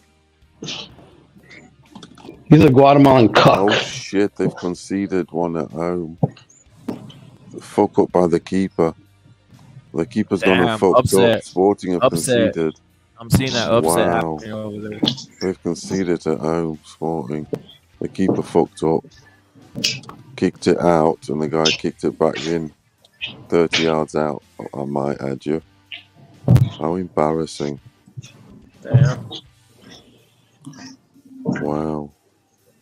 Shout out for the views, though. These motherfucking South Americans are going crazy. Look at soccer or football is the #1 sport in the world, period. And depending of course time, it is. By far.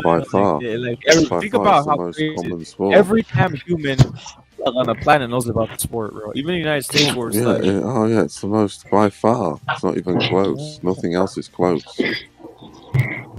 Nah, it just sucks when there's like ignorant Americans that think it's not big at all. That's fuck America. That's just one little fucking dot.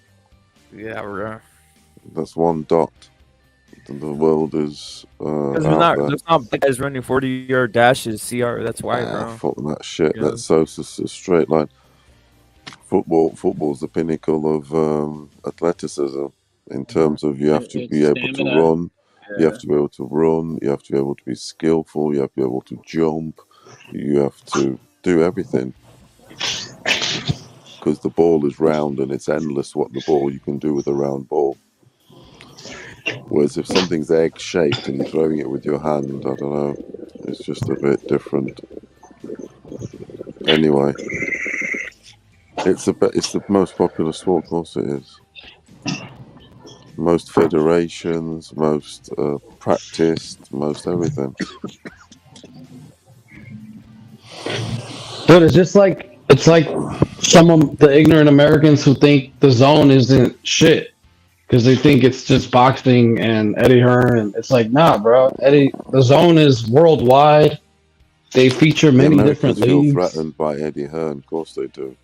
Oh yeah, they do. How dare a posh daddy's boy? Dude, these hammock swingers. When I used to criticize Wilder when he turned down that 120 mil, the fucking hammock swingers were like, well, he's not going to sign with the devil. I'm like, what the fuck are you talking about? What devil? Like, he's not going to sign with the enemy. It's like, how is Eddie Hearn the enemy? Like, fuck, I'm not even white, but dude, I mean, he's doing more for the sport. He makes at least better fights than fucking PBC. Eddie Hearn loves black guys. Gee, they're going crazy. Philippe Rice, Team de Merda. Whoa. Eddie Hearn put his faith in Montana Love, bro. Sporting getting beat to Michelin. Jesus Christ. Losing points. Come on, Sporting. Embarrassing. Your support is deep, man. You shouldn't be getting beat to Michelin.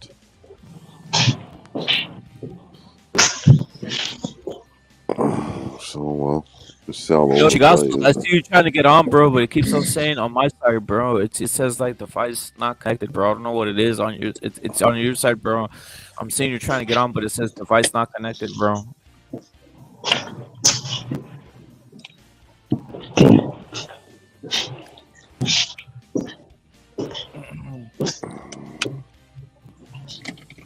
Oh, CR. A lot of weird dudes come out of the at least like that.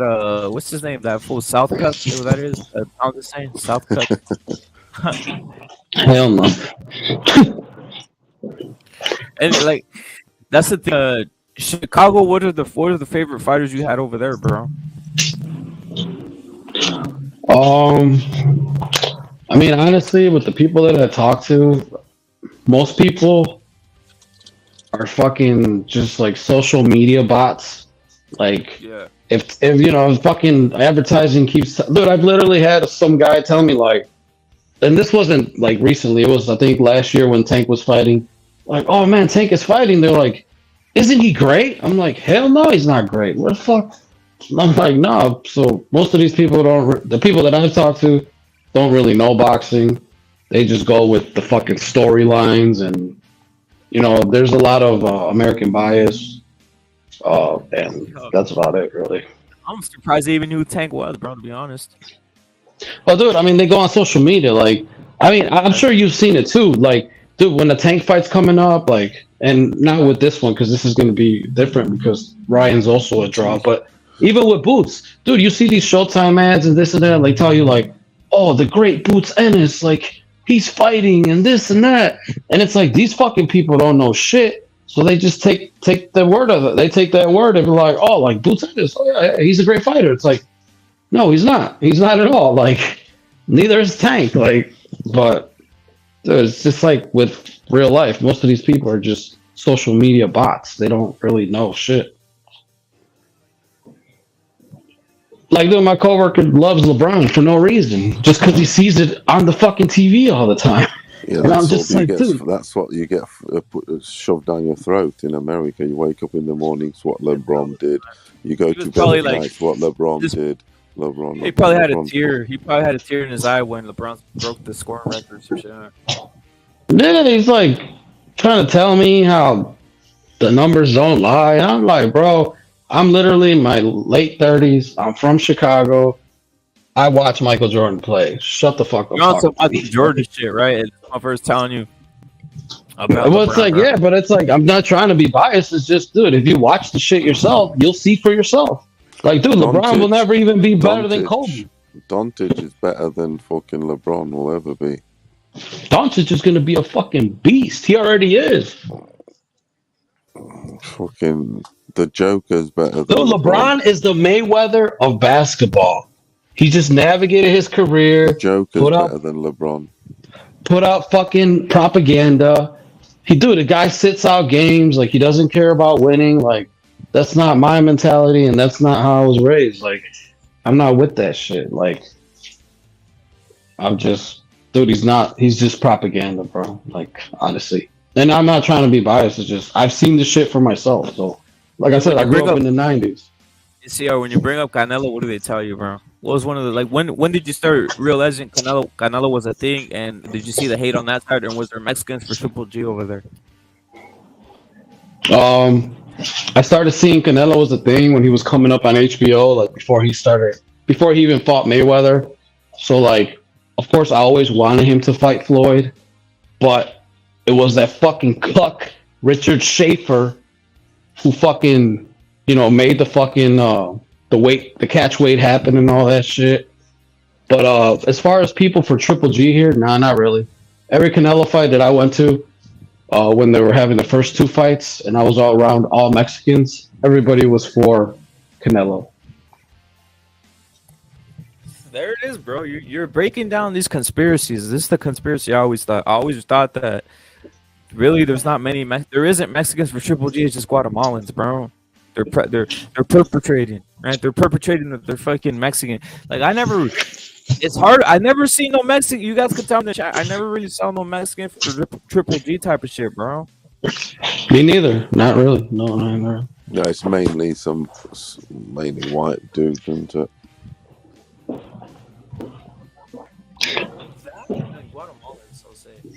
I mean, dude, Triple G, we could say what he wants. We could give him his credit to a certain extent. The guy never moved up. He's always fought at middleweight. Like, he never dared to be great. Look what Canelo's doing. Canelo already did more. Yeah, people don't want to hear that shit, but it's like, they shit on Canelo because, dude, when you're on top, you're gonna have haters. That's it. That's just the way the world works. And he's doing more than everybody else. You could criticize who he's fighting, you could talk all this shit, but at the end of the day, he's doing more than everybody else. He's giving us more fights. Like, it's not fucking his fault that Benavidez couldn't make weight and lost his title, because if Benavidez would have been in his way to undisputed, he would have had to go through him, and he would have. It's just that simple, man. Actually, good for. It's actually he's lucky he didn't fight, right? He's lucky he didn't fight Canelo, because Canelo would have probably done some damage to him, bro. Exactly. At a young age.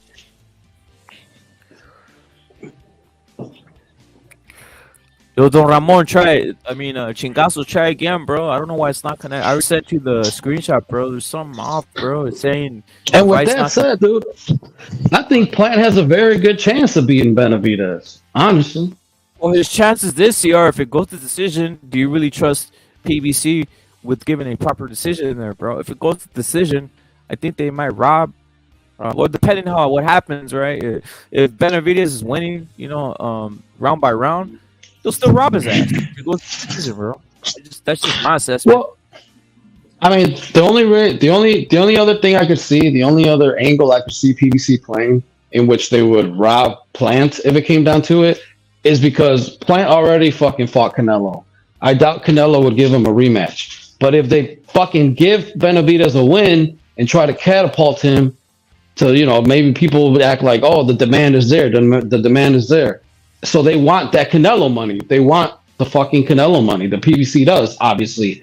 And that's the only way I could see them trying to push Benavidez, is so to try to lure Canelo back in. But because I don't see Canelo giving Plant a rematch like that. I just don't see it.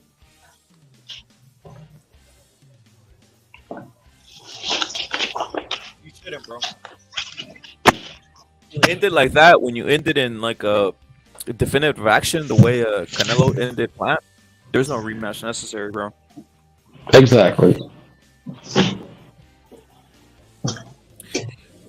But they'll have themselves an A-side Plant, bro. I guess is my conspiracy they got going with PBC. I think David could be an A-side over there, to be honest. I think he has the style, and he could attract a lot of views, bro, especially if he's marketed right? So I don't know why they would rob him, but obviously we're seeing that PBC has a sense of they love robbing Mexicans over there, bro. Oh yeah, I mean, look at that fool Brandon Figueroa, bro. He got robbed by Stephen Fulton. Guys like that, bro. Dude, I just can't wait till they're done, till they're out of the sport. Like, I hope this is their last year, man, for real. Like, I'm shocked Showtime is still in the boxing game. I'm shocked. And who knows? Maybe the fucking villains never die, bro. Villains never die, bro. That's what happens in the world, bro. They never really die, bro. They always come back and they live to fight another day, bro.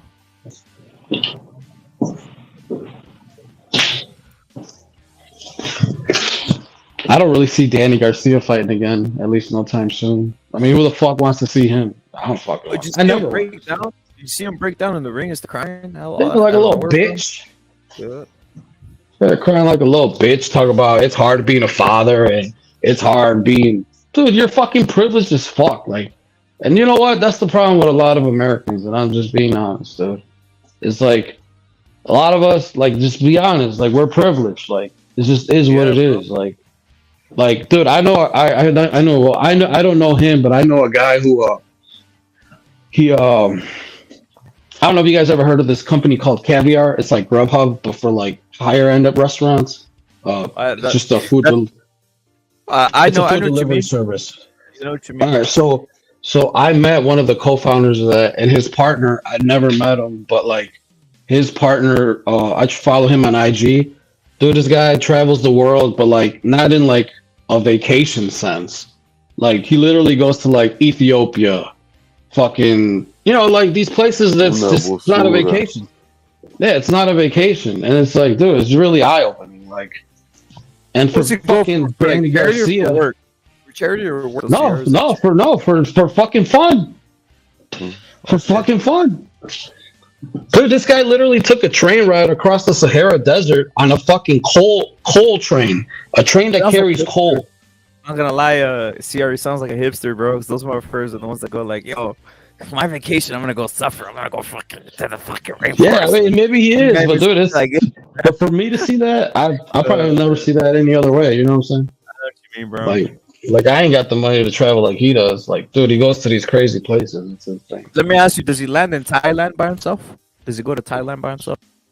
No, he actually has like a chick that travels everywhere with him. I mean, I'm sure it's fucking 1 in a million for you to find a girl to do all that crazy shit with you. Like, dude, this coal train ride was 12 hours long across the desert with nothing over your head, no roof or nothing. You're just sitting in like a train car full of coal. Like, who does that? Nobody does shit like that. Like, nobody would do that. You better hope she doesn't just, go I get. guess- Yo, you better hope he doesn't take her to one of those places and he fucks around and gets her raped, bro. You know what I mean? Like a fucking, you know what I mean? He's just like, he's in the middle of nowhere and they just take her like crazy, bro. No, yeah, and they're Asian too. They're not like American. They're Asians. Oh, they're Asian. But you know what? I think worldwide people perceive Asians as like being like neutral, right? Yeah, I think so. Like, he'll go into like African tribes and shit, like real legit African tribes. Like, it's crazy. But yeah, it could be dangerous too. Passive is saying my girl's mom's boyfriend Loki hates Canelo and likes Triple G. Starting to question if he's really Mexican though. Facts. So passive. Who knows, bro?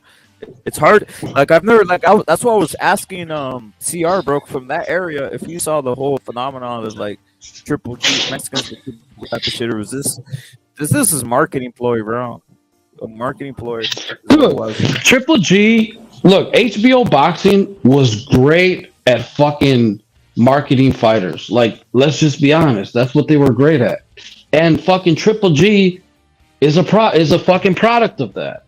Like, yeah, he's a good fighter in history. Yeah, I'm not taking anything away from him, but at the end of the day, it was HBO that made him a star, and it was just trying to lead him up to a fight with Canelo, and we all saw what happened. That's just what it was. That's what it was there. Just like Adonis Stevenson, dude, they made him out to be Superman. You guys don't remember that shit? When in real life, he's a fucking piece of shit. Look at his name, bro. Look at his name, CR. Like, these guys come up with like outrageous, do Mexicans do this? Do Latin people in general do this? Furioso? Do people am I gonna name my kid like fucking? I don't have any, but imagine if would I be naming him like fucking Superman or some weird shit? These guys name their sons King, Honest, what the fuck, Lord, like what the fuck? These guys always Rabbit. Oh, you said it, Rabbit, dude. That's funny as hell, dude. I was just about to give you that, dude. I know a motherfucking black dude that named his kid Lord. Like, what the fuck? Like, when I heard that shit, I was like, bro. See what I'm saying? They're Like, crazy like that. That's what I mean, honestly, I thought it was gang related because I don't know if you guys ever heard of the Vice Lords. It's a gang around here. So I just thought maybe dude was a Vice Lord, and that's why he named the kid that. I mean, it could still be. I don't know the real reason.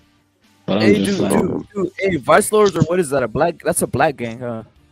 Yeah, it's mostly black gang. Yeah, it's a black gang. What's the Mexican gang there, bro? I have an interest. What's the Mexican gang in that area, bro? Like the Latin Kings, you got the Satan Disciples. Is Satan Disciples Mexican, or is it everybody? Is what I'm asking. Is it Mexican? No, it's mostly Mexicans. It's mostly Mexicans. I mean, you get your white boys here and there. Fuck, you'll even get a random black person in these gangs. I've met a black king before, but I mean, it's all hood at the end of the day. But yeah, for Mexican gangs, you got your Latin Kings, your Satan Disciples, your Maniac Latin Disciples. Oh fuck, I'm not like Maniacs. Chicago has a shit ton of games. Bro. They even got a gang that wears pink. I forgot what they're called. I think the IG. Come on, bro. No, I swear to God, look it up. Look it up. Look it up. You think I think they're called the IGs, the Imperial Gangsters. I think. Look it up. You don't believe me? Look at gangs in Chicago. Them motherfuckers wear pink. CR's breaking it down, bro. They got the pink gang out there, bro. They do. They fucking do. Look it up. Pink gang, bro. They literally do. Hey, The Lion Kings though, there's no like one pure Mexican gang. You know where they like very pure and shit, where they don't let anybody like. Well, back in the day, I mean, I don't know if they're still around. They had like Sureños over here. You're from Cali, right? There's Sureños over there. I'm not sure. They used to have Sureños around here, but those were pure Mexicans. And then they had some Norteños. Now they have integrated. Latin Kings is integrated then, right? It's every any Latin could be in that gang. Right? Southsiders, bro. Yeah, they have white guys in the Kings and shit like that. So. But I mean, yeah, I haven't kept up with that shit for a while. Like I said, I'm grown now. I don't really know like people that gangbang anymore. During I saw some shit, bro. It was funny. They had like some beef going on in when it was the riot was cracking off in Chicago, bro. They're making well, yeah, because what it was is these fucking blacks, they weren't protesting, they were just looting, even their own neighborhoods, destroying their own neighborhoods, and they got mad. They got mad because the fucking us Mexicans, we weren't letting them come in and do that shit, dude. We were literally when the blacks were coming in, we were literally kicking their asses out of there, and then they started driving the narrative that Mexicans were beating up on blacks and this and that. It's like, no, we're just not going to let you destroy our neighborhoods like you destroy your own because you guys don't give a fuck because you're fucking savages. Like, we don't, like, yeah, that's what it was. It wasn't like nothing crazy. It was just, we're not going to let you guys destroy our Foot Lockers, you know, our Nike stores. Like, just that's all they were going for. They weren't going to, it wasn't no protest. It was just fucking stealing to get free shit. That's it. Yo, CR, you're breaking down real news, bro. Thank you for doing this for real. I saw that, you know, and they were saying, you go see the mayor you got there, right? That like crazy fucking Beetlejuice. Yeah, that bitch. She's on. Yeah, hopefully they get her out of office. Yeah, that's weird, bro. It's got weird shit going on over there, bro. But yeah, bro, I saw the riot. LGBTQ. This bitch is getting into domestic issues with her white wife, like all types of goofy shit. The fucking state's attorney here is a black bitch named Kim Fox. That bitch is the worst. She's fucking evil. But dude, they're doing that. Like, they're doing that shit on purpose to destroy the city. Like, it's crazy. It's fucked up. What I learned from CR, which out of my mind right now, is the Pink Gang, bro. Pink Gang. Look it up, man. I'm telling you. Look it up. They literally wear like Pink Panther shit on their clothes and shit. Yeah, they be having the Pink Panther on their clothes and all types of gang, bro. Damn. Oh, is it a black gang, by the way? CR? Is it black? Or is it a... I think they were white. I can't remember, though. Are you serious, I've only seen like once ever in my whole life. Funny as fuck, dude. It's funny as hell. We got Don Chingazos and we got Puro Suit on here, bro. Hey, what's up? Can you hear me, bro? I'm using a new mic. I don't know if it's loud and clear, bro. Loud and clear, bro. Right.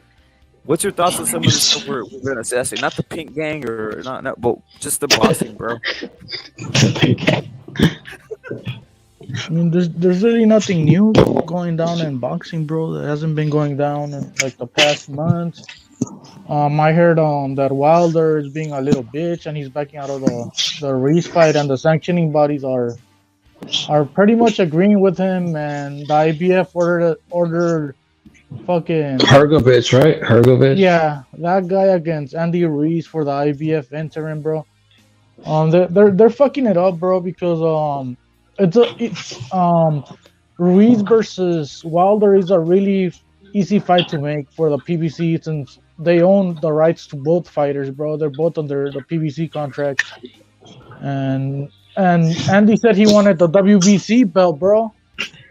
He said, "Oh, I really want to earn the WBC belt, the green belt. That's the belt that a lot of the boxers prefer for whatever fucking reason. I don't really give a shit." And Andy has never won the WBC belt, so they're taking that opportunity away from Andy, bro, and making it the IBF instead. Oh yeah, because him and Wilder's supposed to be a WBC eliminator, right? Or some shit like that. What happened? Yo, bro. It's called the Pink Panther Gang, bro. It's fucking hilarious, bro. Crazy. You looked it up. Of course I did, dude. And it's called the Imperial, right? Imperial. Yeah, Imperial Gangster, the IGs, yes. What I tell you, the IGs. Crazy, bro. Yo, Black gang? I can't tell. I just know it. Look from what I'm seeing, look might look Hispanic. It's a black gang. It's probably Is a it? black gang. Probably is. Probably is, bro. They like wearing pink. They do. Yeah. They do. Yeah. Pink and purple. They love wearing that shit. They love wearing that shit. Yo, I was going to say, Shingaso, what do you think of Ryan and Tank, bro? What do you think of that fight, and what do you think of the timetable where they have Tank Davis taking a plea on May the 5th, which is leaving room, meaning that the fight's gonna happen April, early April, bro. This isn't happening. If it was happening before, then we'd be like, oh, this shit's fucking over with. But he's taking a plea after, bro. What's your thoughts on that entire situation?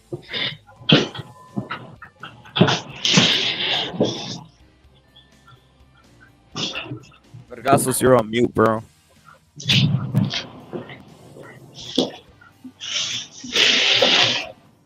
You see, these guys are, bro, you guys got a lot of gangs over there, bro. A lot of gangs, bro. Oh yeah, there's a lot of gangs that originated in Chicago. Like a lot.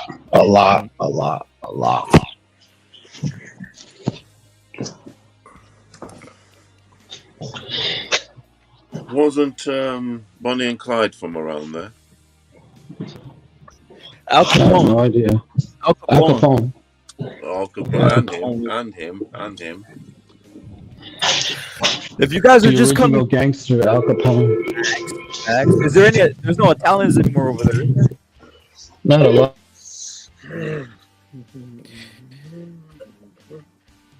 Yo, guys, if you guys are just coming through, let me break the news to you guys. Tank Davis is gonna have his sentencing on May the 5th, Cinco de Mayo, right? But that means that basically he has time to make the fight April 15th, right? That fight's gonna happen. Ryan Garcia versus Tank Davis. A great fight. Obviously, I have Ryan Garcia knocking out Tank Davis, and that's the news. You know, don't buy the bullshit. Don't buy the Tank's going to jail. Tank's going to prison. He's really not. Before the fight, at least. Before the scheduled fight, he's really isn't. So we can see this. There's no excuse. Tank can't purposely get himself. That's what I thought, bro. I actually thought when Tank was doing the whole domestic abuse, I thought he was self-sabotaging on purpose to avoid the Ryan Garcia fight when he was getting charges of domestic violence or whatever. So he can't hide, and that's why you see right there on the bottom line it says Tank Davis will not escape his ass whooping, because he's not gonna escape his ass whooping versus Ryan Garcia. Yo, Puro, are you there? Yes, sir. Yes, sir, bro. What's your thought on this entire scenario? We've been saying the fight's gonna happen, and now obviously with the sentencing at the way it is, obviously it's after the date of the fight. What's your thoughts on that with Tank and Ryan? Well, hopefully the fight gets announced soon. You know, and get to buy my tickets. That's about it. Well, it's promotion too, right? Isn't this funny that it's like on almost promoting the fight by announcing this? I mean, I'll be honest, bro. I don't think it needs too much promotion. I think it's as big as it's gonna get.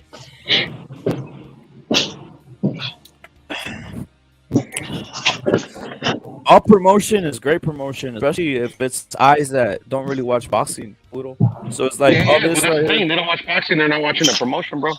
If I see a commercial on like regular, like like fucking, billboards out there, then maybe it'll get a little higher. But yeah, bro. I mean, they don't promote the fights, bro. I mean, it's one of the biggest fights in boxing, but I mean, like it's not like in the past where it's like and there's gonna sell a whole lot. Yeah, they're not gonna have a tour promoting it like before. Like they're not gonna do that. Like I haven't seen one of those in a minute.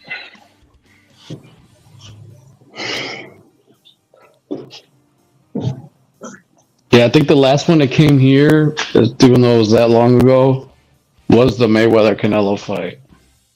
They actually did a tour.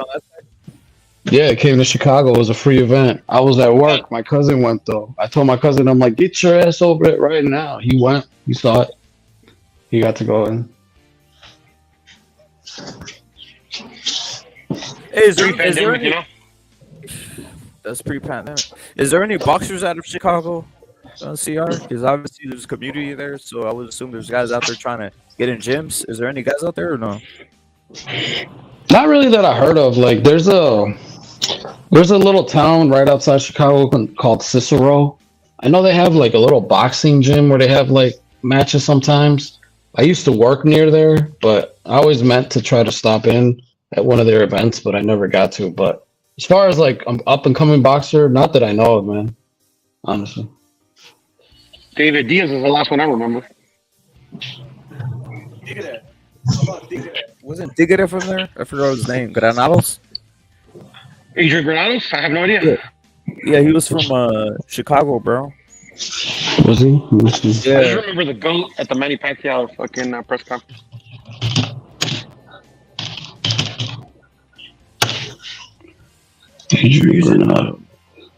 Yeah, usually that was like before, that was before the Cubbies. Yeah, he was out of that place. He was out of Cicero, Illinois. The place There I'm it is, telling bro. you. Yeah. Yeah, there it is, bro. Yeah. Yeah, he was out of Cicero. He probably fought in that gym that I'm telling you about. Honestly. I remember when he upset that Imam guy, Amir Imam. He was supposed to be something, and then Granados beat his ass.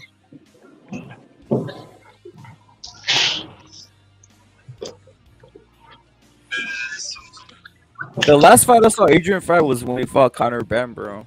Right? And Conor Ben, obviously. Yeah. Was on And he he's on actually, every- Granados looked up pretty good. I thought He did. He did Looked look pretty alright. good in that fight. For, just on the downcline of his career, he looked pretty good. I'm looking at the box track. Yeah, Conor Ben was his third fight in 2021. He fought 3 times that year. Granados did. You see Amir Imam at the bottom? That's his big fight. That's where he kind of got notoriety. Because that guy Amir was supposed to be something. No, he lost to Danny Garcia. Racist black man. That guy Amir Imam's a real racist. Some black Israelite type hate shit. Amir Ahmad Iman. Yeah, I see it. There's a lot of those guys on boxing YouTube from what I've seen.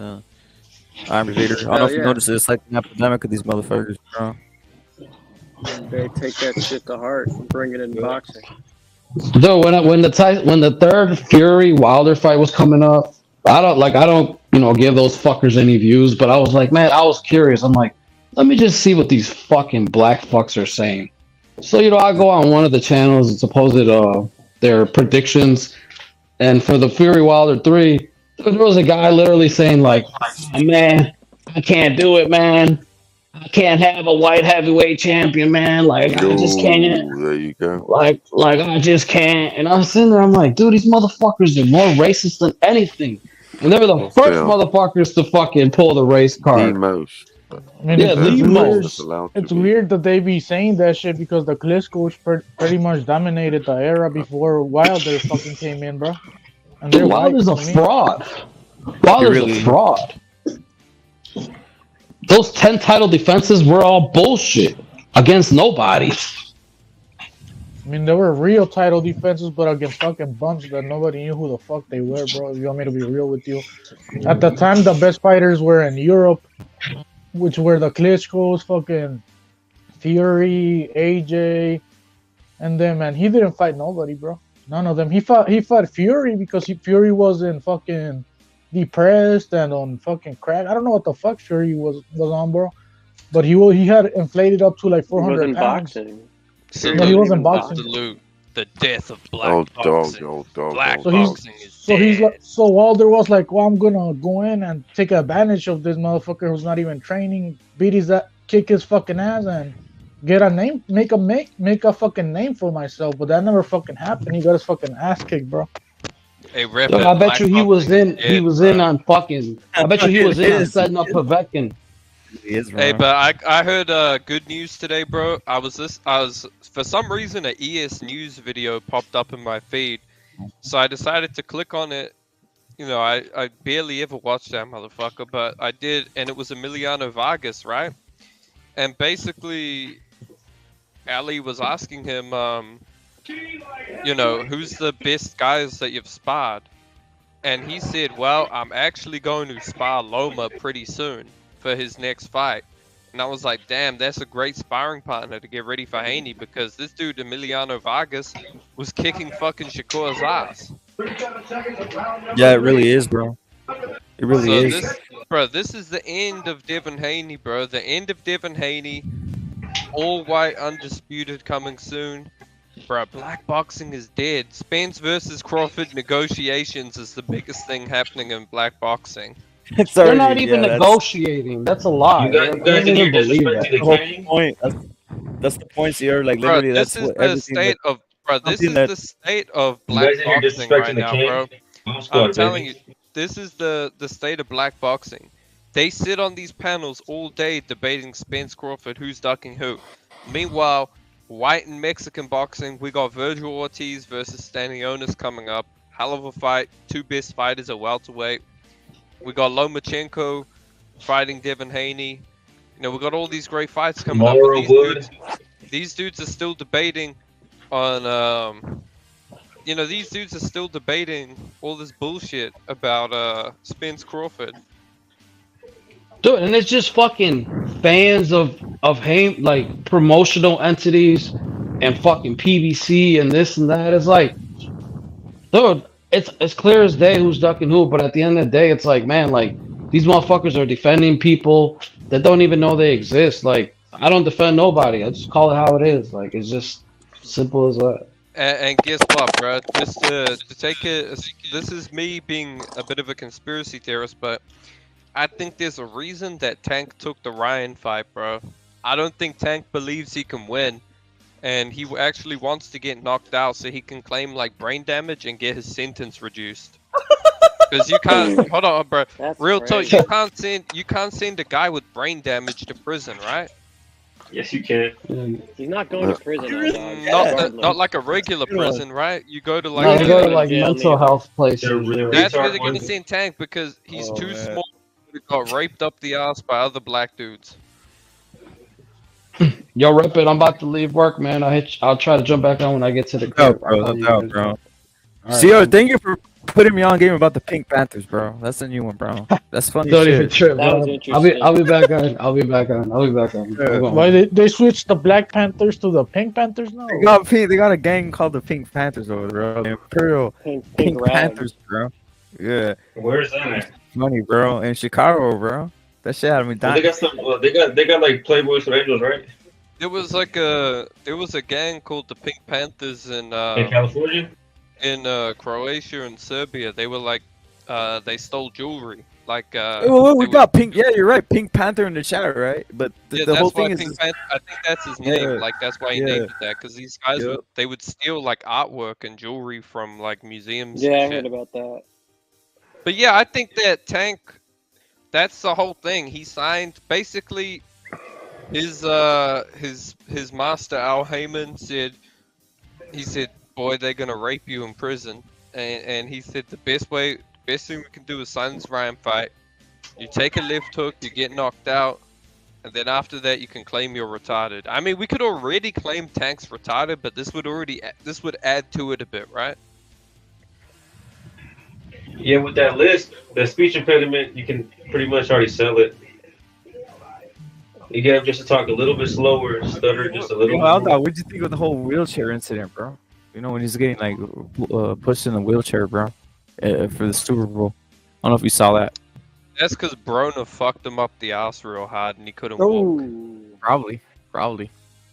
No, I mean, dude, seriously, bro. But It looks funny, seriously, bro. Black boxing is dead, but I'm telling you, I'm starting to see things line up, bro. They got Oshaki, bro. They got Oshaki though, Dog. They got Oshaki. You know, they brought him out. They brought Oshaki out of who the fuck knows where, bro. It's like that's just funny, bro. Like that's the main guy. That's like all of a sudden Oshaki became a thing, bro. That's all I gotta say. Oscar Valdez would knock him the fuck out. Probably, I don't know, but the funny thing, like I said, like these guys were like lurking, all right, and when he won, they're like, "Oh, Shaky's that guy. Oh, Shaky likes Mayweather." Like, it's fucking crazy. Oh man. Hey, But also, anyway, yeah, What's up? that's my thoughts, man. And listen, anyone who's worried, bro. You guys don't have to be worried about this Haney Loma fight. I'm telling you, it's gonna be a knockout. Oh, I I'm with like you. it. I Well, you like know what it. the odds, Oh god, I like odds it. were? You know what the odds were out, dog? Supposedly, Haney's the Scalebender. favorite.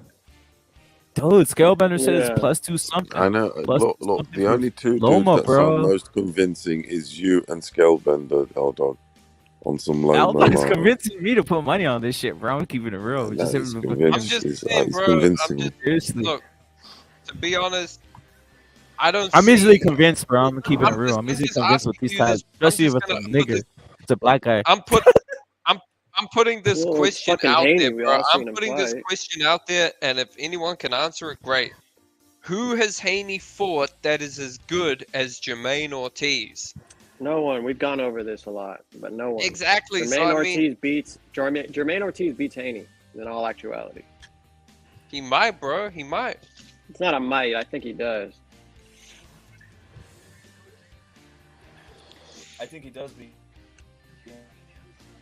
Jermaine Ortiz is that's the type of fighter young black Americans duck. That's a perfect type of fighter they duck. Guys who have size advantages for their weight Yeah, class. someone and their are own young. size. Guys who have size advantages in their weight class and are young coming up fighters, black people duck them.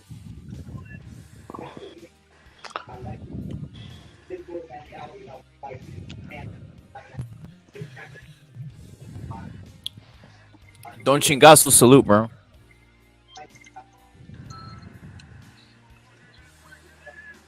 Don Chingazos, you there?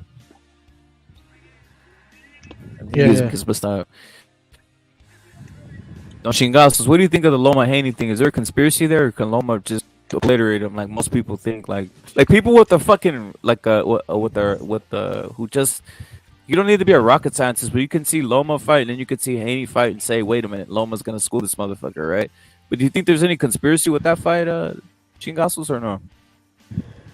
Well, probably, bro. Like all this fucking narrative about Haney going through Ramadan and all this bullshit. He's just making the negotiations fucking hard just to fucking just to duck in the end.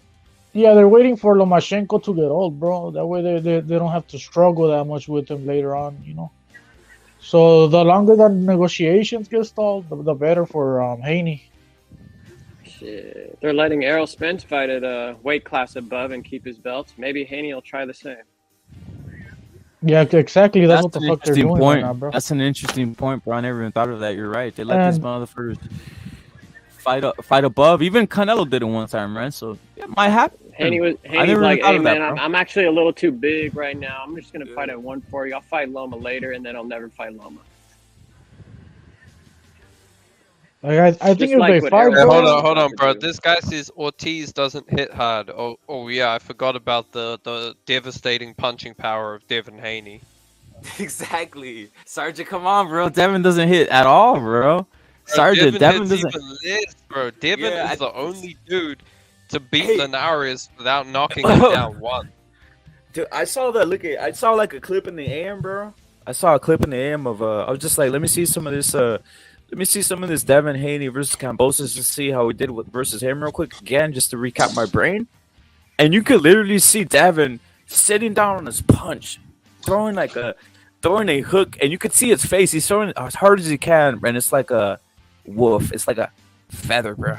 It's like this guy has no punching power. Bro, he's already pulling his punch before he even punches. That's what I find funny, right? They post these. They do this every camp. They're like Devin Haney, new and improved power, and it's like him hitting the bag, and it's like, dude, you can tell there's no power on those shots. Sure, it makes like a sound, but that's because he's in like a big hollow room where it's gonna echo, right? Yeah. Yeah, that's true. That's true. I mean, also, you think that fucking Loma's just gonna stand there like a heavy bag and let him hit him? Fuck no. Hey, something else. Haney's footwork isn't all there. He has like clumsy feet, bro. He just hasn't fought anybody who really can expose it. He has real clumsy feet. It's hard for him to turn. Look, I think people assume because he's black. That's what I noticed. Something else. There's always like the assumption of being black that you're fast or something. He has no rhythm, and he really can't Zoe move says that well. athletic. He's athletic. Look, Yeah, I'll that's say just this. that. I'll say this. He's definitely he's quick. Like he is quick. I'll give him that. But does he have good footwork? No, not in my opinion. I mean, it's not terrible. It's not bad, but it's nothing special. How about He for that whole sure thing when can't it's finish you. he has a scoring jab? Hey, hold on. I'm not even gonna go on about that jab, bro. Just watch. Just watch. I've already said what's gonna happen. Rip it. I'm pretty sure you see the same thing, right? Yeah, of course. So I mean, all They're I'm having a saying is, wait, they're having a problem, bro. I'm gonna tell you the problem. I'll say this. I'm gonna get too much, but they're having a problem with Devin Haney. The problem is this: they're stuck on this whole thing of mastering the art of throwing the jab. And if you don't catch that, you lean in with your right and hug you. I think that's gonna be a bad thing for Devin Haney if he tries that. That's all I gotta say. Because they're having this it's an art they're trying to master, right? Keep on yeah, practicing that. You mess there's around and get fucked black up. dudes posting YouTube videos now doing like the jab and clinch tutorial. Look at that skinny motherfucker you're talking about. The one Yeah. yeah, he's all with it. He's all with that shit. So jab calls. He has a customer who's trying to lost about 14 inch cut off saw. Who's that?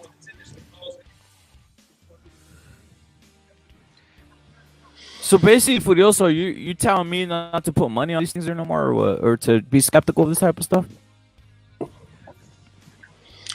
These PBC fighters, and if there's, unless the guy's got potential power to knock him out, no, he's not. It's a done deal. You No guys chance. think Haney and Loma are even fighting, bro, or They're it's just fighting, bullshit? bro. Just to... I think they're I fighting, think it's bro. gonna happen. I think. I hope so. I think like, we're kind of like let's pretend it's not happening. Then who else are they gonna fight?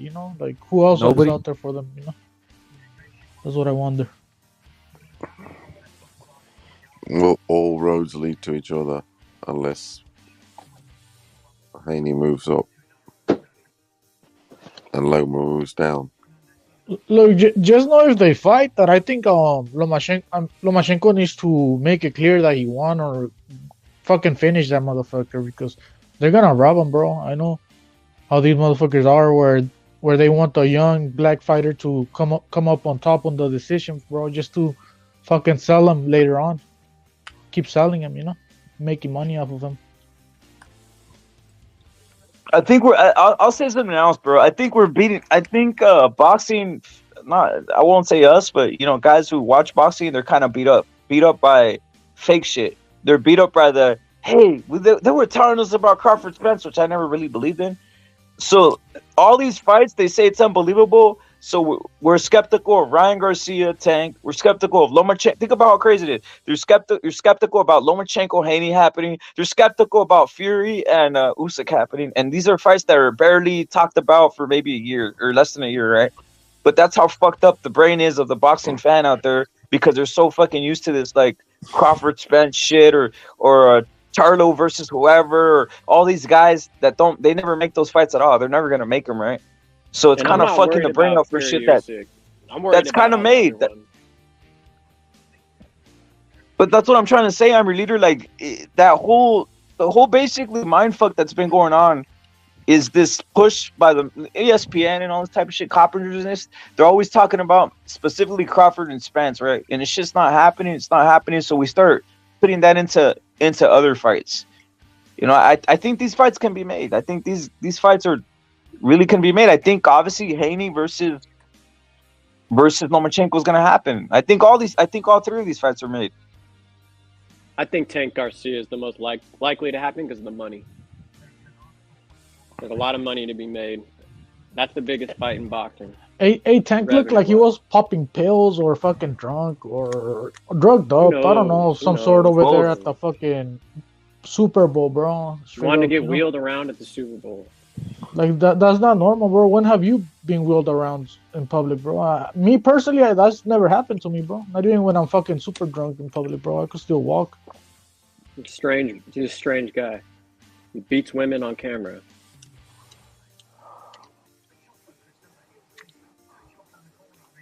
Yeah, there's some people are saying that he's you doing that shit as deception, you know, as like to fool Ryan that he's not healthy, and when he pops up at the fight, you know, come in healthy and powerful or whatever, you know. I Ryan really looks don't know. stupid. I think maybe Ryan's he's gonna on. come in his A game. He's gonna bring his A game.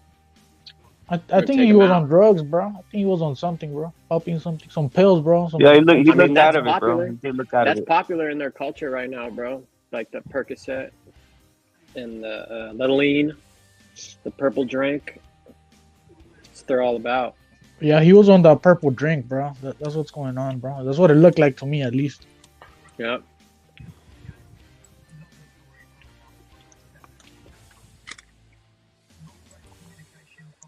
Yeah, the purple drink. They're on so much shit, bro. Like, I'll even say this: there is a PED. There's a PED or a relaxer. That's another thing. I think it was Aldago mentioned about the PEDs, or who's the one that mentioned about the PEDs? I think it was Killer Be Killed. Mentioned about the possibility of them not announcing the fight because he's still doing PEDs, the PED cycle or the testing. There is like I forgot what the drug is called, but there is one that you take that's almost like a muscle relaxer, and it helps. You take it along with other steroids and shit. I forgot what it's called, and that was the look Tank had, bro. I'm being serious. That was the look that Tank had. He looked like he was taking that shit. I don't know. I don't remember what it's called, but it's very famous for like guys who bodybuild and shit like that. It like almost knocks them the fuck out all the time. Yeah, man, it's hard to think why that fucker decided to be in a wheelchair that day. It hurts my brain trying to think why he told his homeboys to wheel him around.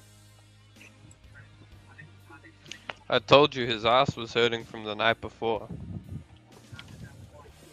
GHB, thank you. Scalebender, salute, bro. Thank you. GHB, bro. Scalebender, thanks, bro. Exactly. That's exactly what I thought when I saw him on the wheelchair, bro. He's on some GHB, bro. Right on point, Scalebender. Thank you, bro. That's exactly what I thought, bro.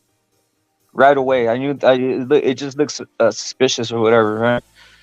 And that's the look they get. The reason I know is because I actually know people who took PDs and all this type of shit, you know, and that were big He's into out that here bullshit. accusing Ryan of PEDs with no fucking proof of anything. I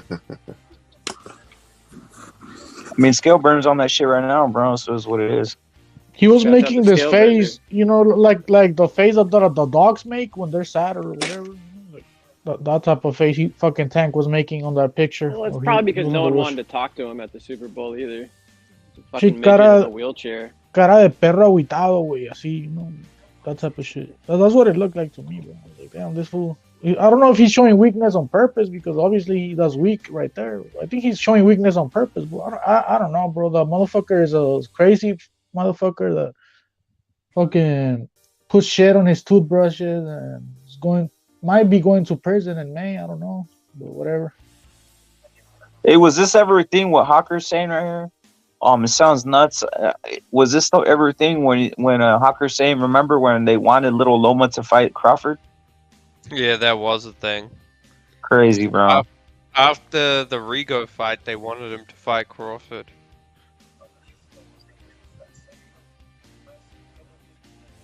Of course, soccer. Of course, they use it for all types of shit, bro. Yeah, that too. Date rape, bro. I mean, literally, that's part of it, right? That's why we joke around that he almost his ass was.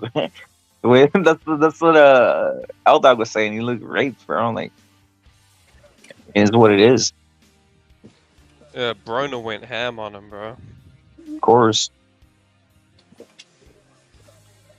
Hey, what do you think about Stanionis Virgil L-Dog? Because that fight's happening too, and it's like less. Hell of a fight, man. Hell of a fight.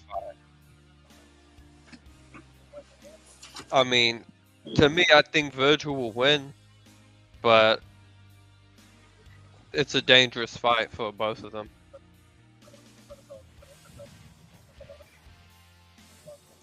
Yeah, it's already done for April 29th, I think. The Stanionis versus Virgil. I got Virgil obviously I think Styonus he doesn't box around. He actually goes into fight. So it's gonna be an actual real fucking fight in there.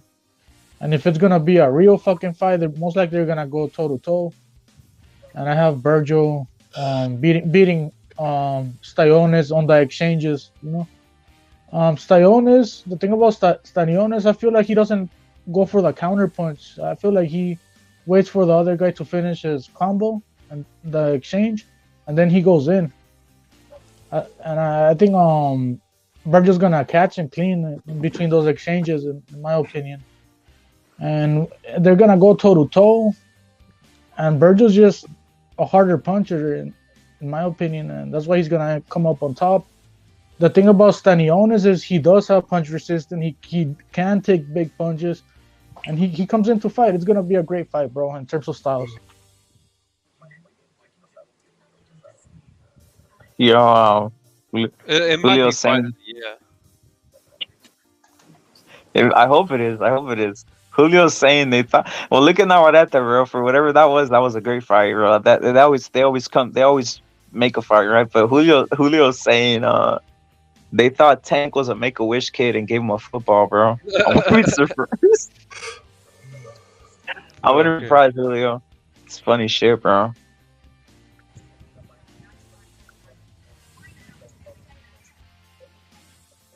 You know, Stanionis and guys like this, they have more. Look, what's the name of that guy? Budiev, Stanionis. They have more prospects coming out than even like.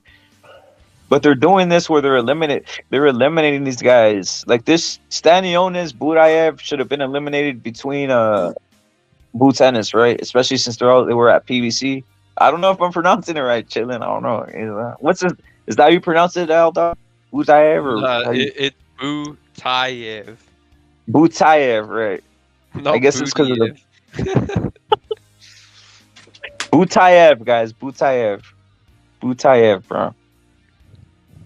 Those guys should have eliminated themselves with Boots Ennis. Virgil has but more balls. They didn't want Boots Ennis to face those guys, bro.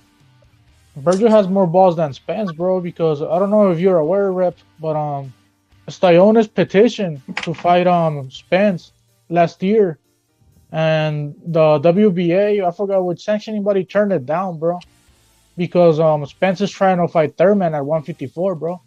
So I'm telling you, bro, Virgil has more balls than Spence, because Virgil didn't think about it. He went and took the Styonus fight for the WBA regular, bro, as opposed to fucking Spence, who he was supposed to defend the mandatory against Styonus, and Styonus even went as far as to petition the fight, and they turned it down, bro. He's a fucking pussy, and he's looking for the easiest fight available, which happens to be Thurman, bro.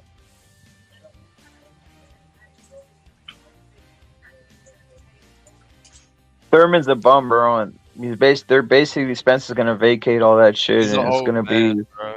He really is, bro. Hey, Rep, and in addition to what I just said, bro, a lot of people are saying that Virgil could petition for Crawford's belt, but we just seen fucking Styonus petition for Spence's belt, and they didn't do shit about it. So yeah, exactly. Same thing will happen with Virgil. Well, they're saying Rocha, bro. They gotta take the belt from fucking Crawford if he doesn't fight the winner of Stanionis or Virgil.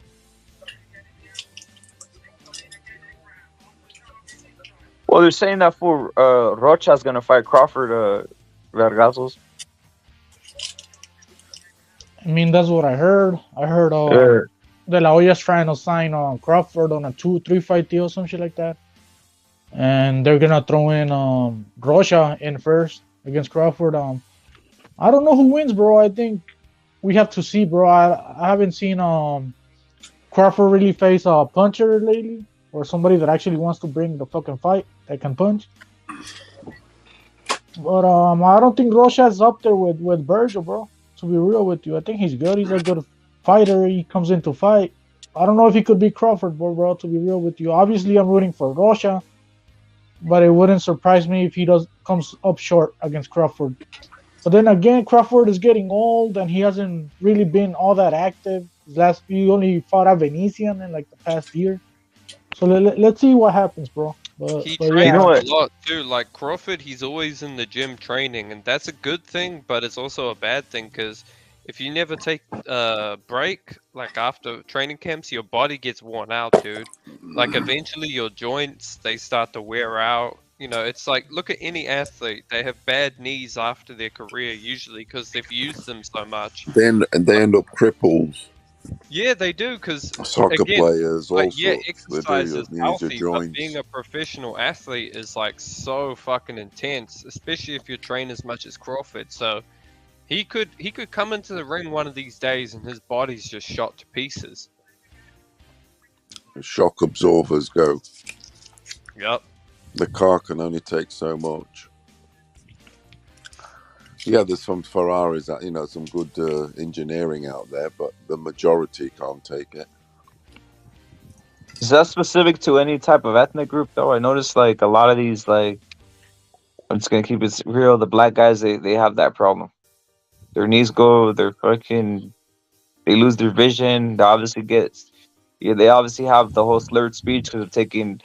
They don't even take. Think about this. The whole style is not to take damage, but they have slurred speech. So the few hits they are taking is affecting them. The knee problem, they always have problems with that. They always like Mayweather had problems with his hand. With his hands, they're very brittle, and that's the typical thing that happens with these guys. Like, it's like a genetically, that's just not. I don't know what it is for boxing. Look at Muhammad Ali. Look at Muhammad Ali, another one. Look at the way he was looking, dude. Like he was out here Yeah, I shaking think and all this other shit. yeah, I think black fighters are affected more in their brain, like life Yeah, after they are, boxing, bro. you know. And Yeah. I obviously any fucking pro boxer that goes at the top high level, bro, they're not gonna come out Yeah. the same. It's fucking boxing, bro. But I mean, Yeah. I don't see fucking Chavez who had more than 100 fights slurring shit or with Nah. dementia or let me bring You know another why else example. I mean, put it this Roberto way. Duran. Roberto Duran is like what, like 80, and he's Yeah. still talking Regarding like a knees, regular person, bro. knees, And he had more than regarding 100 knees. fights, bro. Facts. Look at Tommy Hearns. He can't even speak right, bro. Tommy Hearns is fucked. That guy Razor Ruddock is James fucked. Tony, James You know what Tony's else it is fucked. though? Evander Holyfield. What's his All of name? them, Big bro. Baby. What's his Bro, name? these guys, especially the black fighters, they're weight bullies, bro. Riddick So they're Bowe. always Fucking cutting hell, all Riddick that Bowe's weight, fucked. and it drains the fluid around your brain because it takes it takes 48 hours to rehydrate the fluid around the brain. So these guys, that's why they go brain damage as well, because they're weight bullies who cut all that Yeah. weight, and their brain is not protected. That's why they have thought- weak brains.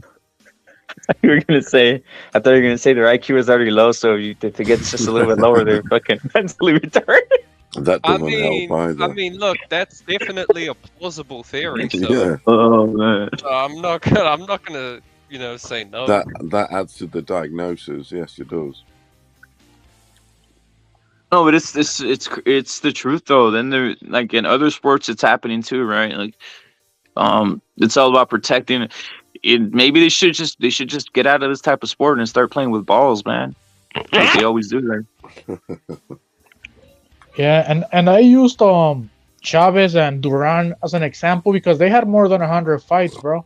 Yep. So they went through through the ringer. They went through everything you could And go they didn't fight like pussies either. as a fighter. Well, look, let me even use a modern example. Look at fucking Canelo, bro. He's had 62 fights. What if that was Crawford with 62 fights? What if that was Spence with Look at 62 Wilder, fights, bro. Wilder's already slurring, bro. Wilder's already out there on some. Wilder did get his brains fucking beat out Yep. by Fury though. Yeah, but you listen to Canelo talk, and he talks like a normal person, bro. And he's still learning shit. He He does. learned a new language, and he's learning how to golf better, and he has a business, all kinds of businesses, bro. Did you see what happened? Did you guys see what happened to Sweet Pea Whitaker, bro? Yeah, he was supposed to be like some super defensive guy, but then why is it all these dudes who are super defensive and they're like, oh, he never got hit. Why did they go brain dead and retarded? That's Like, what I'm saying. That's the nerd. But the thing is, they go back, right? So instead of like, you're supposed to like evolve from being a street thug. He literally went back. He went from never being a street thug to going to the Olympics, boxing on the back foot, and then becoming a street thug, meth addict, and I then don't dying, think bro. their Like, heads are as strong. I don't think their heads are as strong. Uh, Like that. They're not. look at I mean, fucking hell, just look at Muhammad Ali, right? They say that Yeah. this guy is the greatest of all time. There we go. Honestly, a lot of the fights I saw of Ali, he was just against the ropes, getting the shit beaten out of him, and then he would And come winning back. the rounds. And No, winning the no rounds. doubt, Joke. no doubt. He was a, he was a good athlete. He was tough, all that. But best of all time, nah, no way. Fucking He's a Frank great. Bruno's better than him. I don't know about Bruno. that. No. I don't know about No, that got one. no money. But, Fucking Tim Witherspoon. Tim Witherspoon would have whooped his ass. Put it this, I tell you who's better than him. Larry Holmes. Yeah, Larry Holmes. He was putting a would be- beating on him. He I'll was tell you all the this, time. Tyson Fury would have knocked Muhammad Ali the fuck out. Yeah, even Usyk and all that. I think Usyk would have beat him and split people like that. Same size. Usyk, same size as Ali. I got Usyk schooling Ali. He's a better boxer than Ali. I mean, when No, have we I'm not even joking. I when got have we? him I agree. schooling When have Ali. we seen Usyk go up against the ropes and just get the shit beaten out of him for like multiple rounds? That's the dream matchup actually, because they're the same same birthday, same measurement, same everything. I got the white guy winning, to be honest. Straight up. My Usyk can swim the 7 seas. Ali can't. Hey, did you see Roger Mayweather and then even Floyd Mayweather? He kind of sounds fucked up, and he even said that he already has like a form of dementia.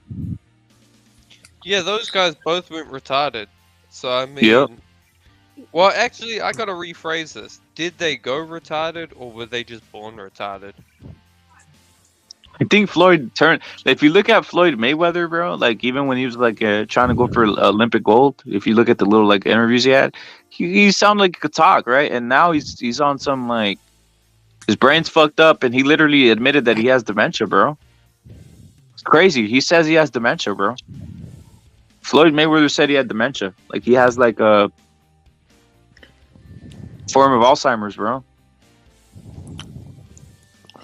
I mean, what's his name? Sean Zepeda confronted him It about. could be He was like, hereditary "Oh, also. he was Advanced with boxing. he was telling Mayweather, hey, I was your sparring partner, remember?" And fucking He Mayweather didn't. couldn't even remember that shit, bro. And Sean Zepeda was like, "Bro, you called me in the morning, bro, like at 12 p.m. or 1 a.m. in the Yep. morning, some shit like that, bro." And I he's like, kind "You of don't think, bro, remember?" that semi-conspiracy here, though, Vergasos. I kind of think that he doesn't even realize he retired sometimes. So whoever's running him books these fights, bro, and he thinks that he's literally he thinks he's. You get my point. He thinks he's training, bro. Like he thinks it's real stuff, and he doesn't realize what's going on, bro. I mean, that could be the case, but I mean, I don't Yeah. think he's that fucking crazy, bro. I'm pretty sure he's not that fucking crazy, but yeah, he's just doing exhibitions right now, bro. I don't know what the fuck he's doing, bro. Well, what's even crazier, bro, is to think about this. That fool Roger Mayweather was fucked in the brain, bro, but he was somehow in like Floyd's corner, and they were like, just that's fucking hilarious. The fact that they communicate with each other, whatever the fuck they're saying, right? He like, yo, yeah, hit a right with her. I told you. Hold up, rep it. I told you about What? that. But big, but bad. Yeah, that shit. Yeah, rock, Hold up. yeah, I'm big gonna bow, find that. wag, I'm bow, gonna find that bow. clip. Yeah. Oh man, big bow, bow, bag, bow. Right. I'm gonna Shit, yeah. timestamp and link it in the private Yeah. chat. Yeah. Maybe they It's were crazy, just bro. using fucking code code fucking sound. Code words. Maybe it's maybe it's something fucking.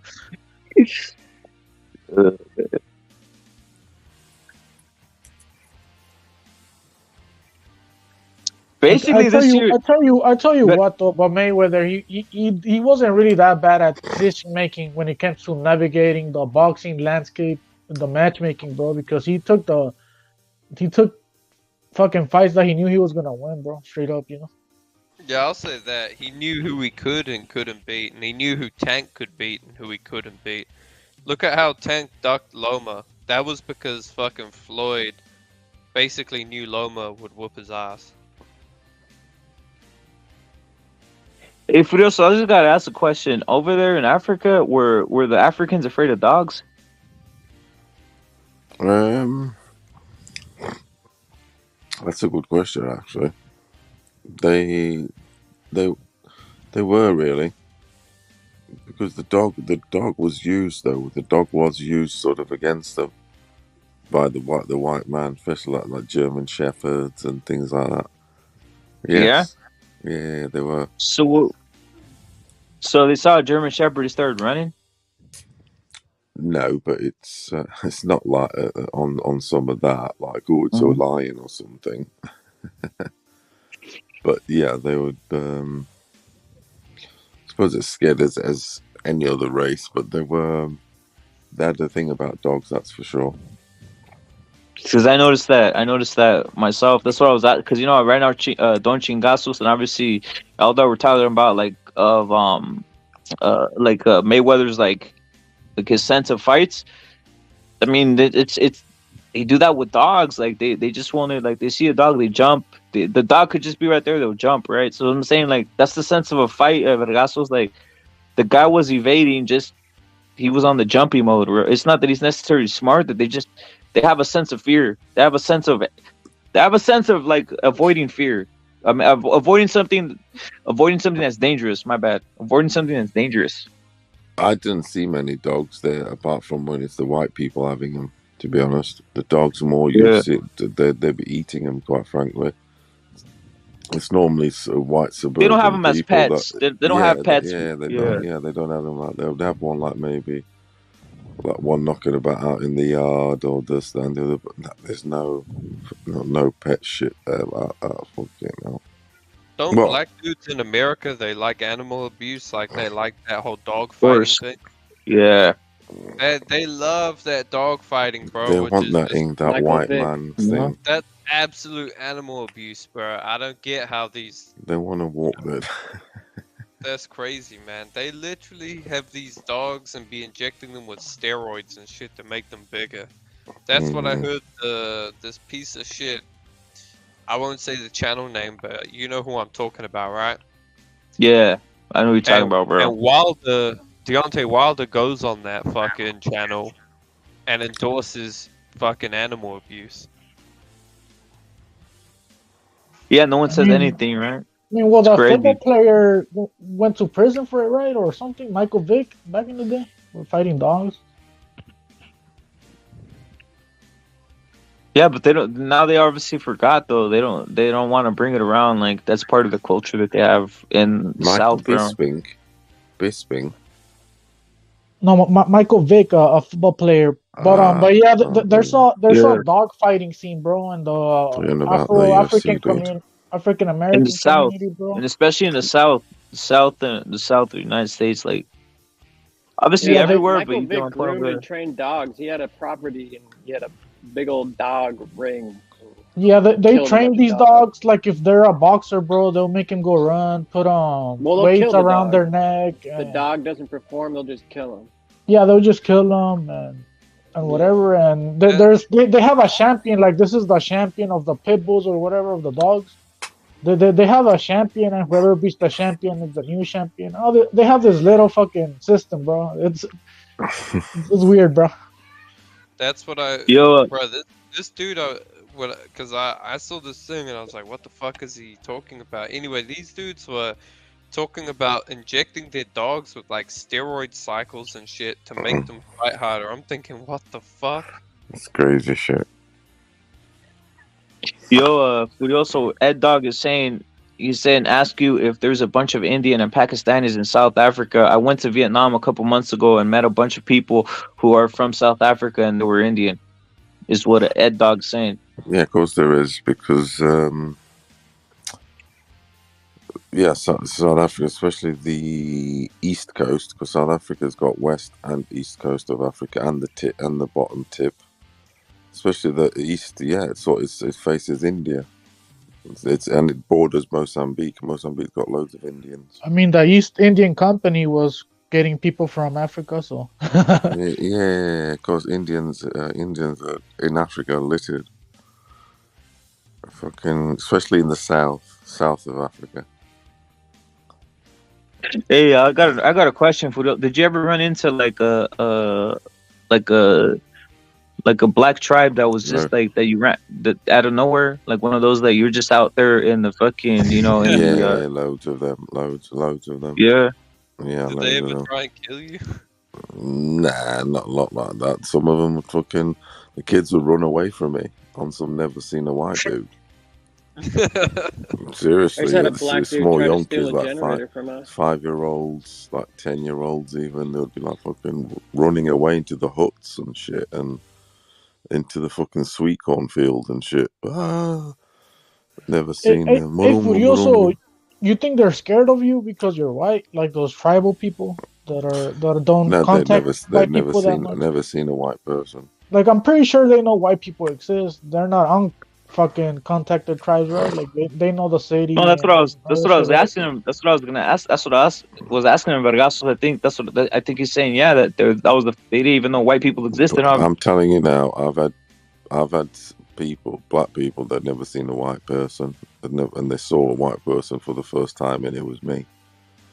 No two ways. I mean, loads of times. Crazy. Because I used to go into the right into the wild bush. To be honest, Isn't that how you lost your virginity? Yeah, of course. And not only that, you got to think that I didn't live in the big city there. I lived in a very, very small village, proper remote. No more than say 5,000 people. So it would be just bush, and you'd just be walking village into village. Some people have never been into the city. Black people from the village have never been into the city.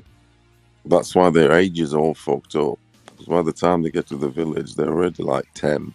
Do they travel by horse over there, like the fucking Africans? Or what? Nah, they got cars, they got everything. But I just used to walk around endlessly with, the people there, to be honest. Yo, Furioso, didn't you say that? But there's no roads, right? Like at those places and shit. Like, how do the cars go in? They drive Jeeps, Land Rovers, and all that shit. In Land Rovers, they've got obviously English too.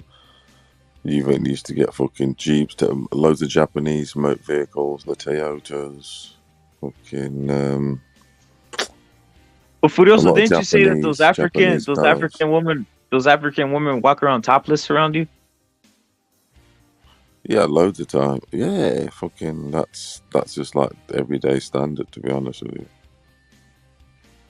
So you're really out there. You're really with these everyday. Yeah, standard. that's real. Yeah, it's just. The fucking tits start hanging low, sagging down and just shit. Normal. They weren't never wearing wear anything. bras and shit. Yeah, and that's the point. Just they'd literally do anything to them in the. In the bush and village, it's just anyway.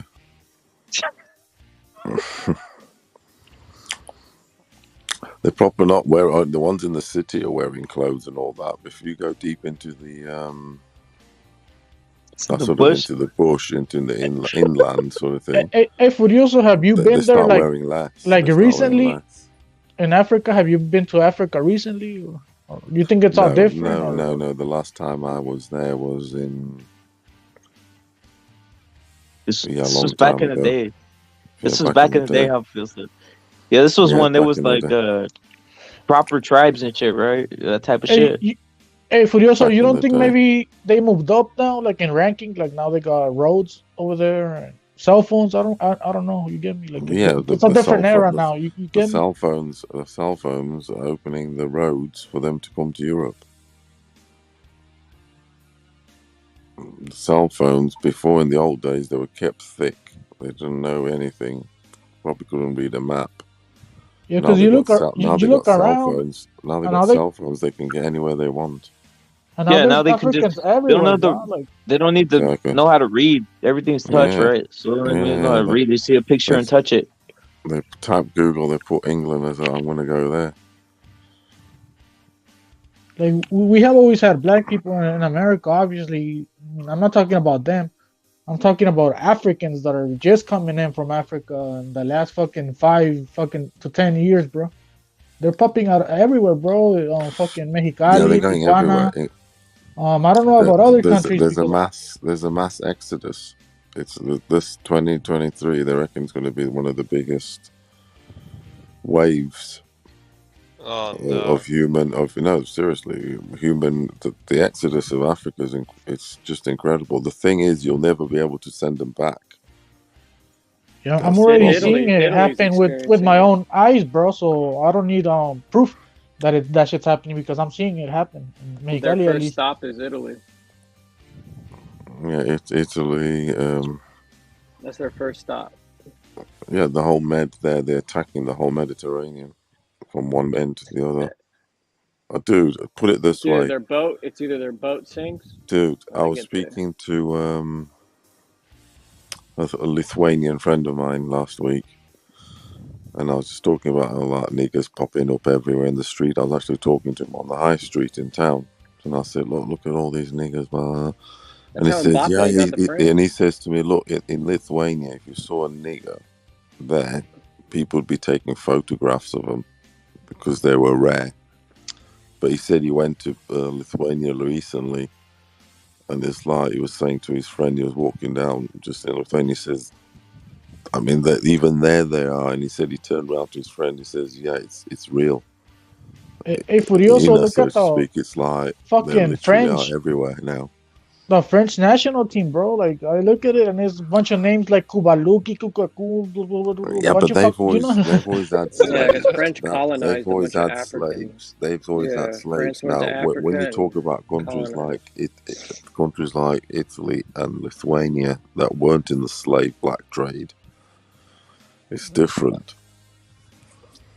Yeah, I look at the Italian national team and I don't know, it's just normal, just That's what I'm Italian trying to people. say. You get me? But I look at the French national team and it's like a recruitment from Africa, bro. Like they sent a French scout to Africa.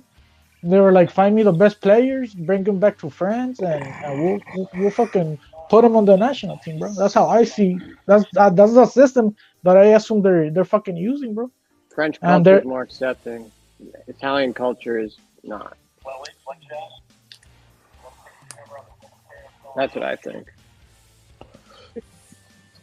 like the only one I see there is probably the Benzema guy, Karim. Fucking Benzema, that guy doesn't look black. He looks normal, like the French guy, you know. But other than that, it's just He is fucking Northern African. He is.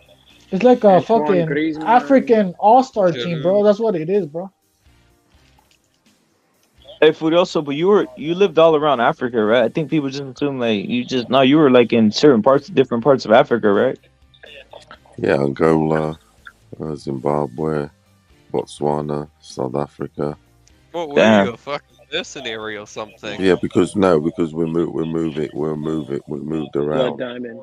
3 times were circumstantial, as in shit was kicking off, so we went to the next country, Right. literally, and then we went to the next country, then we went to Europe, then we went back. So at the age of 17, I had lived in 6 different countries, or I had 6 significant moves, is what I mean. Hey, you know what's funny, Furioso? They always say that racism is just people who haven't traveled enough. Well, I know what racism is. Trust me, I do.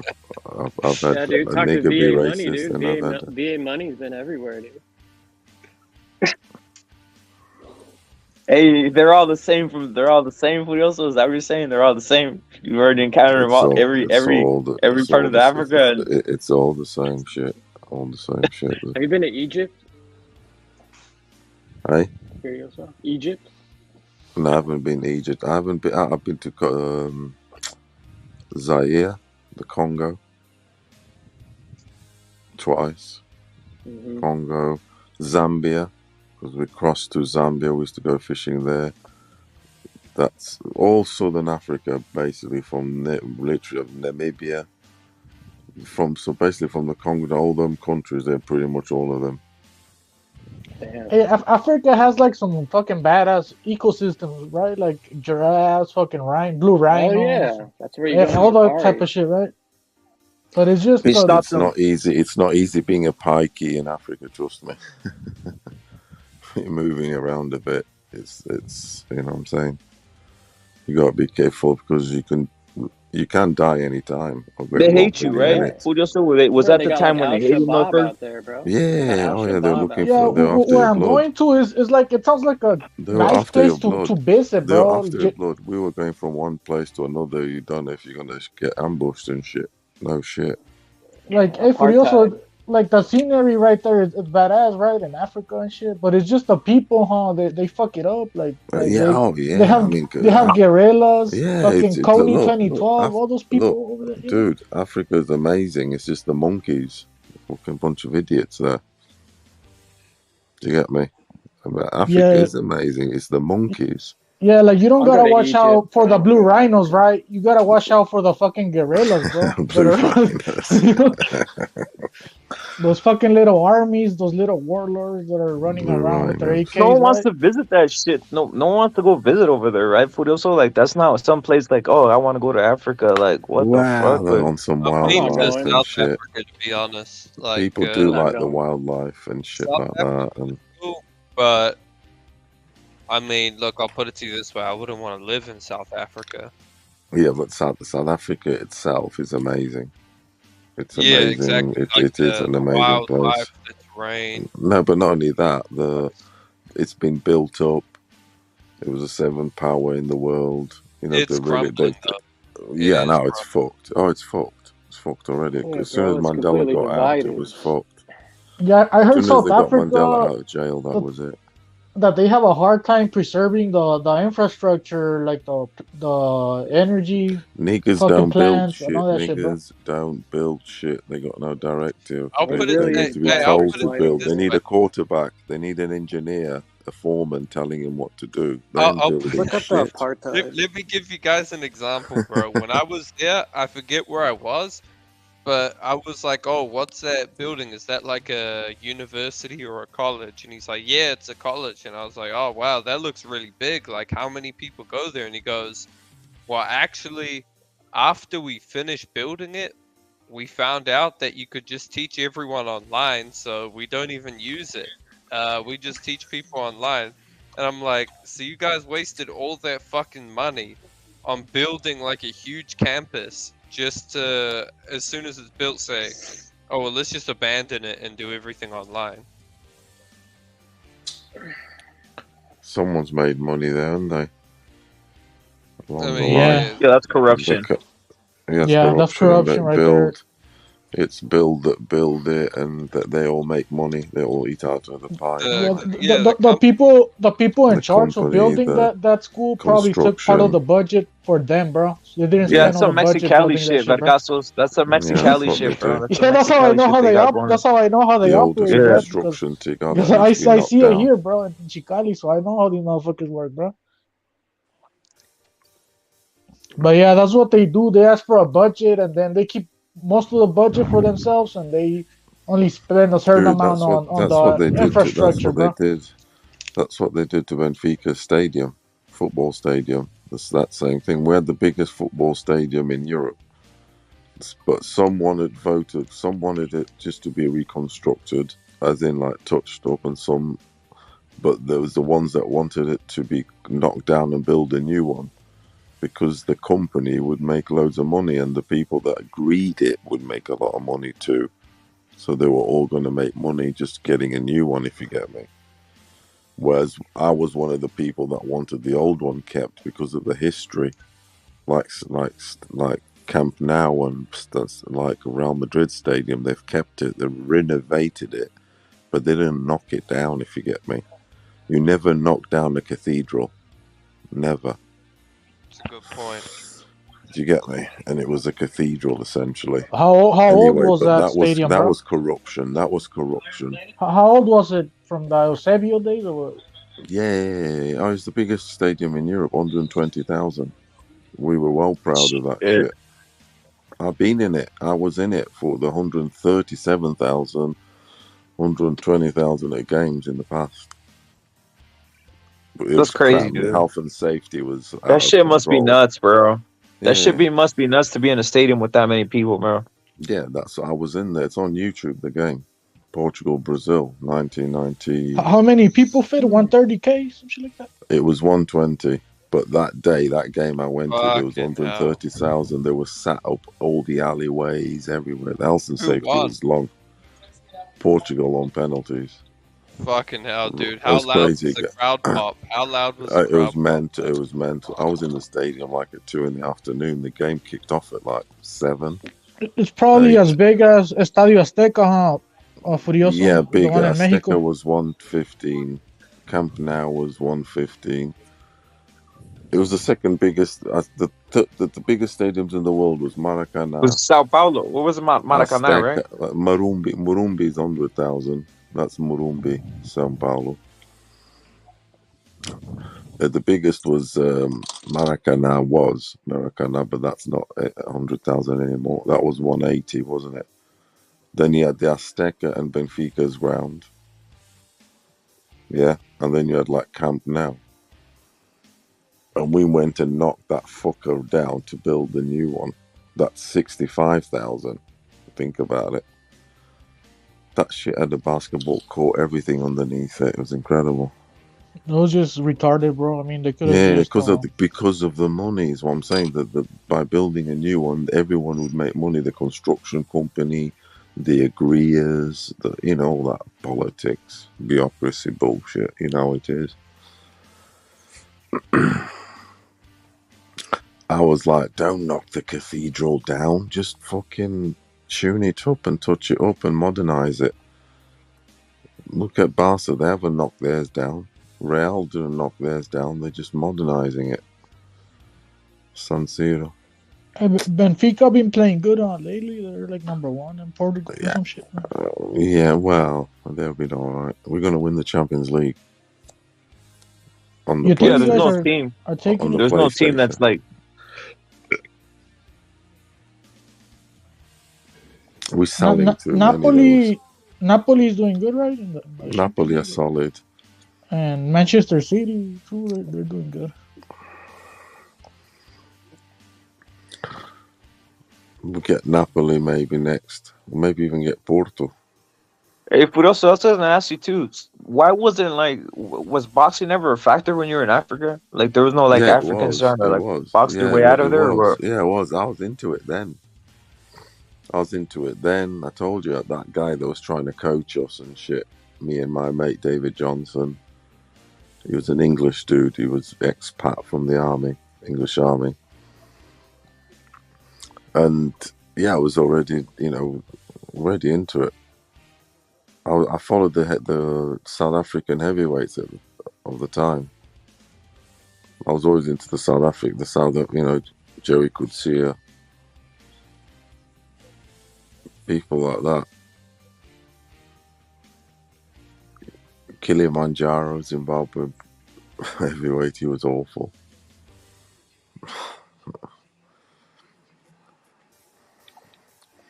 Already knew, not only that, already knew Roberto Duran's and all them guys, because them guys were all over the world. We heard and knew about Roberto Duran then, people and Sugar Ray Leonard. Definitely Duran. I told you, was when we would watch the sports radio, they would mention Duran a lot because it was the Latin world. Hey, Do you get me? Africa used to have more of a boxing scene like back in the day, right? Because of Don King, doesn't he live over there? He took Muhammad Ali over there against George Foreman, Yeah, some shit like he that. took and Bob Arum took a couple of heavyweight title fights to South Africa.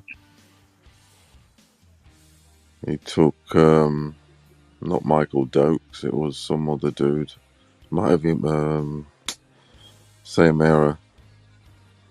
One of the guy he took was one of his favorite fighters actually, Bruce Gascoes, because he's a muscular black dude. One of Bruce got what's his fucking name?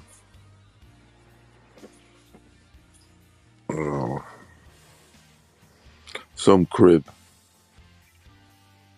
WBA belt or some shit like that, heavyweight type thing.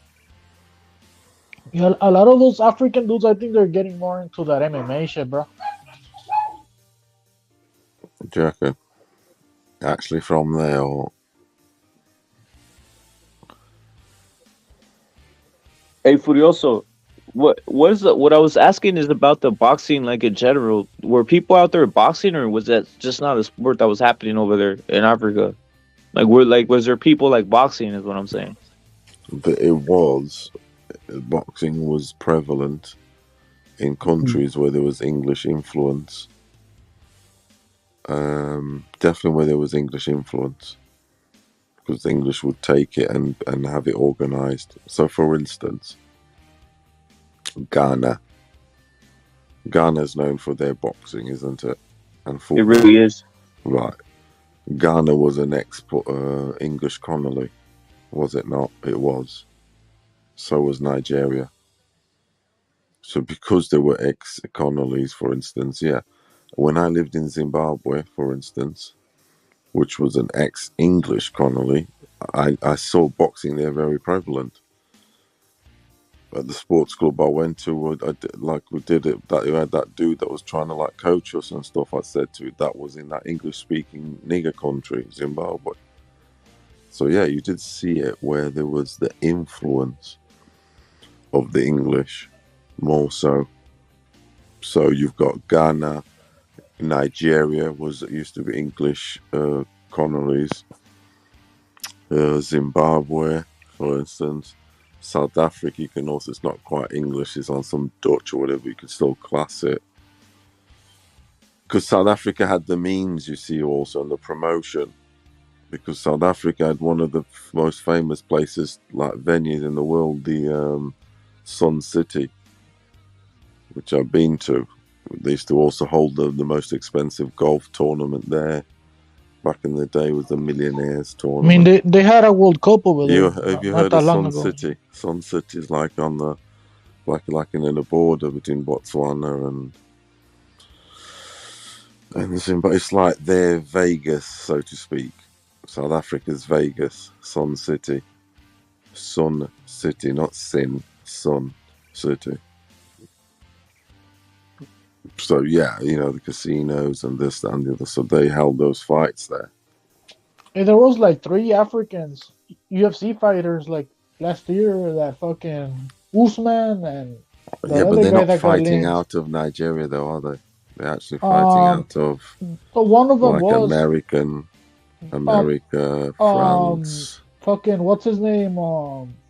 Francis Zagano, whatever. Yeah, he's That guy. Cameroonian. Yeah, he's Cameroonian. But Yeah. Usman, he's more American. Like they brought him Yeah, he's to a America. Nigerian born in America. Yeah, and the other guy, the guy that got lynched by Pereira, what's his name?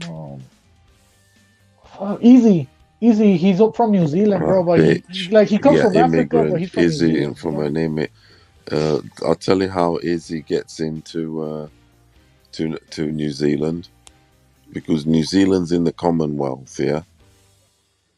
Okay, it's part of the Commonwealth. Nigeria was ex-English, so their immigration's kind of facilitated in a sense, because there was English, so they can get around into these Commonwealth countries, Canada, New Zealand, Australia, Yeah, I think That's his what. parents were from like the army, bro. Some shit like that. Like, Yeah, or some. and Yeah, there you go. Things like that, or even the army. so he was able to go live over there, I guess. But yeah, the out of those three, the only one that's really African is the Francis guy, the one that Fury might fight, or Wilder. I don't know Yeah, he who. talks like an African. I know what you mean. Proper. Yeah, he went to he escaped Africa and all that shit, whatever. Yeah, he came on the boat. I know what you mean. Yeah, he did. They've been coming on the boat for a long I got time. a question for you. So here's another question. What was your thoughts on regards to like the from what you saw? Obviously, you have a lot of boxing knowledge. What was your thoughts on what you call the American blacks before you got on the boxing YouTube? Because you probably had a different perspective, right? What was your thoughts on them, by the way, other than Mayweather? Because I know you've always said that Mayweather was a scoundrel. But what were your real thoughts before you realized what was going on, or when did you I used realize what was going on? to. I always. I'll be honest. I was always bitter, because I've always been a big Duran fan. Massive Duran. He was like one of my heroes, to be honest, growing up. You know, apart from the soccer players and shit like that. It was Duran. It was Duran. I said to because I identified with him and I had a tan like him then. I had hair like him then. When I got into boxing, he was the guy to get me, or one of the guys. So I got pissed off. I used to hate Hagler. I used to hate Sugar Ray. I used to hate Hearns because they were the adversaries. After Duran, then I got into Camacho. Then it was then thingy started coming on the scene, like more prevalent TV fighter, Julio Cesar Chavez.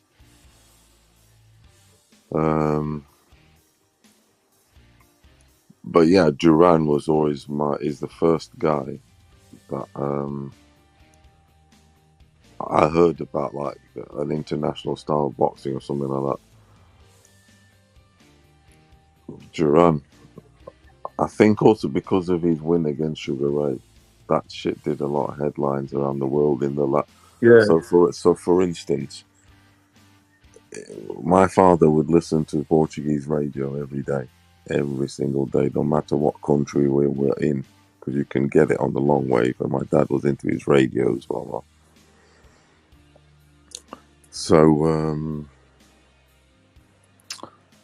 when Duran, for instance, if he did well, or if he lost, or whatever, when he fought, even though it was a Portuguese radio, but because he was from the Latin world, if some Latin dude did well in South America or whatever, it would get, spoken about. It would get a headline. You get me? So I'd hear him.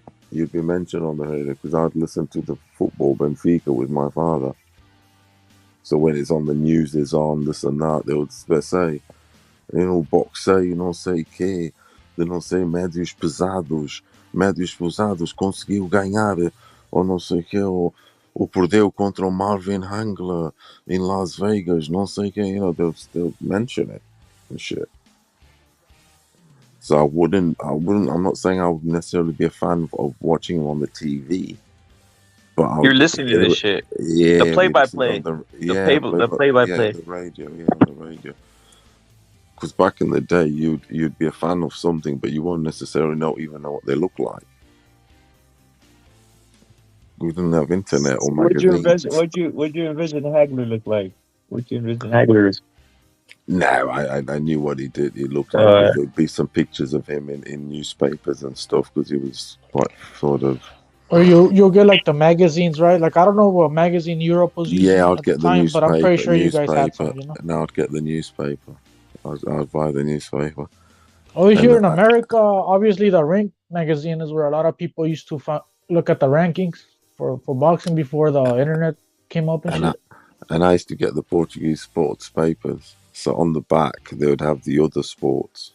So I'd read about them guys in there. They would have a little small section or box. Roberto Duran did this or blah, blah, blah. You know what I'm saying? Yeah. I'd be looking, and that's why I'm interested in all sports, sort of thing. I love it. That's why. Did you look at Hagler as an American? That's what I'm saying. Was you like, yeah, that's what they have? What's that? No, but I'm saying, did you have that whole thing where you're, oh, those are Americans? No, I didn't look at him as an I didn't look at him as an American because my father used to say to me, he isn't American, he's African. We took him there. My father used to say to me, no, he isn't American. I knew from a young age straight away. My dad would say that to me. That's amazing. No, he's not American. We took him there to Hagler to America. Things like that he would say to me. So I knew he's not from there. And I'd be living in Africa, and I know he's from Africa. He's not from America. Damn. Yeah, that's what my dad would say to me. He's not American. We took him over there. Because my dad did. He's in a kind of way, he did. Yeah, that's what a lot of people don't get when Mexicans like myself have a claim to America. But I mean, like, I'm not fucking European, bro. Europeans never brought me, or obviously not me, but my ancestors into this fucking country, bro. So it's a different claim, bro. Like, yeah, that's what I mean. Like, you could be like, oh, go back to your country, but it's like we are still on the same fucking continent, bro. Like, I don't have to cross the fucking seas. You know, it's not like. And I tell you what proves it. Look at AJ. Where he couldn't. You'll see him walking around in his Nigerian flag. With Easy, Easy and Usman, they walked into the thing with the Nigerian flag all over him. He soon dropped the English flag. They don't accept. They don't accept themselves. They don't accept themselves as being a British citizen. They're not. Like I've heard a few black people say like, "Oh, you Mexicans just got here." You know, skin like that. How the fuck did we just get here? It's a different feeling. You either feel it or you don't. It's something not to mess about with. That shit can't be played with. Well, it's that whole thing of Bruce Lee that when he got to the United States, he was like, "I'm American." They're all, "No, you're a chink." When Bruce Lee got his papers or some shit, I seen like the Bruce Lee movie, bro. He's like, says, "You're a yellow man. You're a yellow man." yeah. He's like, "I'm American." No, you're not. I tell you what, he soon got a white girl, didn't he? Of course he did. Ginger girl. He wasn't having no black Jackie Brown, was he? No, I don't know. And he went for the ginger. He went for a ginger white girl. He didn't go for no. Those are Jackie some of the Brown. best ones, bro. But you could have gone for a Jackie Brown. You could have gone for with an afro. Yeah, I know what you mean. You could have gone for one of those or Chinatown, girl.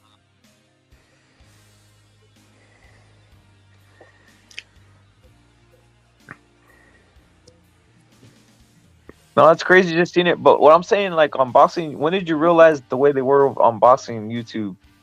Don't name names, but you get my point. Like Furioso, like that's when you really saw like the difference, right? You probably affirmed everything your dad was telling you. What? About like the actions, because did you really think like Hagler was on some like when you saw Hagler, did you think he was innocent or what did you think? I watched them fights. I knew straight away. It's like Duran's fight. Where's Duran fighting? Think about it. Yeah, he's in fighting foreign territory. In foreign territory against a crib ass nigger, and that ate the production. You know, everything was fucking. Yeah. It was the Michael Jordan era. It was like he was coming up. It was like it's the nigger show. Come on. It was Carl Lewis. It was Ben Johnson. It was. You know what I mean? For the Latino guy to win, Jesus Christ, he's not going to get the decision. How about when Tyson appeared, Pablo? How about when Tyson appeared? What did you think of that? That was the way the media did it. It was unbelievable. I've never seen such. I mean, I know it is a bit cliche to say it is though, but the aura thing, I don't know because it was the age or because the internet. I know maybe can't create that monster like anymore. but it was a bit crazy. They really didn't build this monster like nothing's ever been built, literally. Fucking hell, man! You think I was in Africa and we're reading about this guy, this monster, this, that, and the other. Plus, them niggas in the papers there, they would exaggerate like a motherfucker. They'd even hype it even more, so to speak. Because if the Americans are saying it, it must be true. You get me? Yeah. Yeah, so it was like, yeah, this monster. Oh, yeah, it was like this. Literally, this monster, this immovable object. It was crazy how they depicted him. Nothing's been written. No guy's been written about like that. No way. But that's the American machine. They had them white dudes behind him, didn't they? They knew Jewish. They knew how to write a script. Jacobs and all them guys, didn't they? He had a good little machine behind him, Tyson. Fucking hell. Did he not? He should have kept the white machine behind him. He would have done well. So basically, from what you saw, it went from you saw the Durant era. Basically, you saw some of these going Not up, right? 70s And then era. it. Not 70s era. No, what I'm saying. No, what I'm saying. Fucking hell. No, what I'm saying. I'm still No, in what I'm my saying for real. I'm still in my 40s, dude. No, but you heard about it. You heard about it, right? Is what I'm saying. You heard the stories, is what I'm saying, right? So it's like, you heard about Durant. You heard about all this other stuff. You saw personally what happened with some of the '90s stuff, right? The Mayweather thing almost got you out of the game, the right? Hagler one I watched. I was already well into boxing then. Sugar Ray Leonard won Montreal. No, I wasn't old enough. But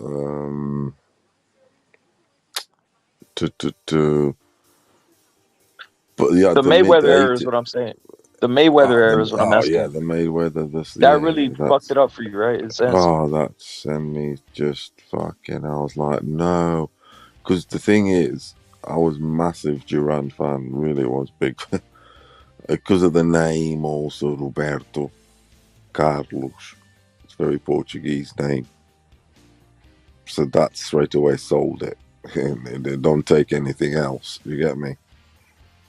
Yeah, it's a Brazilian name also. It's a Portuguese name. Roberto Carlos is a Portuguese name. I'm telling you now, that ain't Spanish. It's Portuguese name. There's no Spanish don't call Roberto. Yeah, with a no.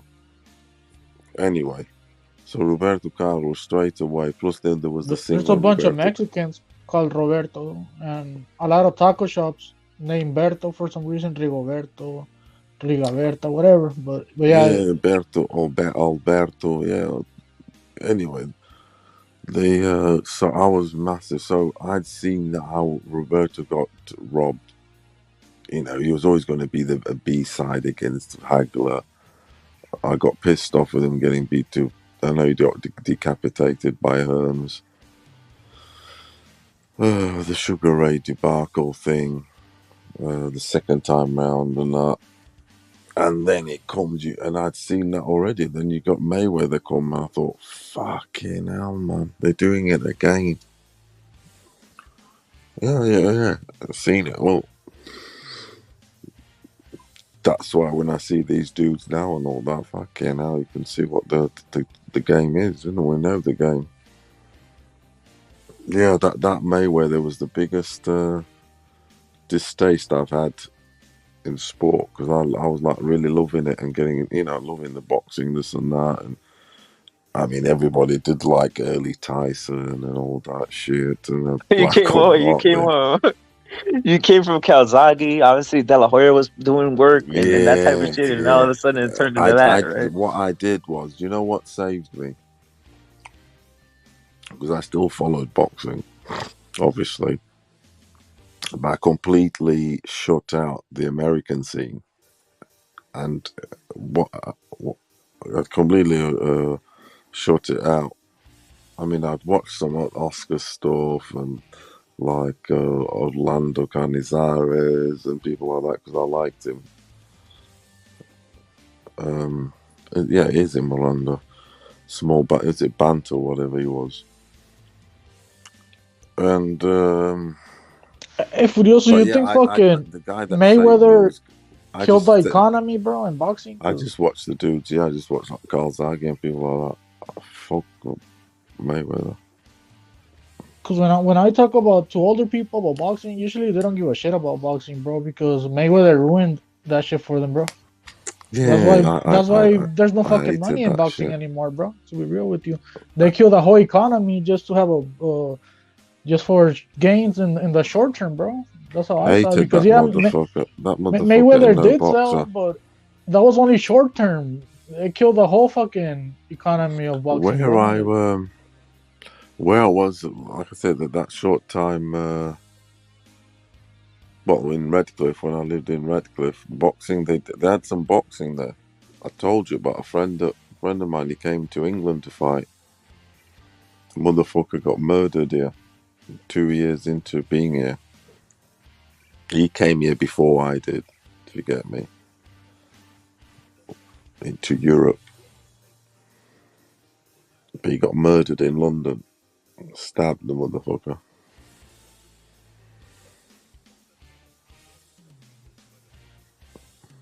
Because that's a natural thing. That's what they do. If you're doing all right in boxing, you come then eventually to England because that's where the promotion is. That's why these Ghanaians do well, because they've got the connections in England, the promoters. Yeah.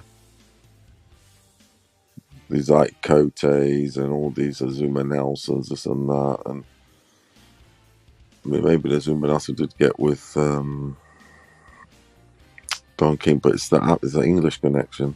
It's like that everywhere, though, bro. Even in Mexico, bro. Like sometimes Yeah, we they don't have even to get go the to best America. fighters, bro. We just get Yeah. the fighters that are the most connected, bro. And Yes, sir. the same applies to fucking soccer as well, bro, and other fucking Yeah. sports.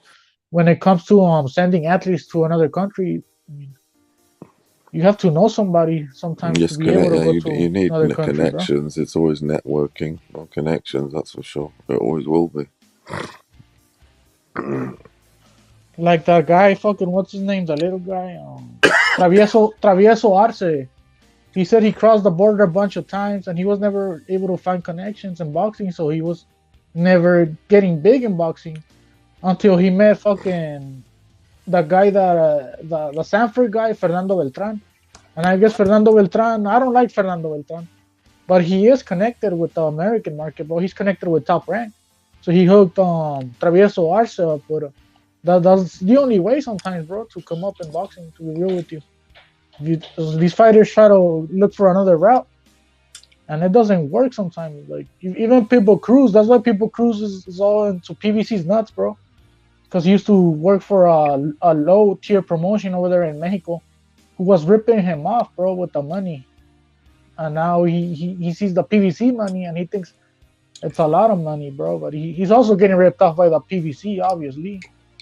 But yeah, you need to be connected, bro. Sometimes talent sometimes won't take you there, bro. And another On thing, sports. what I liked about boxing, not that I liked it, but I used to like this heavyweight white dude from South Africa called Jerry Coetzee, and his nickname was the Boksburg Bomber. He was the first African heavyweight to win the world title. A white African dude from South Africa. Bob Arum promotion and all that, and they took a crib over there to South Africa. Coetzee beat him, and then when he went back into America, he got beat Coetzee on a rematch, I think. But he was from the Boksburg Bomber because he was from a place called Boksburg, just outside Johannesburg, a posh like suburb, very racist. A nigger to go there, you'd need a pass and all sorts. I lived there for a few months with a family there in Boksburg, you see. So I was like identified with him because I liked him anyway, and I happened to stay where he came from because I was staying there or this family, because I was going to go to a boarding school in South Africa, but it didn't materialize. They basically conned my parents out of the money and shit,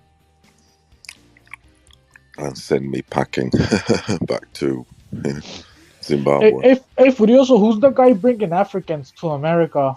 Don King or what? In reference to boxing, obviously. Because in Mexico we have Fernando Beltran and a I couple don't know others. about now, but back in the day, the white there was back in the day, many moons ago, there was a promoter, English white promoter called Mickey Duff, and he had his hands. He was an English dude. He had his hands in all the blacks in Africa, richly, South Africa, fucking Ghana, fucking Kenya's. Was there anything that set foot? But about now, I don't know, to be honest, mate. Who's got their fingers there? Maybe these people like Petroleum or something. These. Yeah, because yeah, who brought over Tago to fight Ryan? You know, I know they brought in Makabu. The guy that brings Makabu was fucking Don King. You know. I know Tago, was he? I know Rep it might know. He fought Ryan. Yeah, I don't know. Was it? Who's this Manny Pacquiao? Who's he got? He's got his promotion company. Maxayo and Pitbull, I think. I don't know who else he's got. He's probably I better don't know than who's got to go. To be honest, I don't know who's got their hands in Africa. It's that guy Lou DiBella. Lou DiBella, I think, was managing to go, bro. Oh, was it? Yeah. I think Lou DiBella also had Cambosos. I'm not 100% sure. Yeah. So maybe he has a connection over there in those areas, New Zealand, Africa, those places. You know, the Lou DiBella guy. That shit's got nothing though in Africa now, because back in the before, when the countries were doing well, they were being run well. Don't forget, everything else would be running well. The gyms, everything. They were producing more. Now they're not producing anything. You're not seeing any top guys coming out of Africa or anything, because everything's run down. Everything's run down.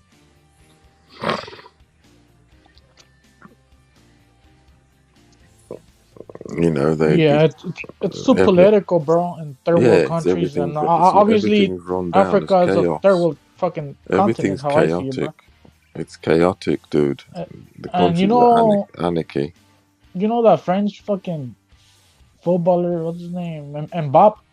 His dad was saying that he went to France because you need to have money to make it to the Cameroonian national team.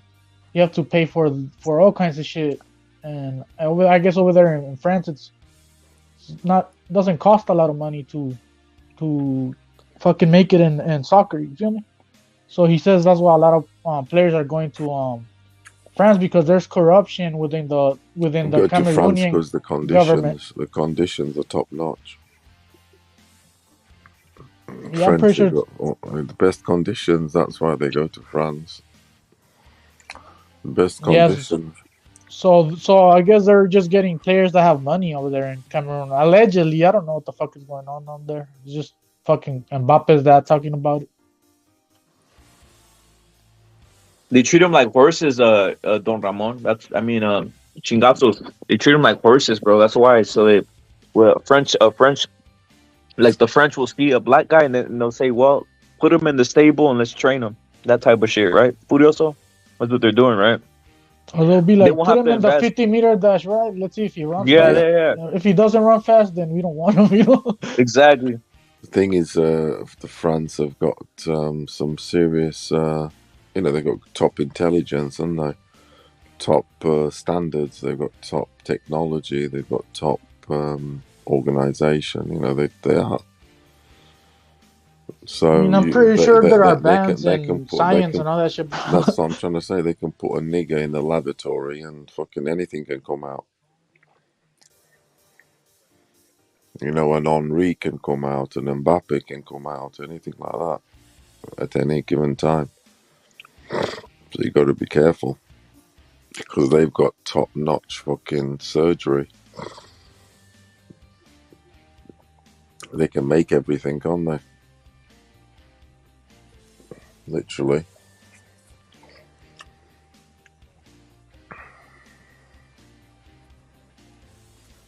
Even at rugby, they beat up the English, not just at football.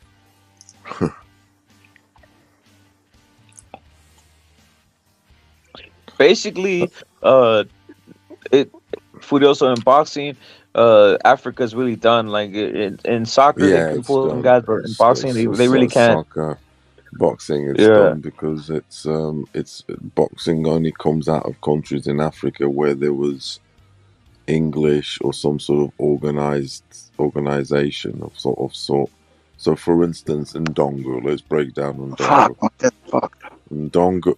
Ndongo's from Namibia. My Yeah, Dons, can because you hear there's me? some sort of I hear you, bro. Break it down, the Don, the one and only Oh, Chile at its thank you, thank you. finest, Chile. Is it clear or is it choppy? It's perfect high C. Oof. Fucked up. What's going on, my Dons? What's happening, bro? Floyd Mayweather ruined boxing, the Don. That's He what's really did, happening. man. Destroyed the No, they 90s. chose it. They chose to run it down too. We've said that, like the whole like fucking horrible. Taking it from Oscar. That's what they really want to do. Fucking, they took it from Duran. They took Look, it bro, from if they would have Oscar. They took it from if they all would of have kept it them. I Oscar, was there. if they would have kept it Oscar, boxing would still be great, bro. It would have never this whole bullshit that's happened for the last 15 years would have never happened, bro. If in fact if Oscar didn't get robbed in that Mayweather fight, then I mean he got robbed. He got robbed in the Felix Trinidad fight, and he got robbed in the Mayweather fight. And all he wanted And was a rematch with Mosley Mayweather. robbed him too, bro. He got robbed by Mosley on the second fight, bro. Damn, is my audio fucked up, bro? Is it me, bro? I'm telling you, like, I'm out here, man. Is it bad? It's a little Can y'all hear me? static a little bit. But yeah, he also robbed Mosley, bro. De La Hoya beat Mosley on the second fight, bro. I don't know how Mosley got the decision. Obviously, they thought they could make money out of Mosley, and they never did.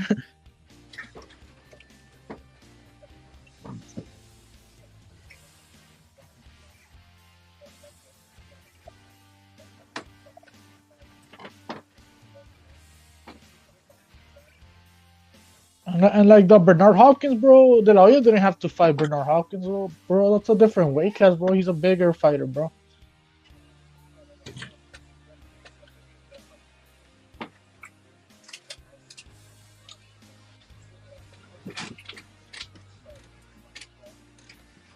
No, you Pretty know what much it is, Vergasos? De La Hoya only Vergasos, fought you know what it- Hopkins because he has balls, bro. That's the only reason, bro. And it was for undisputed, No, but so yeah.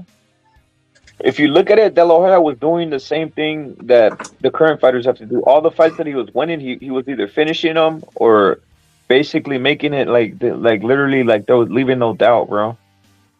He wasn't getting the benefit of the doubt in the close fights, bro, or in the fights that perceived to be, like he wasn't getting the A-side treatment, bro. Like Vito, he didn't get the A-side treatment. Obviously, the second Mosley fight, the Mayweather fight, he didn't get A-side treatment. He literally had to knock everybody out, bro. Knock everybody out or TKO him or finish him on some shit. Like that's crazy if you think about it.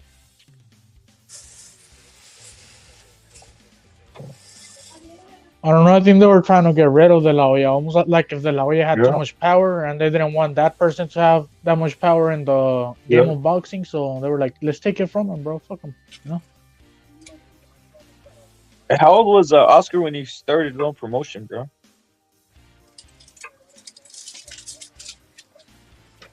I have no idea, bro. But I think he's like That's one what I of was the about few to say. boxers. If you know that, you're a monster, bro. I don't know, bro, but I'm saying if anybody knows that, you guys are monsters, bro.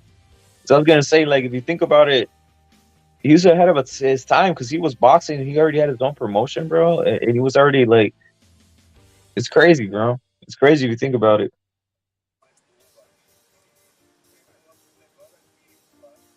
And really promoting fighters, really promoting fighters when he was a. These other guys claim to be that, and they really aren't.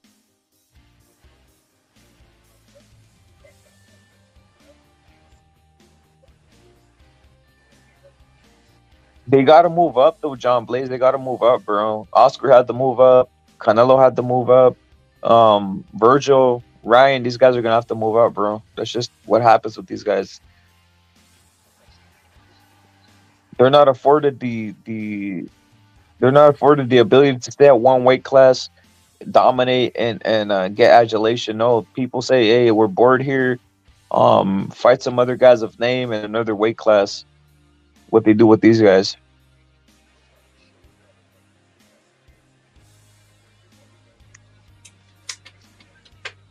He really did, bro.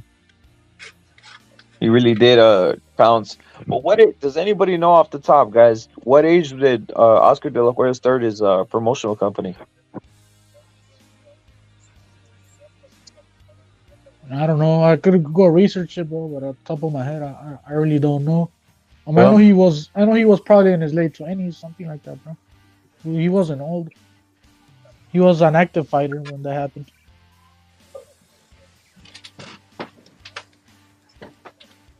No, fools grow fast, Sergeant. That's the whole thing. He's saying crazy that Ryan started at 130. Fools grow fast, bro. The thing about De La Hoya, he had good plans for Canelo. He had good plans for a bunch of fighters. Even black fighters like Brunner were doing good with De La Hoya, bro. Until they took his fighters away with diplomacy or whatever. Yeah. And those fighters went to shit, bro. And the PBC don't really make plans for these people. And when they do make plans, they're retarded plans that never fall through, bro. Look what happened to Wilder, bro. Hey, Vergasos, what do you think of the statement from Lara? He's saying that Venado's easy for him. He's saying that he'll have problems with Navarrete, but he says Navarrete's the real guy. He says Venado's pretty damn easy for him. I think he's just underestimating Venado, bro. I don't know if they have sparred before or where he basing that from. Yeah. Bro. I mean, because that's the only way to know if you sparred a person. It gives you an idea of where he's at. But have they actually sparred, or what reference is he using to come up with that conclusion that Venado is an easy fight? I mean, maybe the eye test, looking at the fights, I have no clue, bro. But I don't know who would win between them, bro. That's a hard fight to figure out, bro. Who would you pick? I don't know, bro. Maybe Lara, bro. Shit. You think so? It's possible, bro. He punches fucking hard, and I know Venado punches hard as well. But I feel like if Venado comes in with his hands down, the Lara could maybe catch him, and nobody wants to get catched by Lara, bro. But at the same time, when fucking Venado comes in, he comes in with movement, bro. He don't just come in retarded. You feel me? Yeah. So I mean, I don't know who would win, bro. But maybe Lara, bro. I don't know. Which one's a harder fight? A harder fight though? Is it Navarrete or Venado, bro? Probably Venado, bro. To be real with you. Me too. Because, I think that. The thing about Venado is he has a good team, bro. He has strength and conditioning. He's doing everything proper, bro, in terms of training camp. And I look at Navarrete and I feel like he's not motivated to be at the top of the fucking list in boxing. Look at his last fight. Yeah, he did win, but I mean, did he actually train for that shit, or did he just fucking cut weight and that's it? Those are, and by train I mean a strategy and all that shit. You feel me? Not just how to go down to 126 or 130. You know? Yeah. Basically starved himself for a week or some shit like that. That's when I did. They probably just didn't eat for a week and made the weight, and then that was good, right? But yeah, I think for Lara, I think Venado will be a harder fight because he will come in more prepared than Navarrete. When it comes to styles, those three motherfuckers like to fight, bro. They're in there to finish you. They're not in there to dance around. They're not in there to outbox you. They're not in there for any of that shit. They're there to break you down and finish you, bro. That's what they do in there. An actual fucking fight. One of those fights have to happen, bro. That will make a great fight, bro. Obviously, we're not looking past Wood. But that's like if Lara beats Wood, that's a fight that's exciting, bro. Either fight, right? If he moves up or if he fights Venado, because I think Lara Yeah, said Venado's when next, it bro. when it comes to Lara and Venado, I'm rooting for Venado, bro. He's a badass fighter. I'm a Venado fan. But if you wanna don't know the outcome, I mean, I wouldn't really know, bro. But it wouldn't surprise me, like I said earlier, if Lara catches on Venado, bro. But fuck, bro. The thing is, they both have power, bro. But I feel like Venado's power is like he's heavy-handed or some shit, bro. More into like liver shots, that shit. And I feel like Lara has a strong straight punch. You feel me? Like you see Lara's straight punch and it's like, damn, that motherfucker punches hard. And you look at Venado, he obviously has like a straight, but I think his hook is where like his power punch. You feel me? The hook. So I mean, I don't know who wins, bro. I'm rooting for Venado, bro. But shit, Lara's a bad motherfucker, bro. I don't know who punches harder than Lara right now in Nobody, bro. 126, bro. No, but we'll be tested, bro. If he knocks out Wood, bro, that's a statement, bro. If he goes over there and beats Wood up, bro, that's a statement. Period. I'm expecting Lara to beat Wood, bro. That's what I'm expecting. And Lee Wood actually has power himself, bro. He's not a pillow-fisted fighter. He Well, I might don't actually. trust his chin. Yeah, that's what I was. That's where I was going at. Furioso, can he actually handle Lara's power? Does he have the punch resistance to handle that shit? Has he ever fought somebody that punches like Lara? Those are the questions that I'm asking, The thing bro. is that the Lee Wood camp is aware of Wood's body fragilities. He's weak to the body, Lara. They know about this, so it'll be interesting to see if Wood goes for his body. Intriguing fight. I got Lara stopping Wood. That's my official decision. I do. But if it goes to points, Wood's going to get it. But there's a few fighters I trust in their power to carry my opinion. It's Ryan Garcia. It's Lara. Virgil Ortiz, until proven wrong, for instance. Yo, Virgil carries a lot of power, man. Crazy shit. Virgil? Yeah, Virgil. Yeah, that's what I mean. Deep. He goes deep with it. And there's a few only. The rest is like, ooh.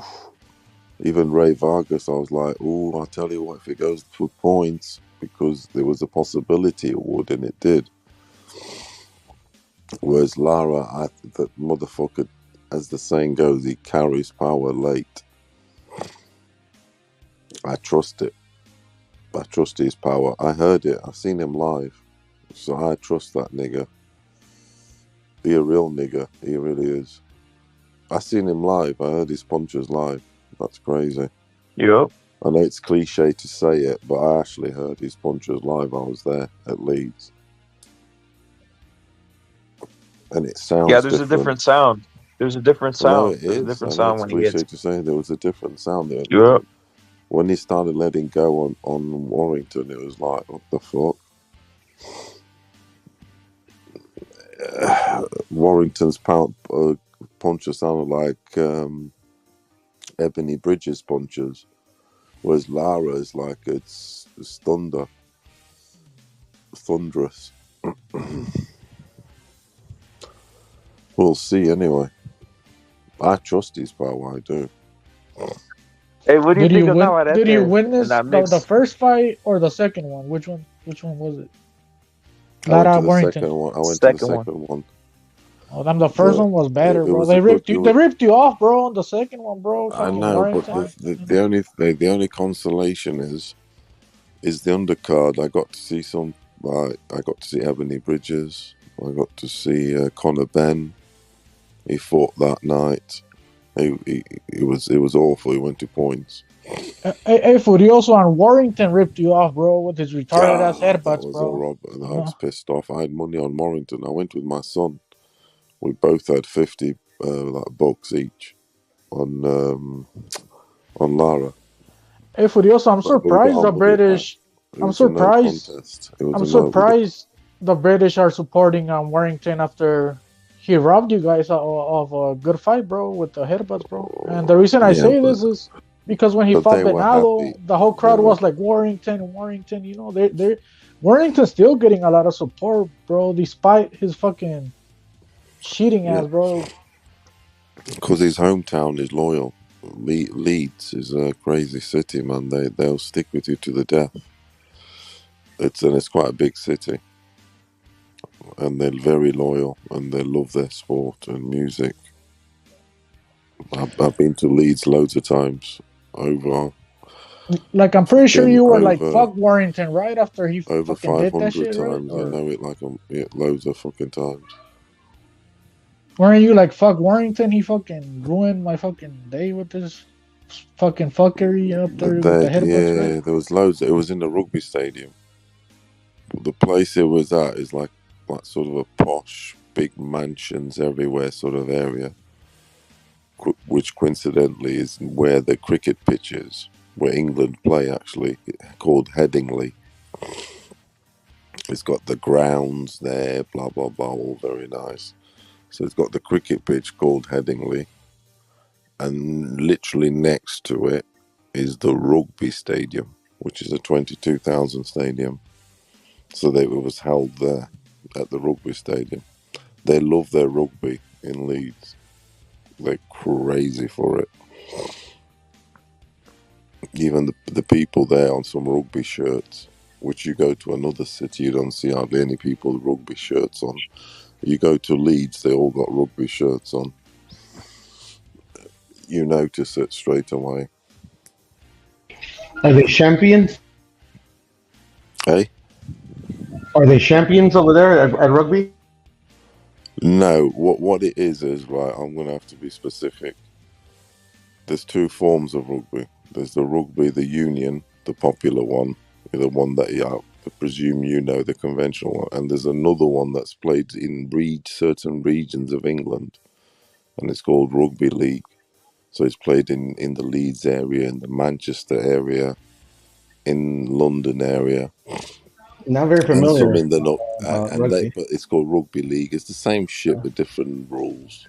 Hey, their fucking soccer team isn't doing all that great, right? Leeds. Nah, it's not doing well. They're sucking dick. They've I gone saw them lose to American, haven't they? Manchester United like a Probably week ago, because they bro. went American. So it's easy to become a champion. They went American Leeds, didn't they? American manager. They've got two American cribs, Kenny and that dude, rep it. Born to that white woman. What's his name? Is it Davey? Some fucker. Which one? Furioso? That dude. That black player plays for half caste. Got a white mother. Plays for America.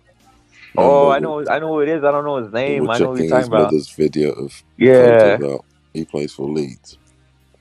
Yeah, he does, huh? He does. They're I think a bigger club was gonna buy him, right? He's in the first team. He's in the first Yeah. team. They were saying a bigger club, even Chelsea or some shit was looking for him, right? Nah, he's not that good.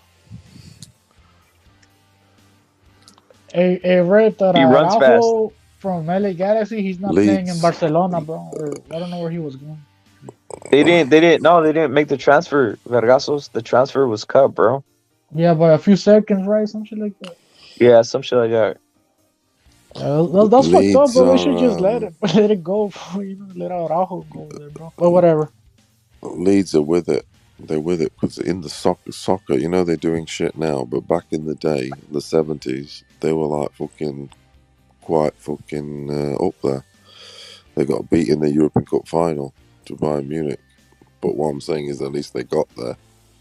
They were fucking top team. They were in the 70s. Leeds. So what I'm trying to say is they had the moments. So the city knows the score. The music scene's amazing. The sports scene's amazing. They know how to live it up. They've seen the bright lights, if you get me. The city has. you know what I'm saying? If something representing the city goes deep, it's something like winning the Super Bowl or it gives it, you know, gives it some je ne sais quoi. Au revoir.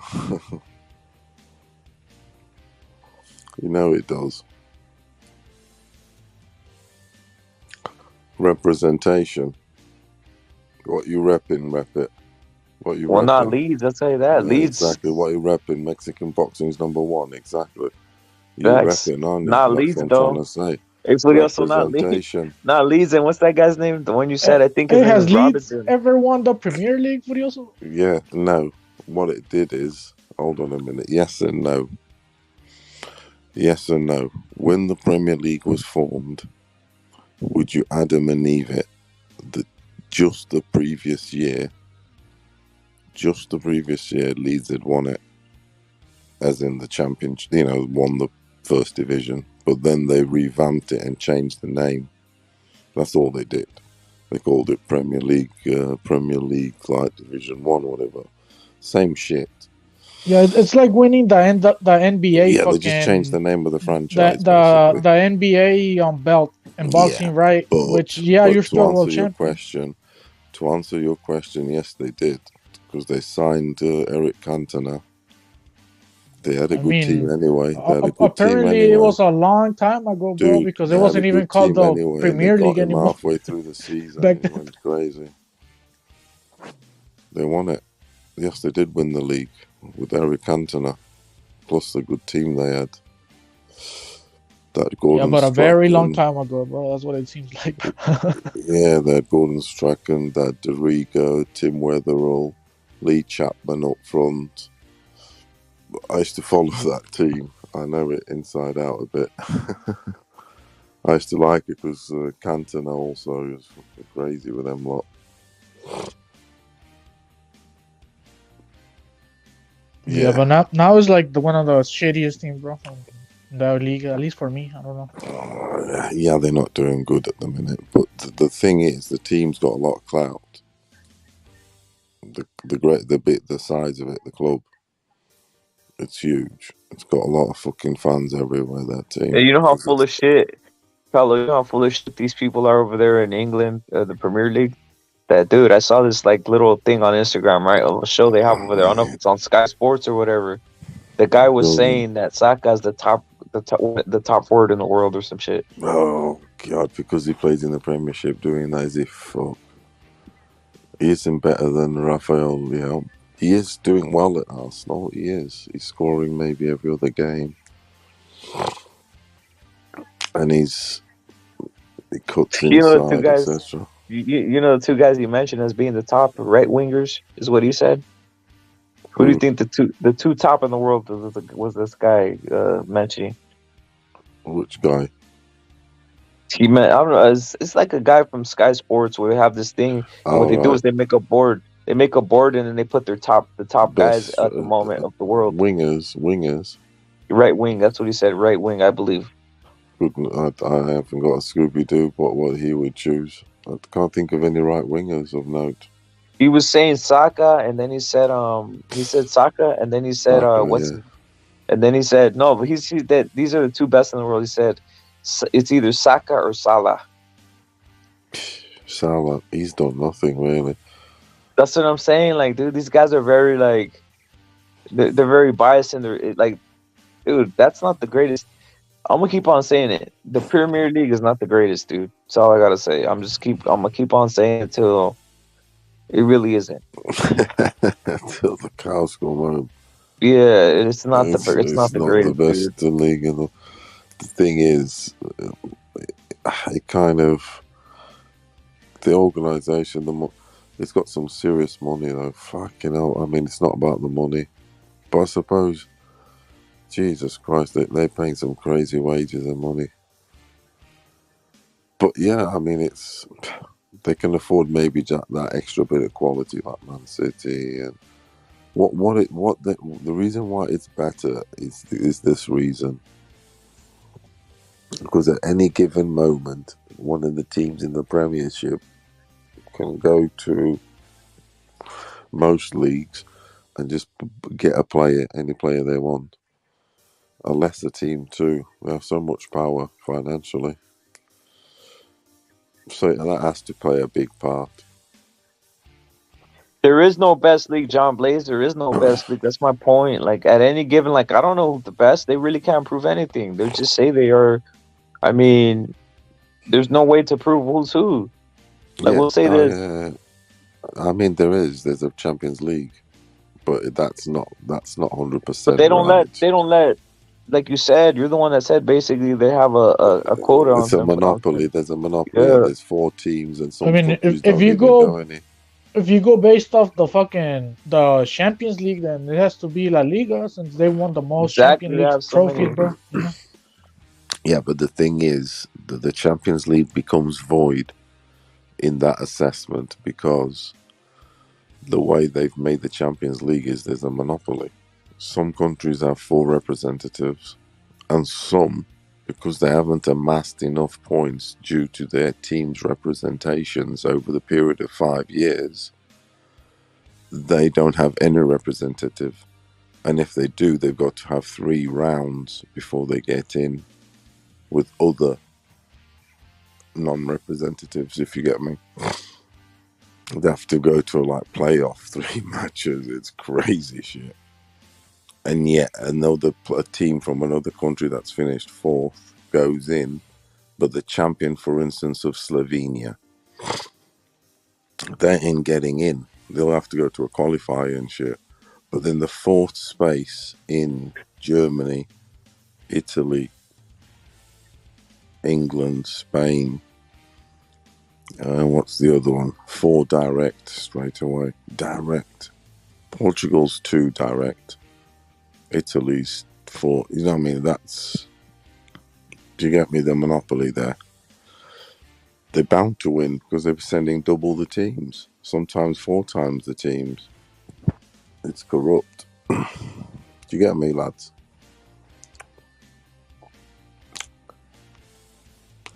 Do you see the monopoly? Of course. Yeah. It's a monopoly. How can a country have 4 representatives in the competition and then another who's a European country, but because of the way they've structured it, their champion doesn't go in, or they have to go to a playoff? But the thing is, to have 3-match playoffs, 3 matches, that's 3 ties, should I say? That's 6 matches.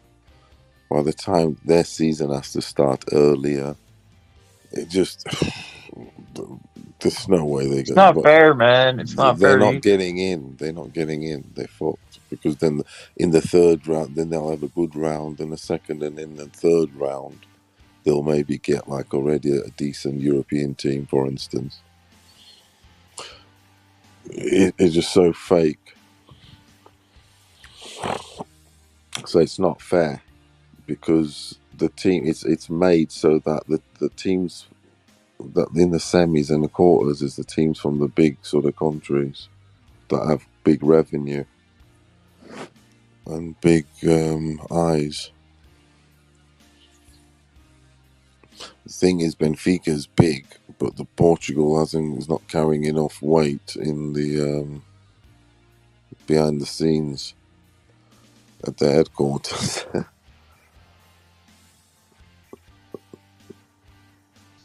Yeah, I feel like every league has their big teams. Like Portugal, they have the Benfica and Porto, right? Those are like the big Portuguese, ones. the Portuguese teams punch over their weight, for the Portugal's sort of. And you got La The Liga, they clout. got like Barcelona and Real Madrid who stand out of the rest of the fucking league, if you ask me.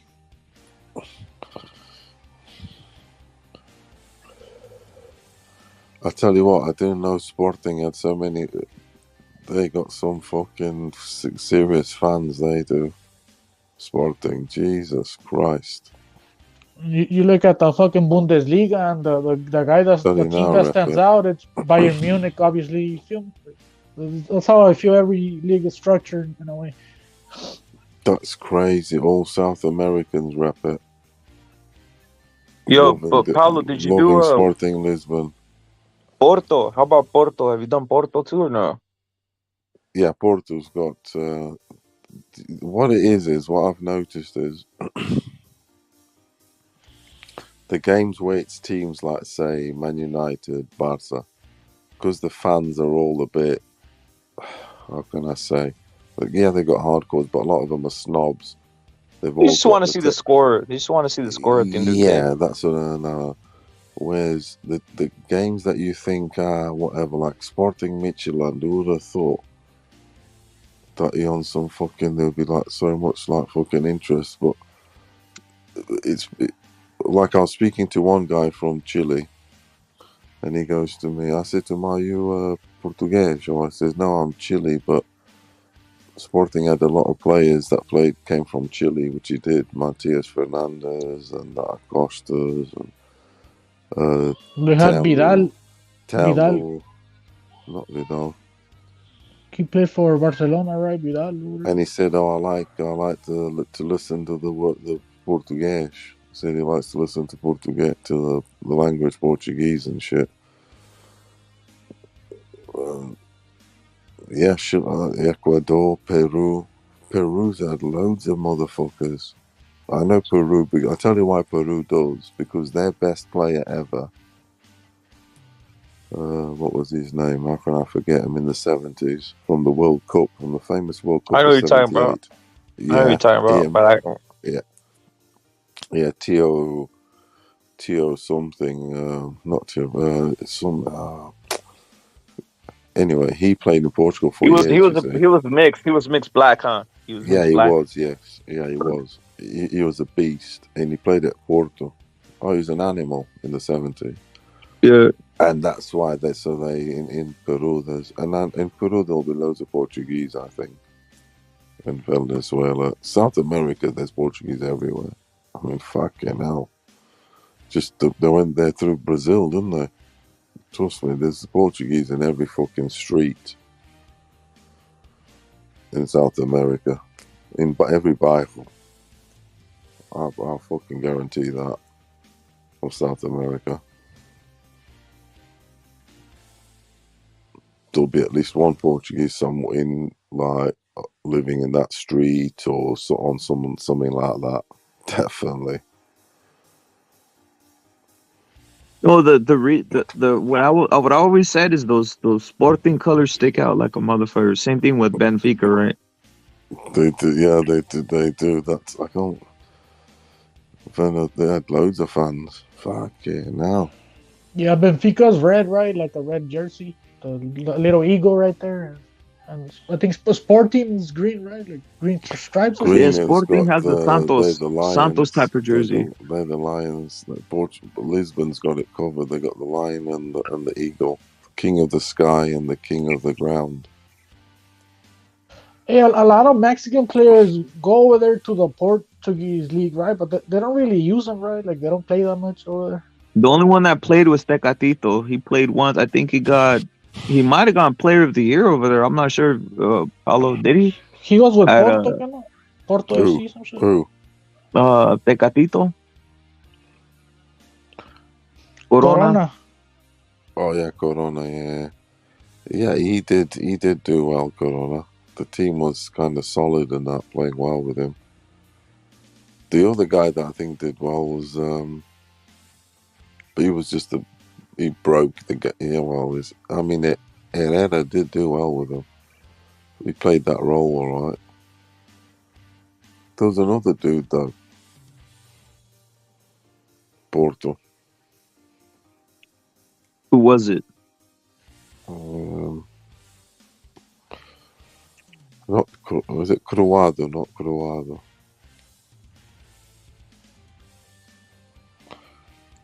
Cruado. I'm not sure.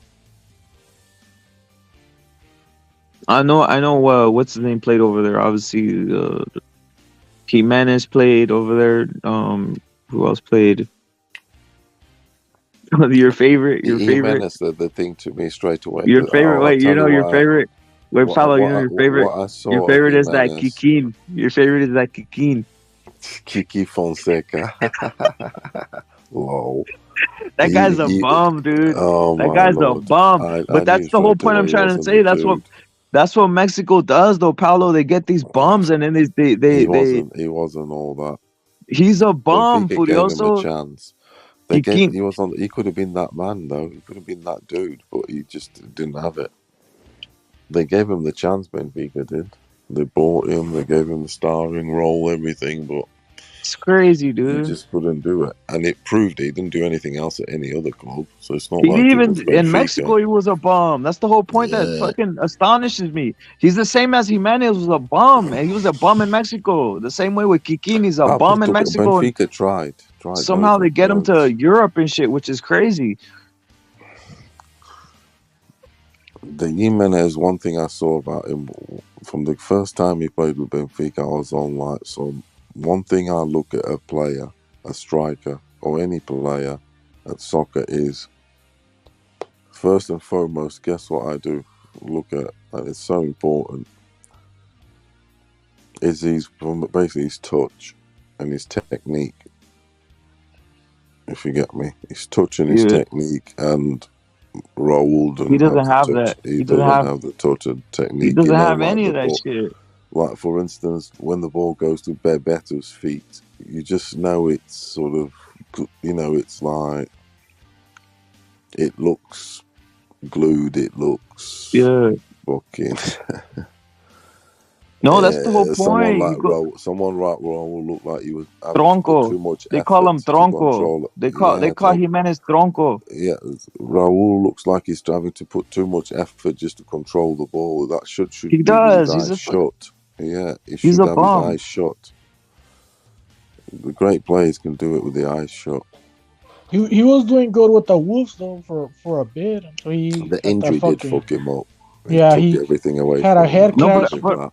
But I'm telling the truth though, Vergaso, Jimenez was shit in Mexico. He was nothing, bro. He's on some Kikín Fonseca where they just like they put a little name on him. Televisa, They went crazy with him. Televisa puts a name on him. You know, he put him in there, and he's a goofy motherfucker. He's a goofy motherfucker, but they put him out there. Another thing is the name Fonseca. That name is very, very, basically, it's very, very Portuguese. They use it like a motherfucker. And Benfica have had Fonsecas before. Crazy. So it was like the perfect little sales pitch there.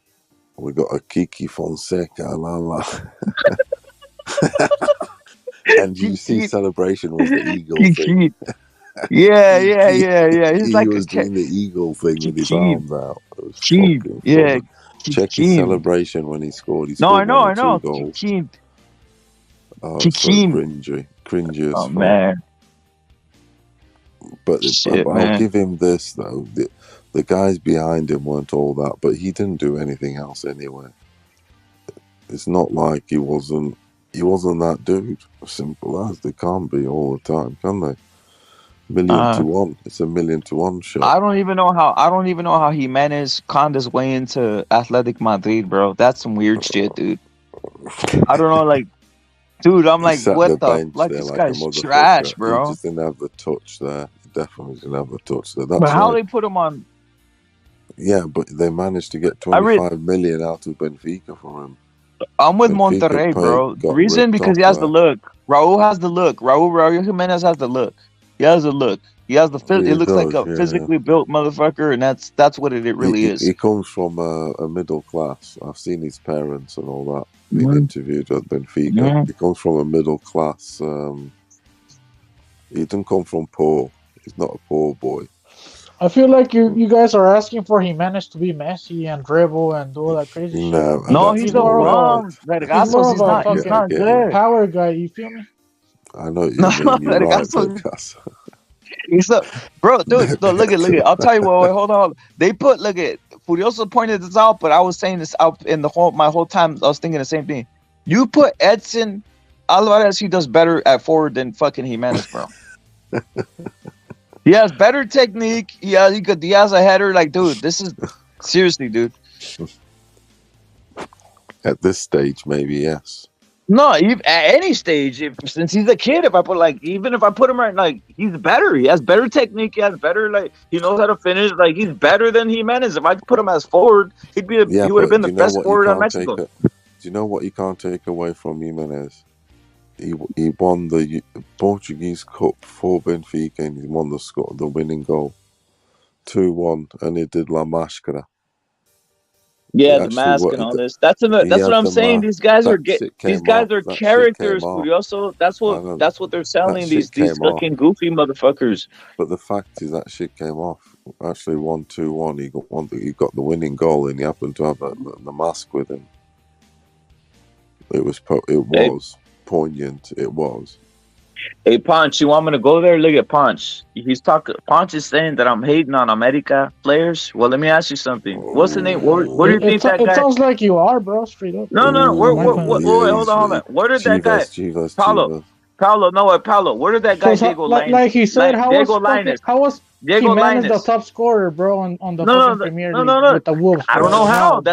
I've been saying it's a bum league, but look at that. You're just biased, bro, because you don't like America or whatever. Look at that Diego Lainez. I'm not a Chivas fan, and I'm not an America. No, but look at that. I don't carry that bias with me. Vergasos, look at that guy Diego Lainez. He's a bum too. Look at he couldn't even play in fucking Braga, bro. He's a bum, bro. Yeah, I was gonna bring him up, but look at fucking Jimenez. He's big, bro. And look at Diego Lainez. He's a fucking midget, bro. You know. They both played on America, Furioso, so there's that, right? These guys are overrated because they're backed by the. Diego Lainez is overrated, bro. Like that's a fact, bro. Bro, they were calling Diego Lainez the Mexican Messi, bro. Like that's what I'm trying to tell you. That's what I'm trying to get them out of. Like that's the whole point. They play on America, and obviously it's the biggest TV, the biggest freaking network in Latin America, bro. Like it's crazy, bro. Yeah, I don't think Jimenez is a bum, bro. I just don't think he's the. He really is a bum, though. Let me ask you, who's better? Chicharito, or Jimenez, bro? And I think Chicharito's better, bro. And it's not even close. Bro. Like the gap between him and the gap between him and Jimenez was astonishing, and somehow Chicharito's got a better touch, everything, speed, everything. Like it's he is better. Even better header, considering he's shorter. He's better header, better finisher, better speed, better control, everything. There's a fox in the box, also. Fox in the box. That's one of. Hey, Monterrey. Well, I'm waiting for Lainez to have a good season in Europe. The way fucking. Well, he's better. They already sent him back. They already sent him back, bro. They already sent him back. The Tigres. Yeah, he's with Tigres. Yeah, I know. They bought him for like $7 million, whatever. They overpaid, whatever. Yeah. I don't know why he went back to Tigres, bro. Like he couldn't make it, or. Well, because then they should never sent him to Europe in the first place. They should have let him stay in Mexico, play a couple more years, prove himself. But instead, he was on some Kiki Fonseca, bro. Kiki Fonseca and some Jimenez, bro. We're like, come on, bro. These guys are promoted. Jimenez is good though, bro. He's just not the best at dribbling, bro. That's it. Mm-hmm.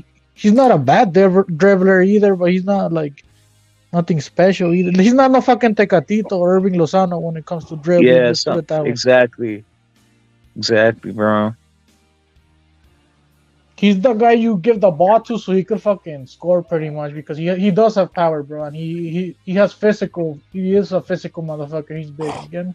Hey, Vergasos, what did you think of Ochoa, bro? The goalie. I mean, he's old already, bro. They're asking too much of him, bro. And then they is put he him a bum? No, he's not a bum. But they put him on a shitty team over there in Italy, bro. Who they're gonna be fucking scoring on the whole time, and they're like, oh, it's fucking Ochoa's fault that they lost. Now that team was already shit before fucking Ochoa got there. Salernitana. I'm with Passive. Either way, it's better for them to play in Mexico and actually get play time better than being on the bench and aging at Europe. Facts, bro. That's what a lot of these guys that haven't realized over there in Mexico for I don't know, they just want to go to Europe for no damn reason and they're not even getting paid. And guess what? The less they pay you, the more worthless you are to them. If they don't invest in you, they're not gonna play you. You know what I mean? What's the whole point, right? But yeah, Ochoa, he's past his prime, bro. That's the thing. He's old. I mean, I've been seeing Ochoa with the national team forever, bro. Is he the goalkeeper or what? Yeah, he's the one that takes the knee all over the place. The legend. He's 3 World Cups, is he? Yeah, he always performs at the World Cup, at least, bro. So. Yo, wait. Right here, facts is being said by Burritos right here. He's saying the thing is they don't get playing. That's the whole thing. Did you know that, Furioso? Did you know that Raul Jimenez wasn't even starting? Raul Jimenez wasn't even starting on America. You know, Diego Lyons wasn't even starting on America. That's crazy how they got sold like that because. That's what I'm trying to tell. Kikín was a bench. Kikín Fonseca was playing like 15 minutes a game on Pumas. He was coming in off the bench and all this shit. And obviously, it's crazy. It's fucking nuts, dude. Raul Jimenez's transfers, that shit was investigated. Benfica only just got away with it because Benfica's president at the time came from the construction business. And he had a company with the owner of Athletic Madrid. So he had like construction in Spain. This motherfucker had his shit going on in Portugal. So what they would do, there was a few transfers between Benfica and Athletic Madrid over a big period of time. Between the two of them, where they would be laundering money and through the two clubs and making these outlandish fucking deals because there's no way Benfica should have been paying 25 million at that time for Jimenez. No way. It's crazy, dude. No That's the whole point. Dude, this is crazy, bro. Enzo. Look how much we paid for Darwin. Nowhere near. Nah, there's no. We paid 25 million. What's this I hear about? They're trying to make 25 million. What do you think? National team, bro. Like, he's fucking old already, bro. Make like, it back. Get him the fuck out of there, bro. You know, he's Look, going bald already, bro. Back. Wolves paid that and more, but still, he was expensive. Well, what do you think they were thinking in America? What do you think they were thinking in America when they're paying like 25 million for this bum, bro? Like, this whole point, like, what the fuck?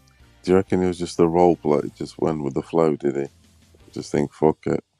This is what they did. They said, all right, since they're paying that much, he must be something that we're not seeing, and this is what it is, right? Dude, look at. Well, I'll tell you this: Chicharito was underrated in Mexico. They didn't really believe in him till Manchester United scouted him. No, he's actually respected here in England. Everything. Even the but what I'm saying is, let me tell you how moronic these guys were over there in Mexico. In a sense, I'm just gonna call it out, right? He literally was not getting playing time in Mexico. It took a Manchester United scout to go over there, tell them, "Hey, that guy right there, he's the best player on the field. We're scouting him." And wait, they said we're scouting him. Once he said they're scouting him, they played Chicharito every fucking game, and he was the fucking goal. He was like the leading goal scorer in Mexico, in the League of Mexico, bro. And then that's when he went into Manchester United. But it took a guy from England to go over there and tell him that's the best player on the field right there, and he's not even playing. Do this with him and do that with him. Yo. And you might Salute get to Julio, bro. results. Yeah. Yeah, they don't know how to was a use bum, the bro. cattle. They don't know how to use their animals, the cattle. I mean, Let me tell you something. both you fools are fucking Chivas fans, I bro. remember So I see where you fools are seen coming Jimenez, from, like bro. straight I up. remember when I first seen him play. It was a qualifier in Honduras, bro. And right there, I hated him. He sucked, bro. Shit, he fucking sucked. Well, of course you're gonna hate him, bro. He You're was a like Chivas goofy. guy, and he's an He was a America big guy, He's bro. a Chivas, is he? Bay Area, is he? Chivas, are you? It's not even he's that. Chivas, It's bro. the truth. It's not even that. He sucks. Is he? He sucks, It's bro. funny how it's never that Linus- for the Chivas guys, bro. Linus has skill, dude. He actually has skill, bro. He might he be really does, overrated. bro. He sucks, But Jimenez is just retarded, bro. He sucks. Yeah, he hasn't got the best touch. His touch is clumsy. He had one good He's season at clumsy. Wolves. As far as I know, that was just good luck because he never did that shit But again. he's got Something was great off game. there, but he bro. was the top fucking scorer, bro. For Like, one, hey, that's one. That's season. why I What started if hating he was never good ever again. Julio. That's why I started hating on the Premier well, League. I because said, he had the fucking if this accident, bum bro. scoring Well, all hey, over the man, place he over there, I'm sucks. like, there's something wrong over there, bro. Like, Yeah, what the fuck's going on, dude? That dude, yeah. he Hey, was lucky, bro. maybe the Premier League is actually high level, bro. Maybe Jimenez isn't Hey, as how bad about as you this? guys think he is. He just got You know? lucky. That's it. He's been involved in some big transfer fees. He's worth a Yeah, I lot don't of know money. how. What the Hey, fuck? Jimenez did have a good winger though on his fucking team when he That was black playing. dude, right? Adama? Yeah, the black guy, yeah, with that runs fast. This or whatever. motherfucker had some followers and has some followers though. He Yeah, that dude literally sucks, man. I never liked that guy. Yeah, This guy's, bro. The fact that Furioso, the fact that he sold for 25 million is astonishing, dude. That's all I gotta say, because dude. he Like, was it's coming insane. from Atletico. Because he was coming from Atletico to Yeah, Benfica. So Cholo Simeone went to go scout him at an America game. He's the one who bought him. He flopped at Atletico bad, bro. Yeah, Oh, Linus, I feel like Linus, he's like he doesn't even have power, bro. Like I don't know if he's fragile or He's I too don't know, small. bro. He's weak. Yeah, he's too small. And if you're gonna be that small, you need to at least put a But little I bit still of think muscle, he's bro. better You than feel me? Jimenez, bro. I mean, man, you do, but I mean, we have to wait for him to do something, bro. For him to Hey, be proven, bro. Ochoa's a bum, bro. Ochoa's a bum Ochoa, now, bro. I think Ochoa was good, but he sucks now. Yeah, he's I think he horrible, was bro. good. I mean, how is Ochoa a bum, bro? How many times Nah, has I that don't think Ochoa. motherfucker I don't think saved us, Ochoa's a bro? bum. I And think the he's national team, bro. Like, come on, bro. I think he's the best goalie Mexico's ever had, bro. Like the motherfucker was a wall back in the day, bro. Even in the last World Cup, bro, Ochoa didn't do bad, bro. He still fucking did good. But he's old, bro. Like people are asking too much from an old He player, needs bro. to We should be. retire, bro. He needs Yeah, to he needs to retire. That's my retire. point. Yeah. We need to I mean, develop he's not no a new Navas, but goalkeeper, he's good, bro. bro. He's not no Navas, but he's good. They don't even want him in Mexico anymore, bro. They're like, hey, Taylor get your Navas, bum ass. that motherfucker's good, man. For real.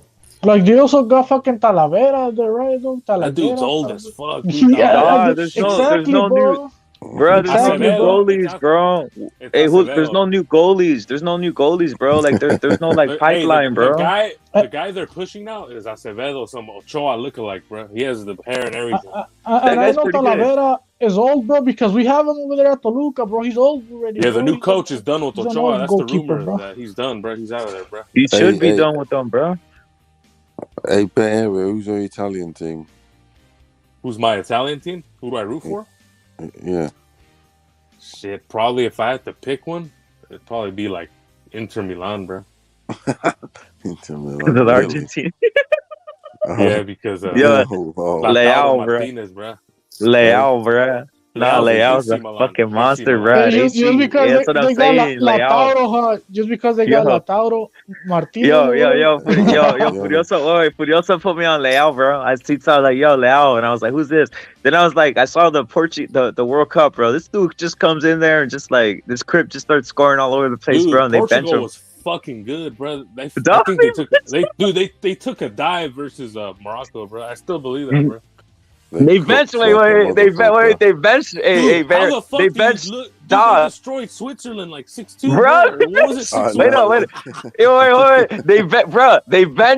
bench Ronaldo, and then they have Leao bench, bro. This monster who comes in like a fucking. That was crazy. Italy, best player in Italy that year. That was some bullshit, bro. And they put Ronaldo on the bench, lol. Yeah, well. Hey, Barry, was this they hear about Quiñones that might join the fucking national team? All this That's shit, the bro? rumor, bro, that the new coach of Mexico, he wants to bring in a bunch of foreigners. He wants to modernize Mexico. That's what he said. Hey, I don't know what that means. Quiñones I is don't know old what too, that means. bro. What do you guys think that means? I don't know. Quiñones is like 32, bro. Like, how is Nah, he he's barely? 25. He's 25. Get the fuck out of here. He I is. don't understand why that. He is? I thought he was like 30 something. He has bro. a brother. He's already going. There's bald. another Quiñones on Tigres. Maybe. Yeah, I think the one I'm talking about is from Yeah, Atlas. I thought it was think. that guy too, bro. I thought it was that guy too. But it's the guy from Atlas. Yeah, I think the Hey, new guy does that Tigres guy, right? Coca. Yeah, he wants to bring in a bunch of foreigners, bro. Like, what the fuck? Like South American rejects national team, bro. That's what he wants to make. Tigres has been doing good lately, but I mean they also have a lot of money. That's the thing. They But have I a mean, lot of those, foreigners too. Is there even a Mexican on there, bro? I mean, just line that, bro. line this fool. Off the bench too. What? He's benched. They Why is got Signac, Santiago some French Gonzalez not guy playing? who's like the best guy in Oh, Santiago Tigres right now. Jimenez. I'm pretty sure he's gonna call him up. Santiago Gonzalez from Feyenoord. Why doesn't he play? oh, you talking about Jimenez because they hate Yeah, him? That's Jimenez. the whole Yeah, point. Jimenez. Yeah, Yeah, Santiago. he'll come. They'll finally call him now, bro. He's playing for Feyenoord up front. He scored at the weekend. You know what, bro? I want Mexico to lose the Gold Cup to the U.S., bro. I'm tired of their shit, bro. They need another waking up. They're not listening, bro. They're still doing the same Gold dumb Cup. shit. Hey, Bear, I heard Mexico might be participating in Copa America from now Yeah, on. that's What true. Next year. that's better than the fucking Gold Cup, bro. Gold Cup is just being Of USA, course how it's I see it, better. bro. You know? Of course it's better. Well, it still looks bad if they lose to the U.S., bro. They have to beat them, and they won't. The Copa America, the next edition, Copa America is the most important in a long time because the reigning everybody's champions are in it. Is the USA going, bro? Is USA Yeah, going it's over gonna there? be in Too? the U.S. It's gonna be in the U.S. Oh shit! Yeah, to make money because the reigning That's a legit champions Copa are in it. America then. Yeah, the reigning Yep. champions are in it. USA is gonna win that, bro. I'm not even playing. They probably are, bro. Like it's just, they're probably gonna win that. The U.S., dude, they just go all out versus Mexico. That's it. And after that, they just don't give a fuck, bro. They're not going to beat Uruguay and They need a striker. They need a striker, bro. Chile. The US needs a striker, bro. Who's the striker? Fucking Altidore? Nah, it's I don't even know, bro. It's that African dude. Steph Fucking- Curry. Steph Curry. If they put in that full Pepe, it'd be a wrap, bro. That's all I gotta say. They need some They're LeBron haters. James. LeBron James up front. I don't know, bro, but I just don't want that black dude on Mexico, bro. Fuck that, bro. New coach wants to bring in some Colombian reject, bro. Some black dude, man. That's Crazy, weird bro. as fuck, bro. Sad, bro. Sad state of affairs out there, bro. Hey, that fool Leao's a monster, though, bro. I'm not gonna lie. Yeah, he's good, bro. Dog. He literally went in for 15 minutes, scored two goals like nothing in the World Cup, bro. I was like, what? We already had a fucking Brazilian reject and got man fucking of the Giovanni match dos against Santos, Tottenham. bro. And He we got saw man how of the that match. fucking played off, bro. Rep it. He got man of the match against Tottenham yesterday or the day before. It's crazy, dude. Crazy. In the So you Champions guys League. you guys benched him, but you guys had that other guy. What's that guy in the back? That one black guy in the back, Dan Nielsen or what's it? Menge, there's Nuno Menge and Danilo's a fucking horrible Danilo. fucking monkey. Danilo. Jesus Christ. Oh, yeah, that Danilo. black dude. He He's looks funny. awful. We fucked up. We're too many. Hey, many players. Too much Hey, quality. come on, bro. Let's cut the crap Not punch. knowing This how fool to horrible, use it. bro. This fool Henry Martin's all right, bro. He's all right, but it's not all that, bro. Fuck Henry Martin. He missed a Hey. clear one when against Saudi Arabia, bro. Clear as fuck. Exactly. Hey, Barry, that guy from Atletico de Madrid is playing like shit now. Fucking Diego Costa over there with the Wolves, bro. Yeah, he's done. He's been done, bro. That dude's old. What Mexico need to do is ask Portugal to lend him Rafael Leao. Facts. Stick him up front. Yeah, that's what they Let want to him be do your with the first Colombian, queen. bro. They want to do that with some Colombian guy, bro. Fuck that shit. No, get Rafa. He's going. He's free. He sits on the bench for us. That's crazy, though, Furioso. I Come know, on, yeah. bro. How We do you got have this guy? stacked. We're Well, how stacked. did you We guys? got No. blacks. Hey, Hold that on. Portuguese team was fucking good, man. They were fucking Dude, good, bro. how, They're stacked. how, it's They ridiculous. don't All you know. need They to do don't know was what to line do up. with them. They got All too you need to many. do Who's was benched line up. Ronaldo, bro, against I That That's shit what was I'm saying, fixed. bro. That was Retarded, fixed, bro. bro. It was fixed, bro. Idiotic. I know it's idiotic. It was fixed. No, for real. That shit's bullshit, It bro. was fixed. It was for. Just it to was get for- a more. Dude, They wanted a who's Muslim out? team. Hey, Furioso, who's fucking better, third place, man. Ronaldo or fucking Eusebio? Ah, come Yeah, on, it's Cristiano, bro. Ronaldo. It's Ronaldo by far. Ronaldo's bigger, stronger, jumps higher, everything. Nah, you know who it is? It's Eder, bruh. And he's more skillful. Fuck Ed. Eder. Shout out to Eder. He's a legend. Eder. Remember Eder, the guy who scored the goal for a Portuguese European That was Championship? crazy, Eder. That was Jesus Christ. That was mental. Fucking Eder, bruh. Eder. Some guy I never even heard of, bruh. Just scored. No, you know the story that makes me laugh though, Fudos? The one you told me of that one guy, what's his name?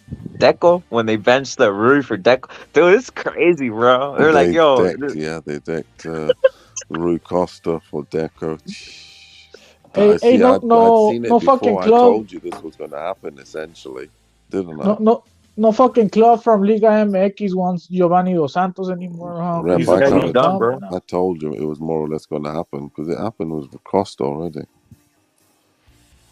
Dos Santos was overrated from the start. They compared him to fucking Ronaldinho, bro, just because he looked like him a little bit. Who did? Oh yeah, because of the way he's hip. Because they're both Barcelona. They're both Brazilian. He was hella hyped up, bro. Was he Brazilian Mexican? Was he? Yeah, he dad was Brazilian. He's a Brazilian reject, bro. What was he then? His dad was what? Brazilian. His mom was Mexican. He was born and raised in Mexico, though. Really? Oh, I don't know. It was a Brazilian father. Yeah. Dos Santos, I'll tell you what, it's some Portuguese dude. No cap. I'm being serious. Because Dos Santos, Yeah, I bet, bro. it just is. My uncle's Dos Santos. Fernando Dos Santos. That guy looked like he had a high ceiling, bro, but he became a fucking drunk or he fucking my mother's sister party life, bro. married a Portuguese dude called Fernando Dos Santos. You know what it was, Chingazos? His Mexican side held him back, bro. Started drinking. Facts, bro. Yeah, he never even. Brazilian. He ain't Brazilian. He was He's on Portuguese. He was on some Navarrete training methods, bro. I'm just keeping it real. That foot Dos Santos was on some Navarrete training methods, bro. That's what he was on, bro. Yeah, that fool had no stamina, bro. Did you rate him? Did you rate him? He was skilled. He was good. He tried. He was skilled. He was skilled, but he didn't train. He just went to the game. He was a playboy, wasn't he? Yeah. He was drinking, partying, fucking bitches. Yeah, because Ronaldinho was always partying and nightclubbing anyway. Yeah, he was. Another one. That Yeah, enjoyed but it a lot. Ronaldinho would perform, bro. That's the thing, bro. Yeah, he would. He would perform after a night out. He would. He was known for it. And that's why He Ronaldinho partied was hard. only good He for like played 4 hard. years, bro. Ronaldinho played hard and played hard. He did. It's known for that. Yeah, Ronaldinho had a good run, but it wasn't the longest run. It wasn't like no fucking Messi or Ronaldo where you keep hearing and hearing and hearing from because them. he'd be partying in the nightclubs All the drinking, bro. All the coke. Him and Romario was another one. Cokehead. Fucking having threesomes every day, probably, bro. Yeah, the cokeheads. Of course they are. I didn't, dog. I'm gonna keep it real. AJ, salute to AJ. I didn't even keep up on this, bro. I was over it, bro, about the tranny shit, bro. Yeah, I think Giovanni Dos Santos was one of the tranny fuckers, bro. It was Vela. Vela got caught. He got pissed and went back to Mexico, bro. He never played for Mexico for like 5 years, bro. Dos Santos. Yeah, but Bella was good, I guess. Vela was good, bro. But he had no ambition, bro. Like I feel like he didn't have to go to LAFC, bro. He could have played in Europe instead. Yeah, but he had no ambition, bro. He just wanted everything good, bro. He was like the top striker over there. The fucking MLS, he was playing good in Spain, bro. But he didn't want to move up to a better team. He just wanted to stay there. That Dos Santos, he had a bit of the Ronaldinho skill, I remember. The old step over.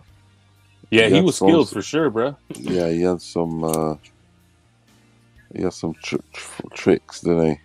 The same footwork, right? Like Ronaldinho or some shit like the way they run. Yeah, he would try to mimic him. Yeah, he would.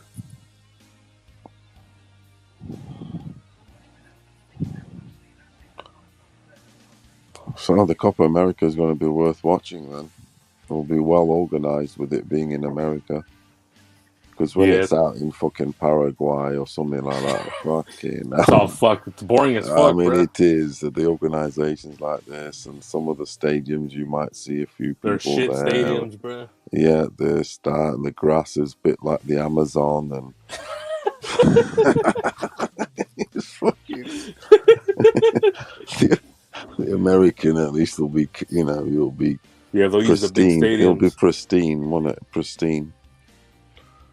Whereas fucking in El Salvador or something, you don't know what you're gonna get. It's like down at the local park or something. It's so, isn't it? Fucking hell. Mexico. Yeah, they won the U17 in 2011 and in 2005 the U17 World Cup. The 2011 team completely disappeared. None of them ever played for the Mexican team, bro. None of them. The 2005, they made it to the real team, like Vela, Dos Santos, Efrain Juarez, Chicharito, and shit. Yeah, what happened to the fucking crop that won the But 2011, 2011, bro? none Like, of them ever did shit, bro. I never seen any of them play for Mexico, bro. None of them. That shit's weird, bro. Yeah, bro. It's just they probably matured and that's it. The Bro. only one I remember is Carlos Fierro, but he was just on Chivas, bro. They never fucking called him. Yeah, he just had the name and the look, bro. But he really wasn't. He didn't have the ability when he came down to it, bro. hey, who's that Chivas guy that scored on the World Cup? I forgot the last World Cup, bro. He looks chubby guy. I don't know. Bro. Alexis Vega. Oh yeah, that guy. What's up with good, that bro. guy? Hey, that guy's good, bro. He's underrated, bro. He's good. He's good, bro. He's pretty good. Is he doing good in Chivas? Or Yeah, or he's is doing he good, bro. in Europe now? Or? Yeah, he plays good. He should leave to Europe already, though, bro. He's already like 25, bro. He looks a little chubby though, right? Or maybe that's Yeah, just his face. I don't know. Yeah, he's a little bit chubby, bro. Too much beer, bro. Hey, I gotta go back to the World Cup real quick. Hey, Furioso, what'd you think of that whole thing when they were like, when Portugal scored like 6 goals or some shit, and they were like on some, yeah, we don't need Ronaldo type of shit, like that type of shit, bro. Oh yeah, they fell for that, didn't they? Yeah, that didn't help. That didn't help. That's when they were like, "Oh yeah, we definitely don't need him." Like, what? That's the worst thing that could have happened was that performance. I remember saying to my dad after that defeat, I said, "Look, I ain't getting all fucking excited because I know how Portugal is. We've been seeing this shit for a long time." And blowing hot and blowing cold, and that's how it is. They just in the Morocco game when it was mata, kill or be killed. You should have best your player. ace. You should have your ace. You have to have your ace in the pack out there, because he in pressure moments, players are going to shit themselves. Oh, it's Ronaldo! In the 86th minute, for instance, it's a corner kick, and Ronaldo's there, and it's the Moroccan defender. He's going to shit himself a bit more than he is with Well, even the ref says, "Hey, touch Ronaldo, that's a penalty." Exactly. You know what I mean? Like, the enterprise. Isn't it funny how they set up Morocco just to get cucked by France? Perfect, bro. Yeah, the perfect team. did. The perfect team to piss them off. Yeah. Hey, going back to the World Cup, bro. What's up with the Argentinian fucking manager, bro? He put in fucking what's his name, Herrera, right in the midfield. Nah, that guy Guardado, sabotaged, bro. He sabotaged Mexico, bro. Like you're putting the old motherfuckers against the hardest fucking team, bro. That's The gonna, only thing, like, fuck, bro. the thing Like, is, I don't know much about soccer, bro, but I'm not even that fucking stupid to do that shit, bro. If I was like the fucking director technical, he did that shit on purpose, bro. You gotta be retarded to do that shit, bro. Yeah, he lives in Argentina, bro, so he had to stand up for the coach of Mexico. The Argentinian guy? Martino. Yeah. Who's going to be the coach? Who is the coach? Another this time? Argentinian, bro. Oh, is he? Diego Coca. Perfect name, bro. Who was he with? Atlas. They won one of the championships in 2022 or something. Well, that's good. Isn't he the Tigres guy, the Coca guy? Yeah, no, he was on Tigres, but he's known for Atlas. Oh, so he knows the Mexican. right. He knows the Mexican league. That's important. He knows the league, but the problem is his team is like there's no Mexicans on the team he won it with. With the mixture. They were all foreigners. Like that was the team that had like basically no Mexicans, bro. And what they think is he's gonna try to naturalize some players from his team. Oh my fucking lord! That's what he said. To get the team chemistry and all that. But the thing he said is, the doors are open for anybody, bro.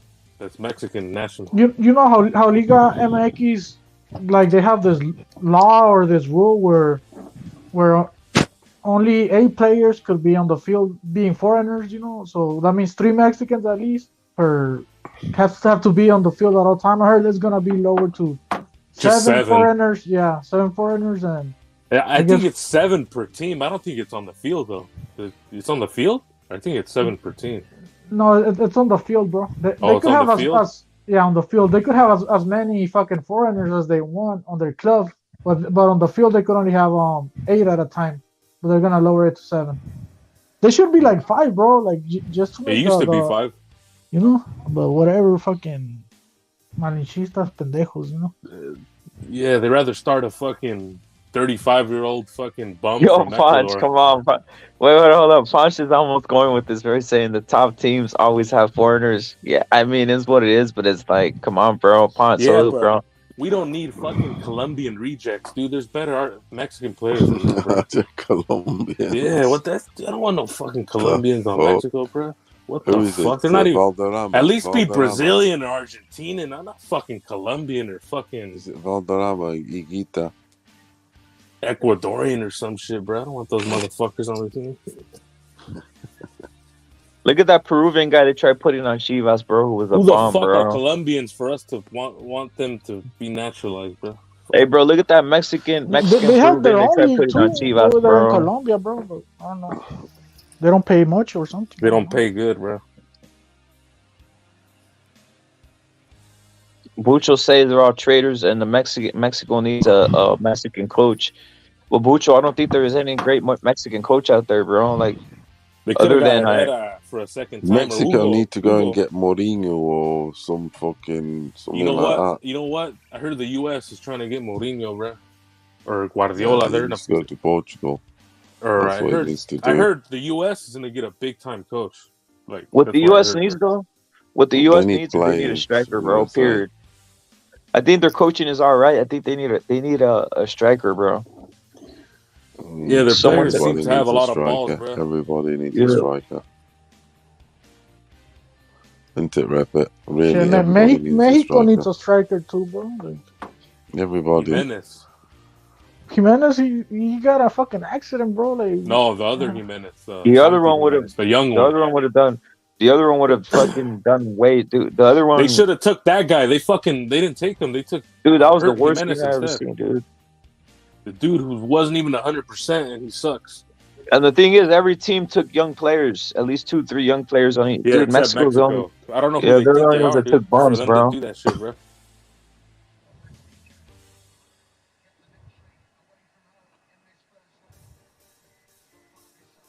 You know, the one I think is good is fucking Irving Lozano, bro. But I heard he's not even playing that good lately. Nah, he got benched. I haven't kept up. I know he's with Napoli, right? Napoli's doing good, but Napoli's doing good, but They got a because they benched competitive him. team, though. They got a competitive team. They have Usman, or what's that guy's name? Usman? Yeah. Nigerian dude. No, the key got a thing is Polish that guy. Kavra, the Yeah, they have that dude. Georgian, the Georgian guy.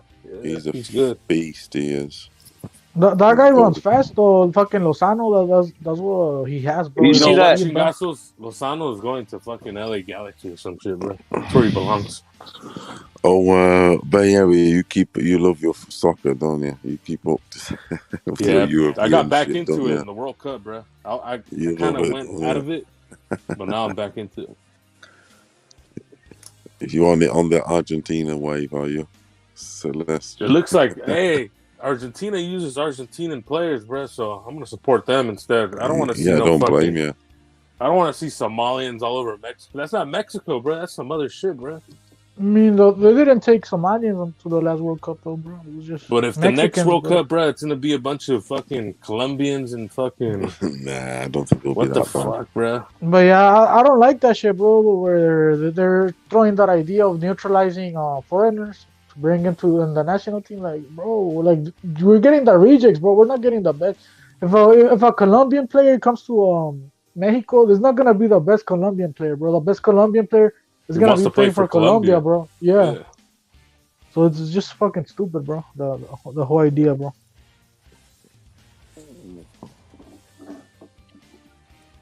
There's no goalie, bro. That's the problem, bro. That's gonna be the next one. There's no goalie, bro. Yo, Bucho's saying about Santi, bro. They didn't take him because of politics. Yeah, they had to take Jimenez's retarded ass, bro. Hey, The other Jimenez, Raul Jimenez. Chicharito's old, bro. They Pretty should have much took already. Chicharito too. But yeah, even Chicharito's better. They had than beef with him. He was doing good, bro, but I guess he had beef with the federation. They didn't want him there. It's all political too, bro. Why they call certain players. I heard they might bring back Chicharito, but I mean he's older now. Nah, bro. they won't. They hate him. Like, even if we would have had Chicharito, I mean, it's better than Jimenez because Yeah, he motherfucker's would have done injured. better. you Yeah, know? he's way better, bro. But well, fuck, I don't know. I mean, at least for the finisher, just to get the goal and pass it to him, whatever. They're gonna call up a Ghanaian player, bro, to Mexico. Oh yeah, I saw that too, bro. Yeah. Where are these fucking Africans popping out of nowhere? I never seen them in my life, bro. They're probably they probably paid them. They probably did some like where they saw him and they said, "Hey, let's bring him to Mexico as a kid, and we're gonna pay him, and then we're all of a sudden plop him up as being on the national." Dude, just basically what France and these other teams do, bro. If you look up some of the people in the Mexican meet, they keep looking up to France, bro. Oh, we should be like France. We should do what they do. Yeah, bro. Shut the fuck up, bro. They keep looking up to France, bro. Fuck France, bro. They don't even have French players. They should look. They hate Argentina. Just won the fucking World Cup with their own players, bro. So I don't know why the fuck they keep dick riding France. Exactly. To me, France is like the African all-star team, bro. That's how I see it. Yeah, bro. It's just boring like that because I don't know, man. International soccer, I feel like it's just gonna be everybody in the future. It's gonna be everybody's blacks versus everybody's blacks. And to be real with you, yeah, a lot of these fools run fast, bro, but they don't have the mind, bro. Like they don't dribble that good. They don't make the right plays, the right Look at decisions. Madrid, bro. Look at the Spanish league. It's basically they're lining up black guys. Like Barcelona and Madrid is just a bunch of black And guys. it's being done on purpose. They're not better, dude. Yeah. It's like a agenda, bro. They're not. Yep. Like I seen the Italian team. There's a black dude on there too. The Italian soccer team. Yeah. I think it's mandatory for like Western European teams now to take at least one African dude, or else they're gonna be considered racist. You remember the president of Napoli? He says they don't want. He said basically he was almost on some racist shit, but on some low keys. Like I don't want. If you're African, you can't go play for you can't be on my team if you play for an African national team. He was telling them basically, he don't want a guy who's black who's on that. Like he was on some racist shit almost, bro. The fool from Napoli. They have a good ass Nigerian though right now. Fucking yeah, that's the best. That's the one of the best strikers. Yeah, they're saying they're gonna try to make him Italian or what? No. That fool's going to I think he's gonna go to Madrid, bro. They're saying that they're looking at that guy. Him. Yeah.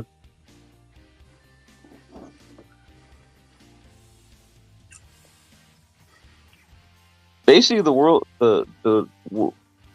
when you can't go back from everything they're doing, bro. It's never gonna go back. Yeah, that's boring, dude. Like, they just don't have the same passion. They don't sing the anthem. Everything is just gay like that. It just feels like watching Champions League, basically. Right?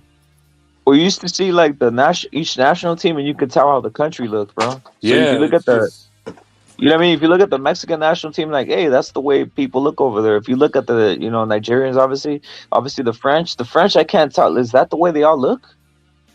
Like, look at like some of the Western European teams, dude, when they do the anthem, they don't even sing the anthem. They're all quiet and like it's just weird, bro.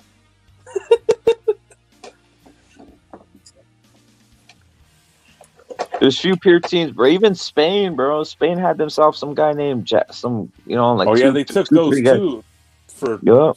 and they weren't even good, dude. They didn't even score goals.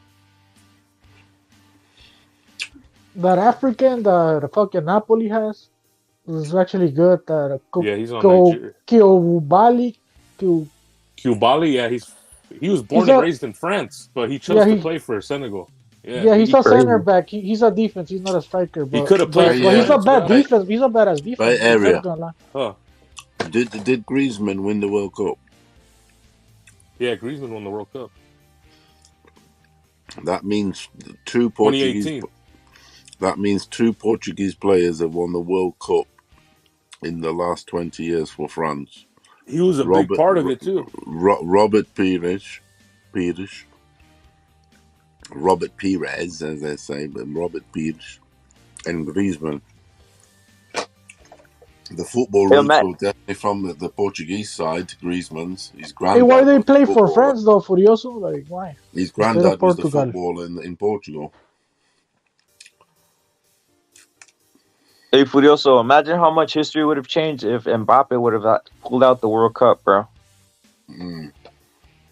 Dude, he would have been the greatest player of all time. Mbappe, especially at his age, dude, had like 2-3 more World Cups, dude. He'd be the greatest player of all time. This motherfucker Mbappe. Yeah, you would have been on that trajectory, yeah. Yeah. At his age, 2 World Cups, fucking hell. Yeah, well, you would be like Ronaldo Nazario, the Brazilian one. He won like 2 straight World Cups back to back, right? The one in the 90s and the other one.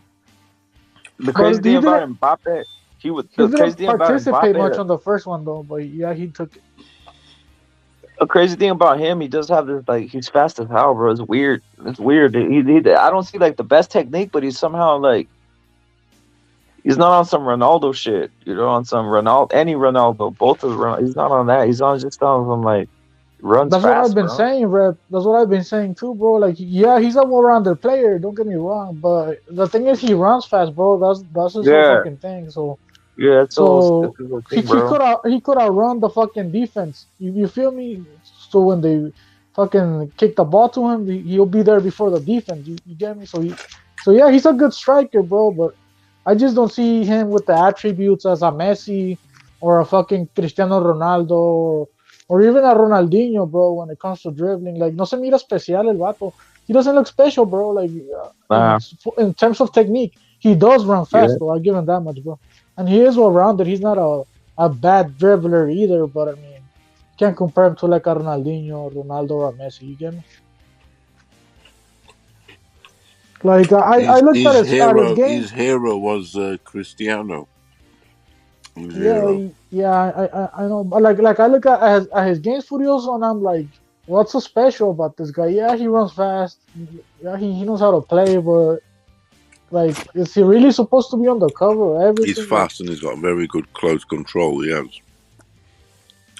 He can like do that, you know, keep it, just fucking caress it, keep it really tight to the foot at pace. That's a Paulo, what do you think of this? I think Haaland is gonna be better than Mbappe in the long run, bro. That's all I don't think so, Vergaso. I think Haaland's kind of been exposed recently, bro. Like, what you think, Furioso? Has he been kind of exposed in a sense that they were complaining that they need to feed him and that they need the thing is his goal ratio is pretty high.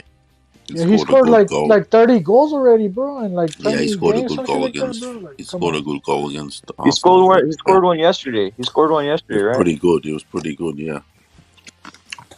He's good. He's young as fuck. Is he on some? What's his comparison, Furioso? He can be a top striker, but not like a best player ever. He can be like one of the best strikers ever. The thing about Haaland is his size, bro. How he's able to move and being that big like that. You feel me? Like that's it. He's like 6'5", How tall right? is he? 6'4". 6'5".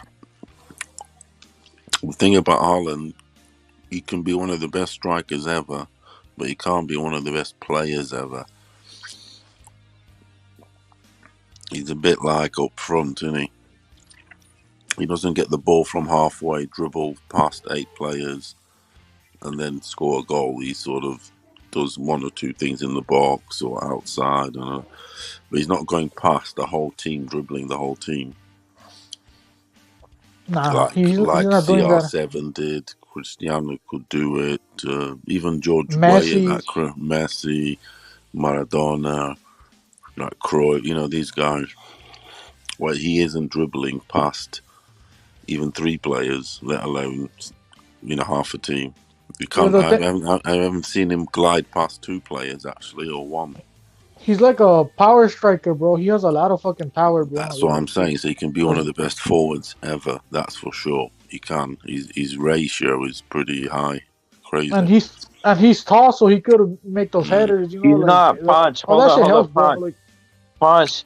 He's not Latin, bro. Latin was a freak of nature, bro. He could bring it from any. He could literally Latin can take it from the midfield all the way to the goal, bro. He was a freak, dude. Yeah, he was. Yeah, and Zlatan. Yeah, he's not better than Zlatan, no. No, Zlatan was a freak, bro. But he might score more than Zlatan. yeah, the thing about Haaland is he has the fucking power, bro. Like, that motherfucker kicks the ball fucking hard, bro, when he wants to score, and he's big, bro. And to be that big and move that fucking fast, bro, like, there's something special in that kid, bro. He's gonna be something. The guy's got endless fucking stamina and all that. They built him sort of purposely the way he is. His mum and dad and that put him in from a very young age on some serious cross country.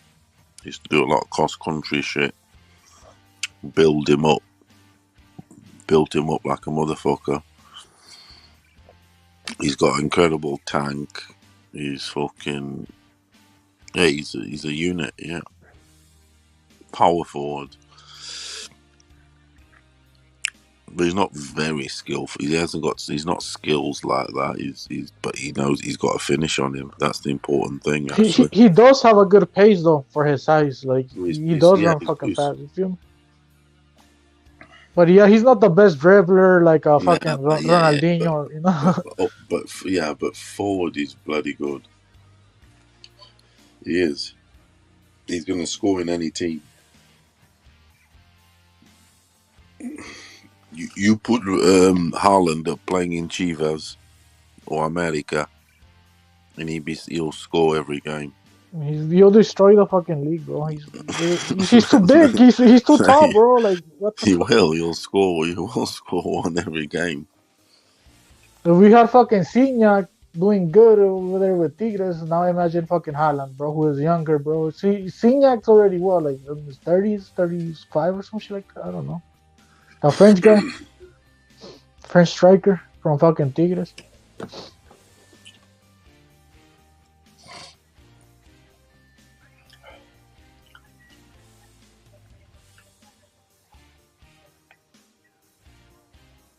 Enzo They're saying that Modric is underrated, bro. I don't see how. I know Modric, Oscar's saying Enzo Fernandez is overrated. Paulo, salute to Oscar Prince. Salute, bro.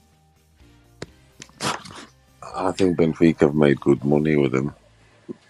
The guy that substituted him, he was just the bench dude, and that is some Portuguese dude called Chiquinho. He did. Obviously, maybe not an Enzo, but he did the job all right. Is that guy Pizzi still good? He's never been good. Don't mention that motherfucker. I hate him.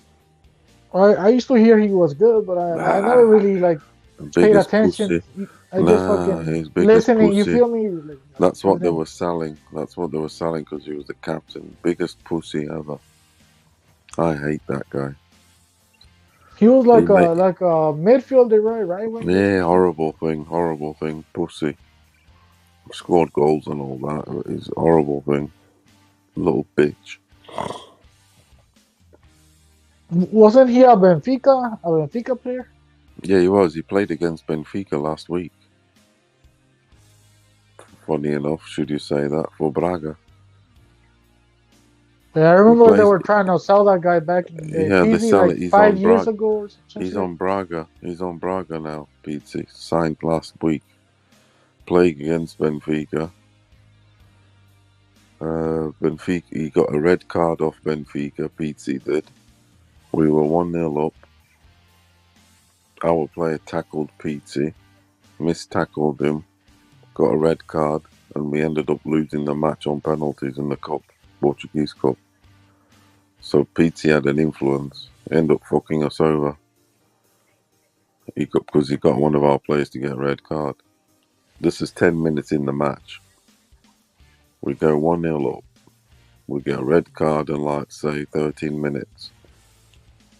They equalise, and then we end up going to penalties, and we got fucked over on penalties, or lost on penalties. So he's still going. I never rated him. Horrible thing. What's the worst thing? Been fucking I have to put up with He him played falling. for the national team though, right? Like, Nah, he didn't. Nah. Nah. Occasionally.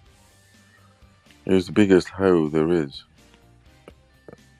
Basically, it's one of these. It sounds incredible. Supposedly, the manager who sort of liked him with the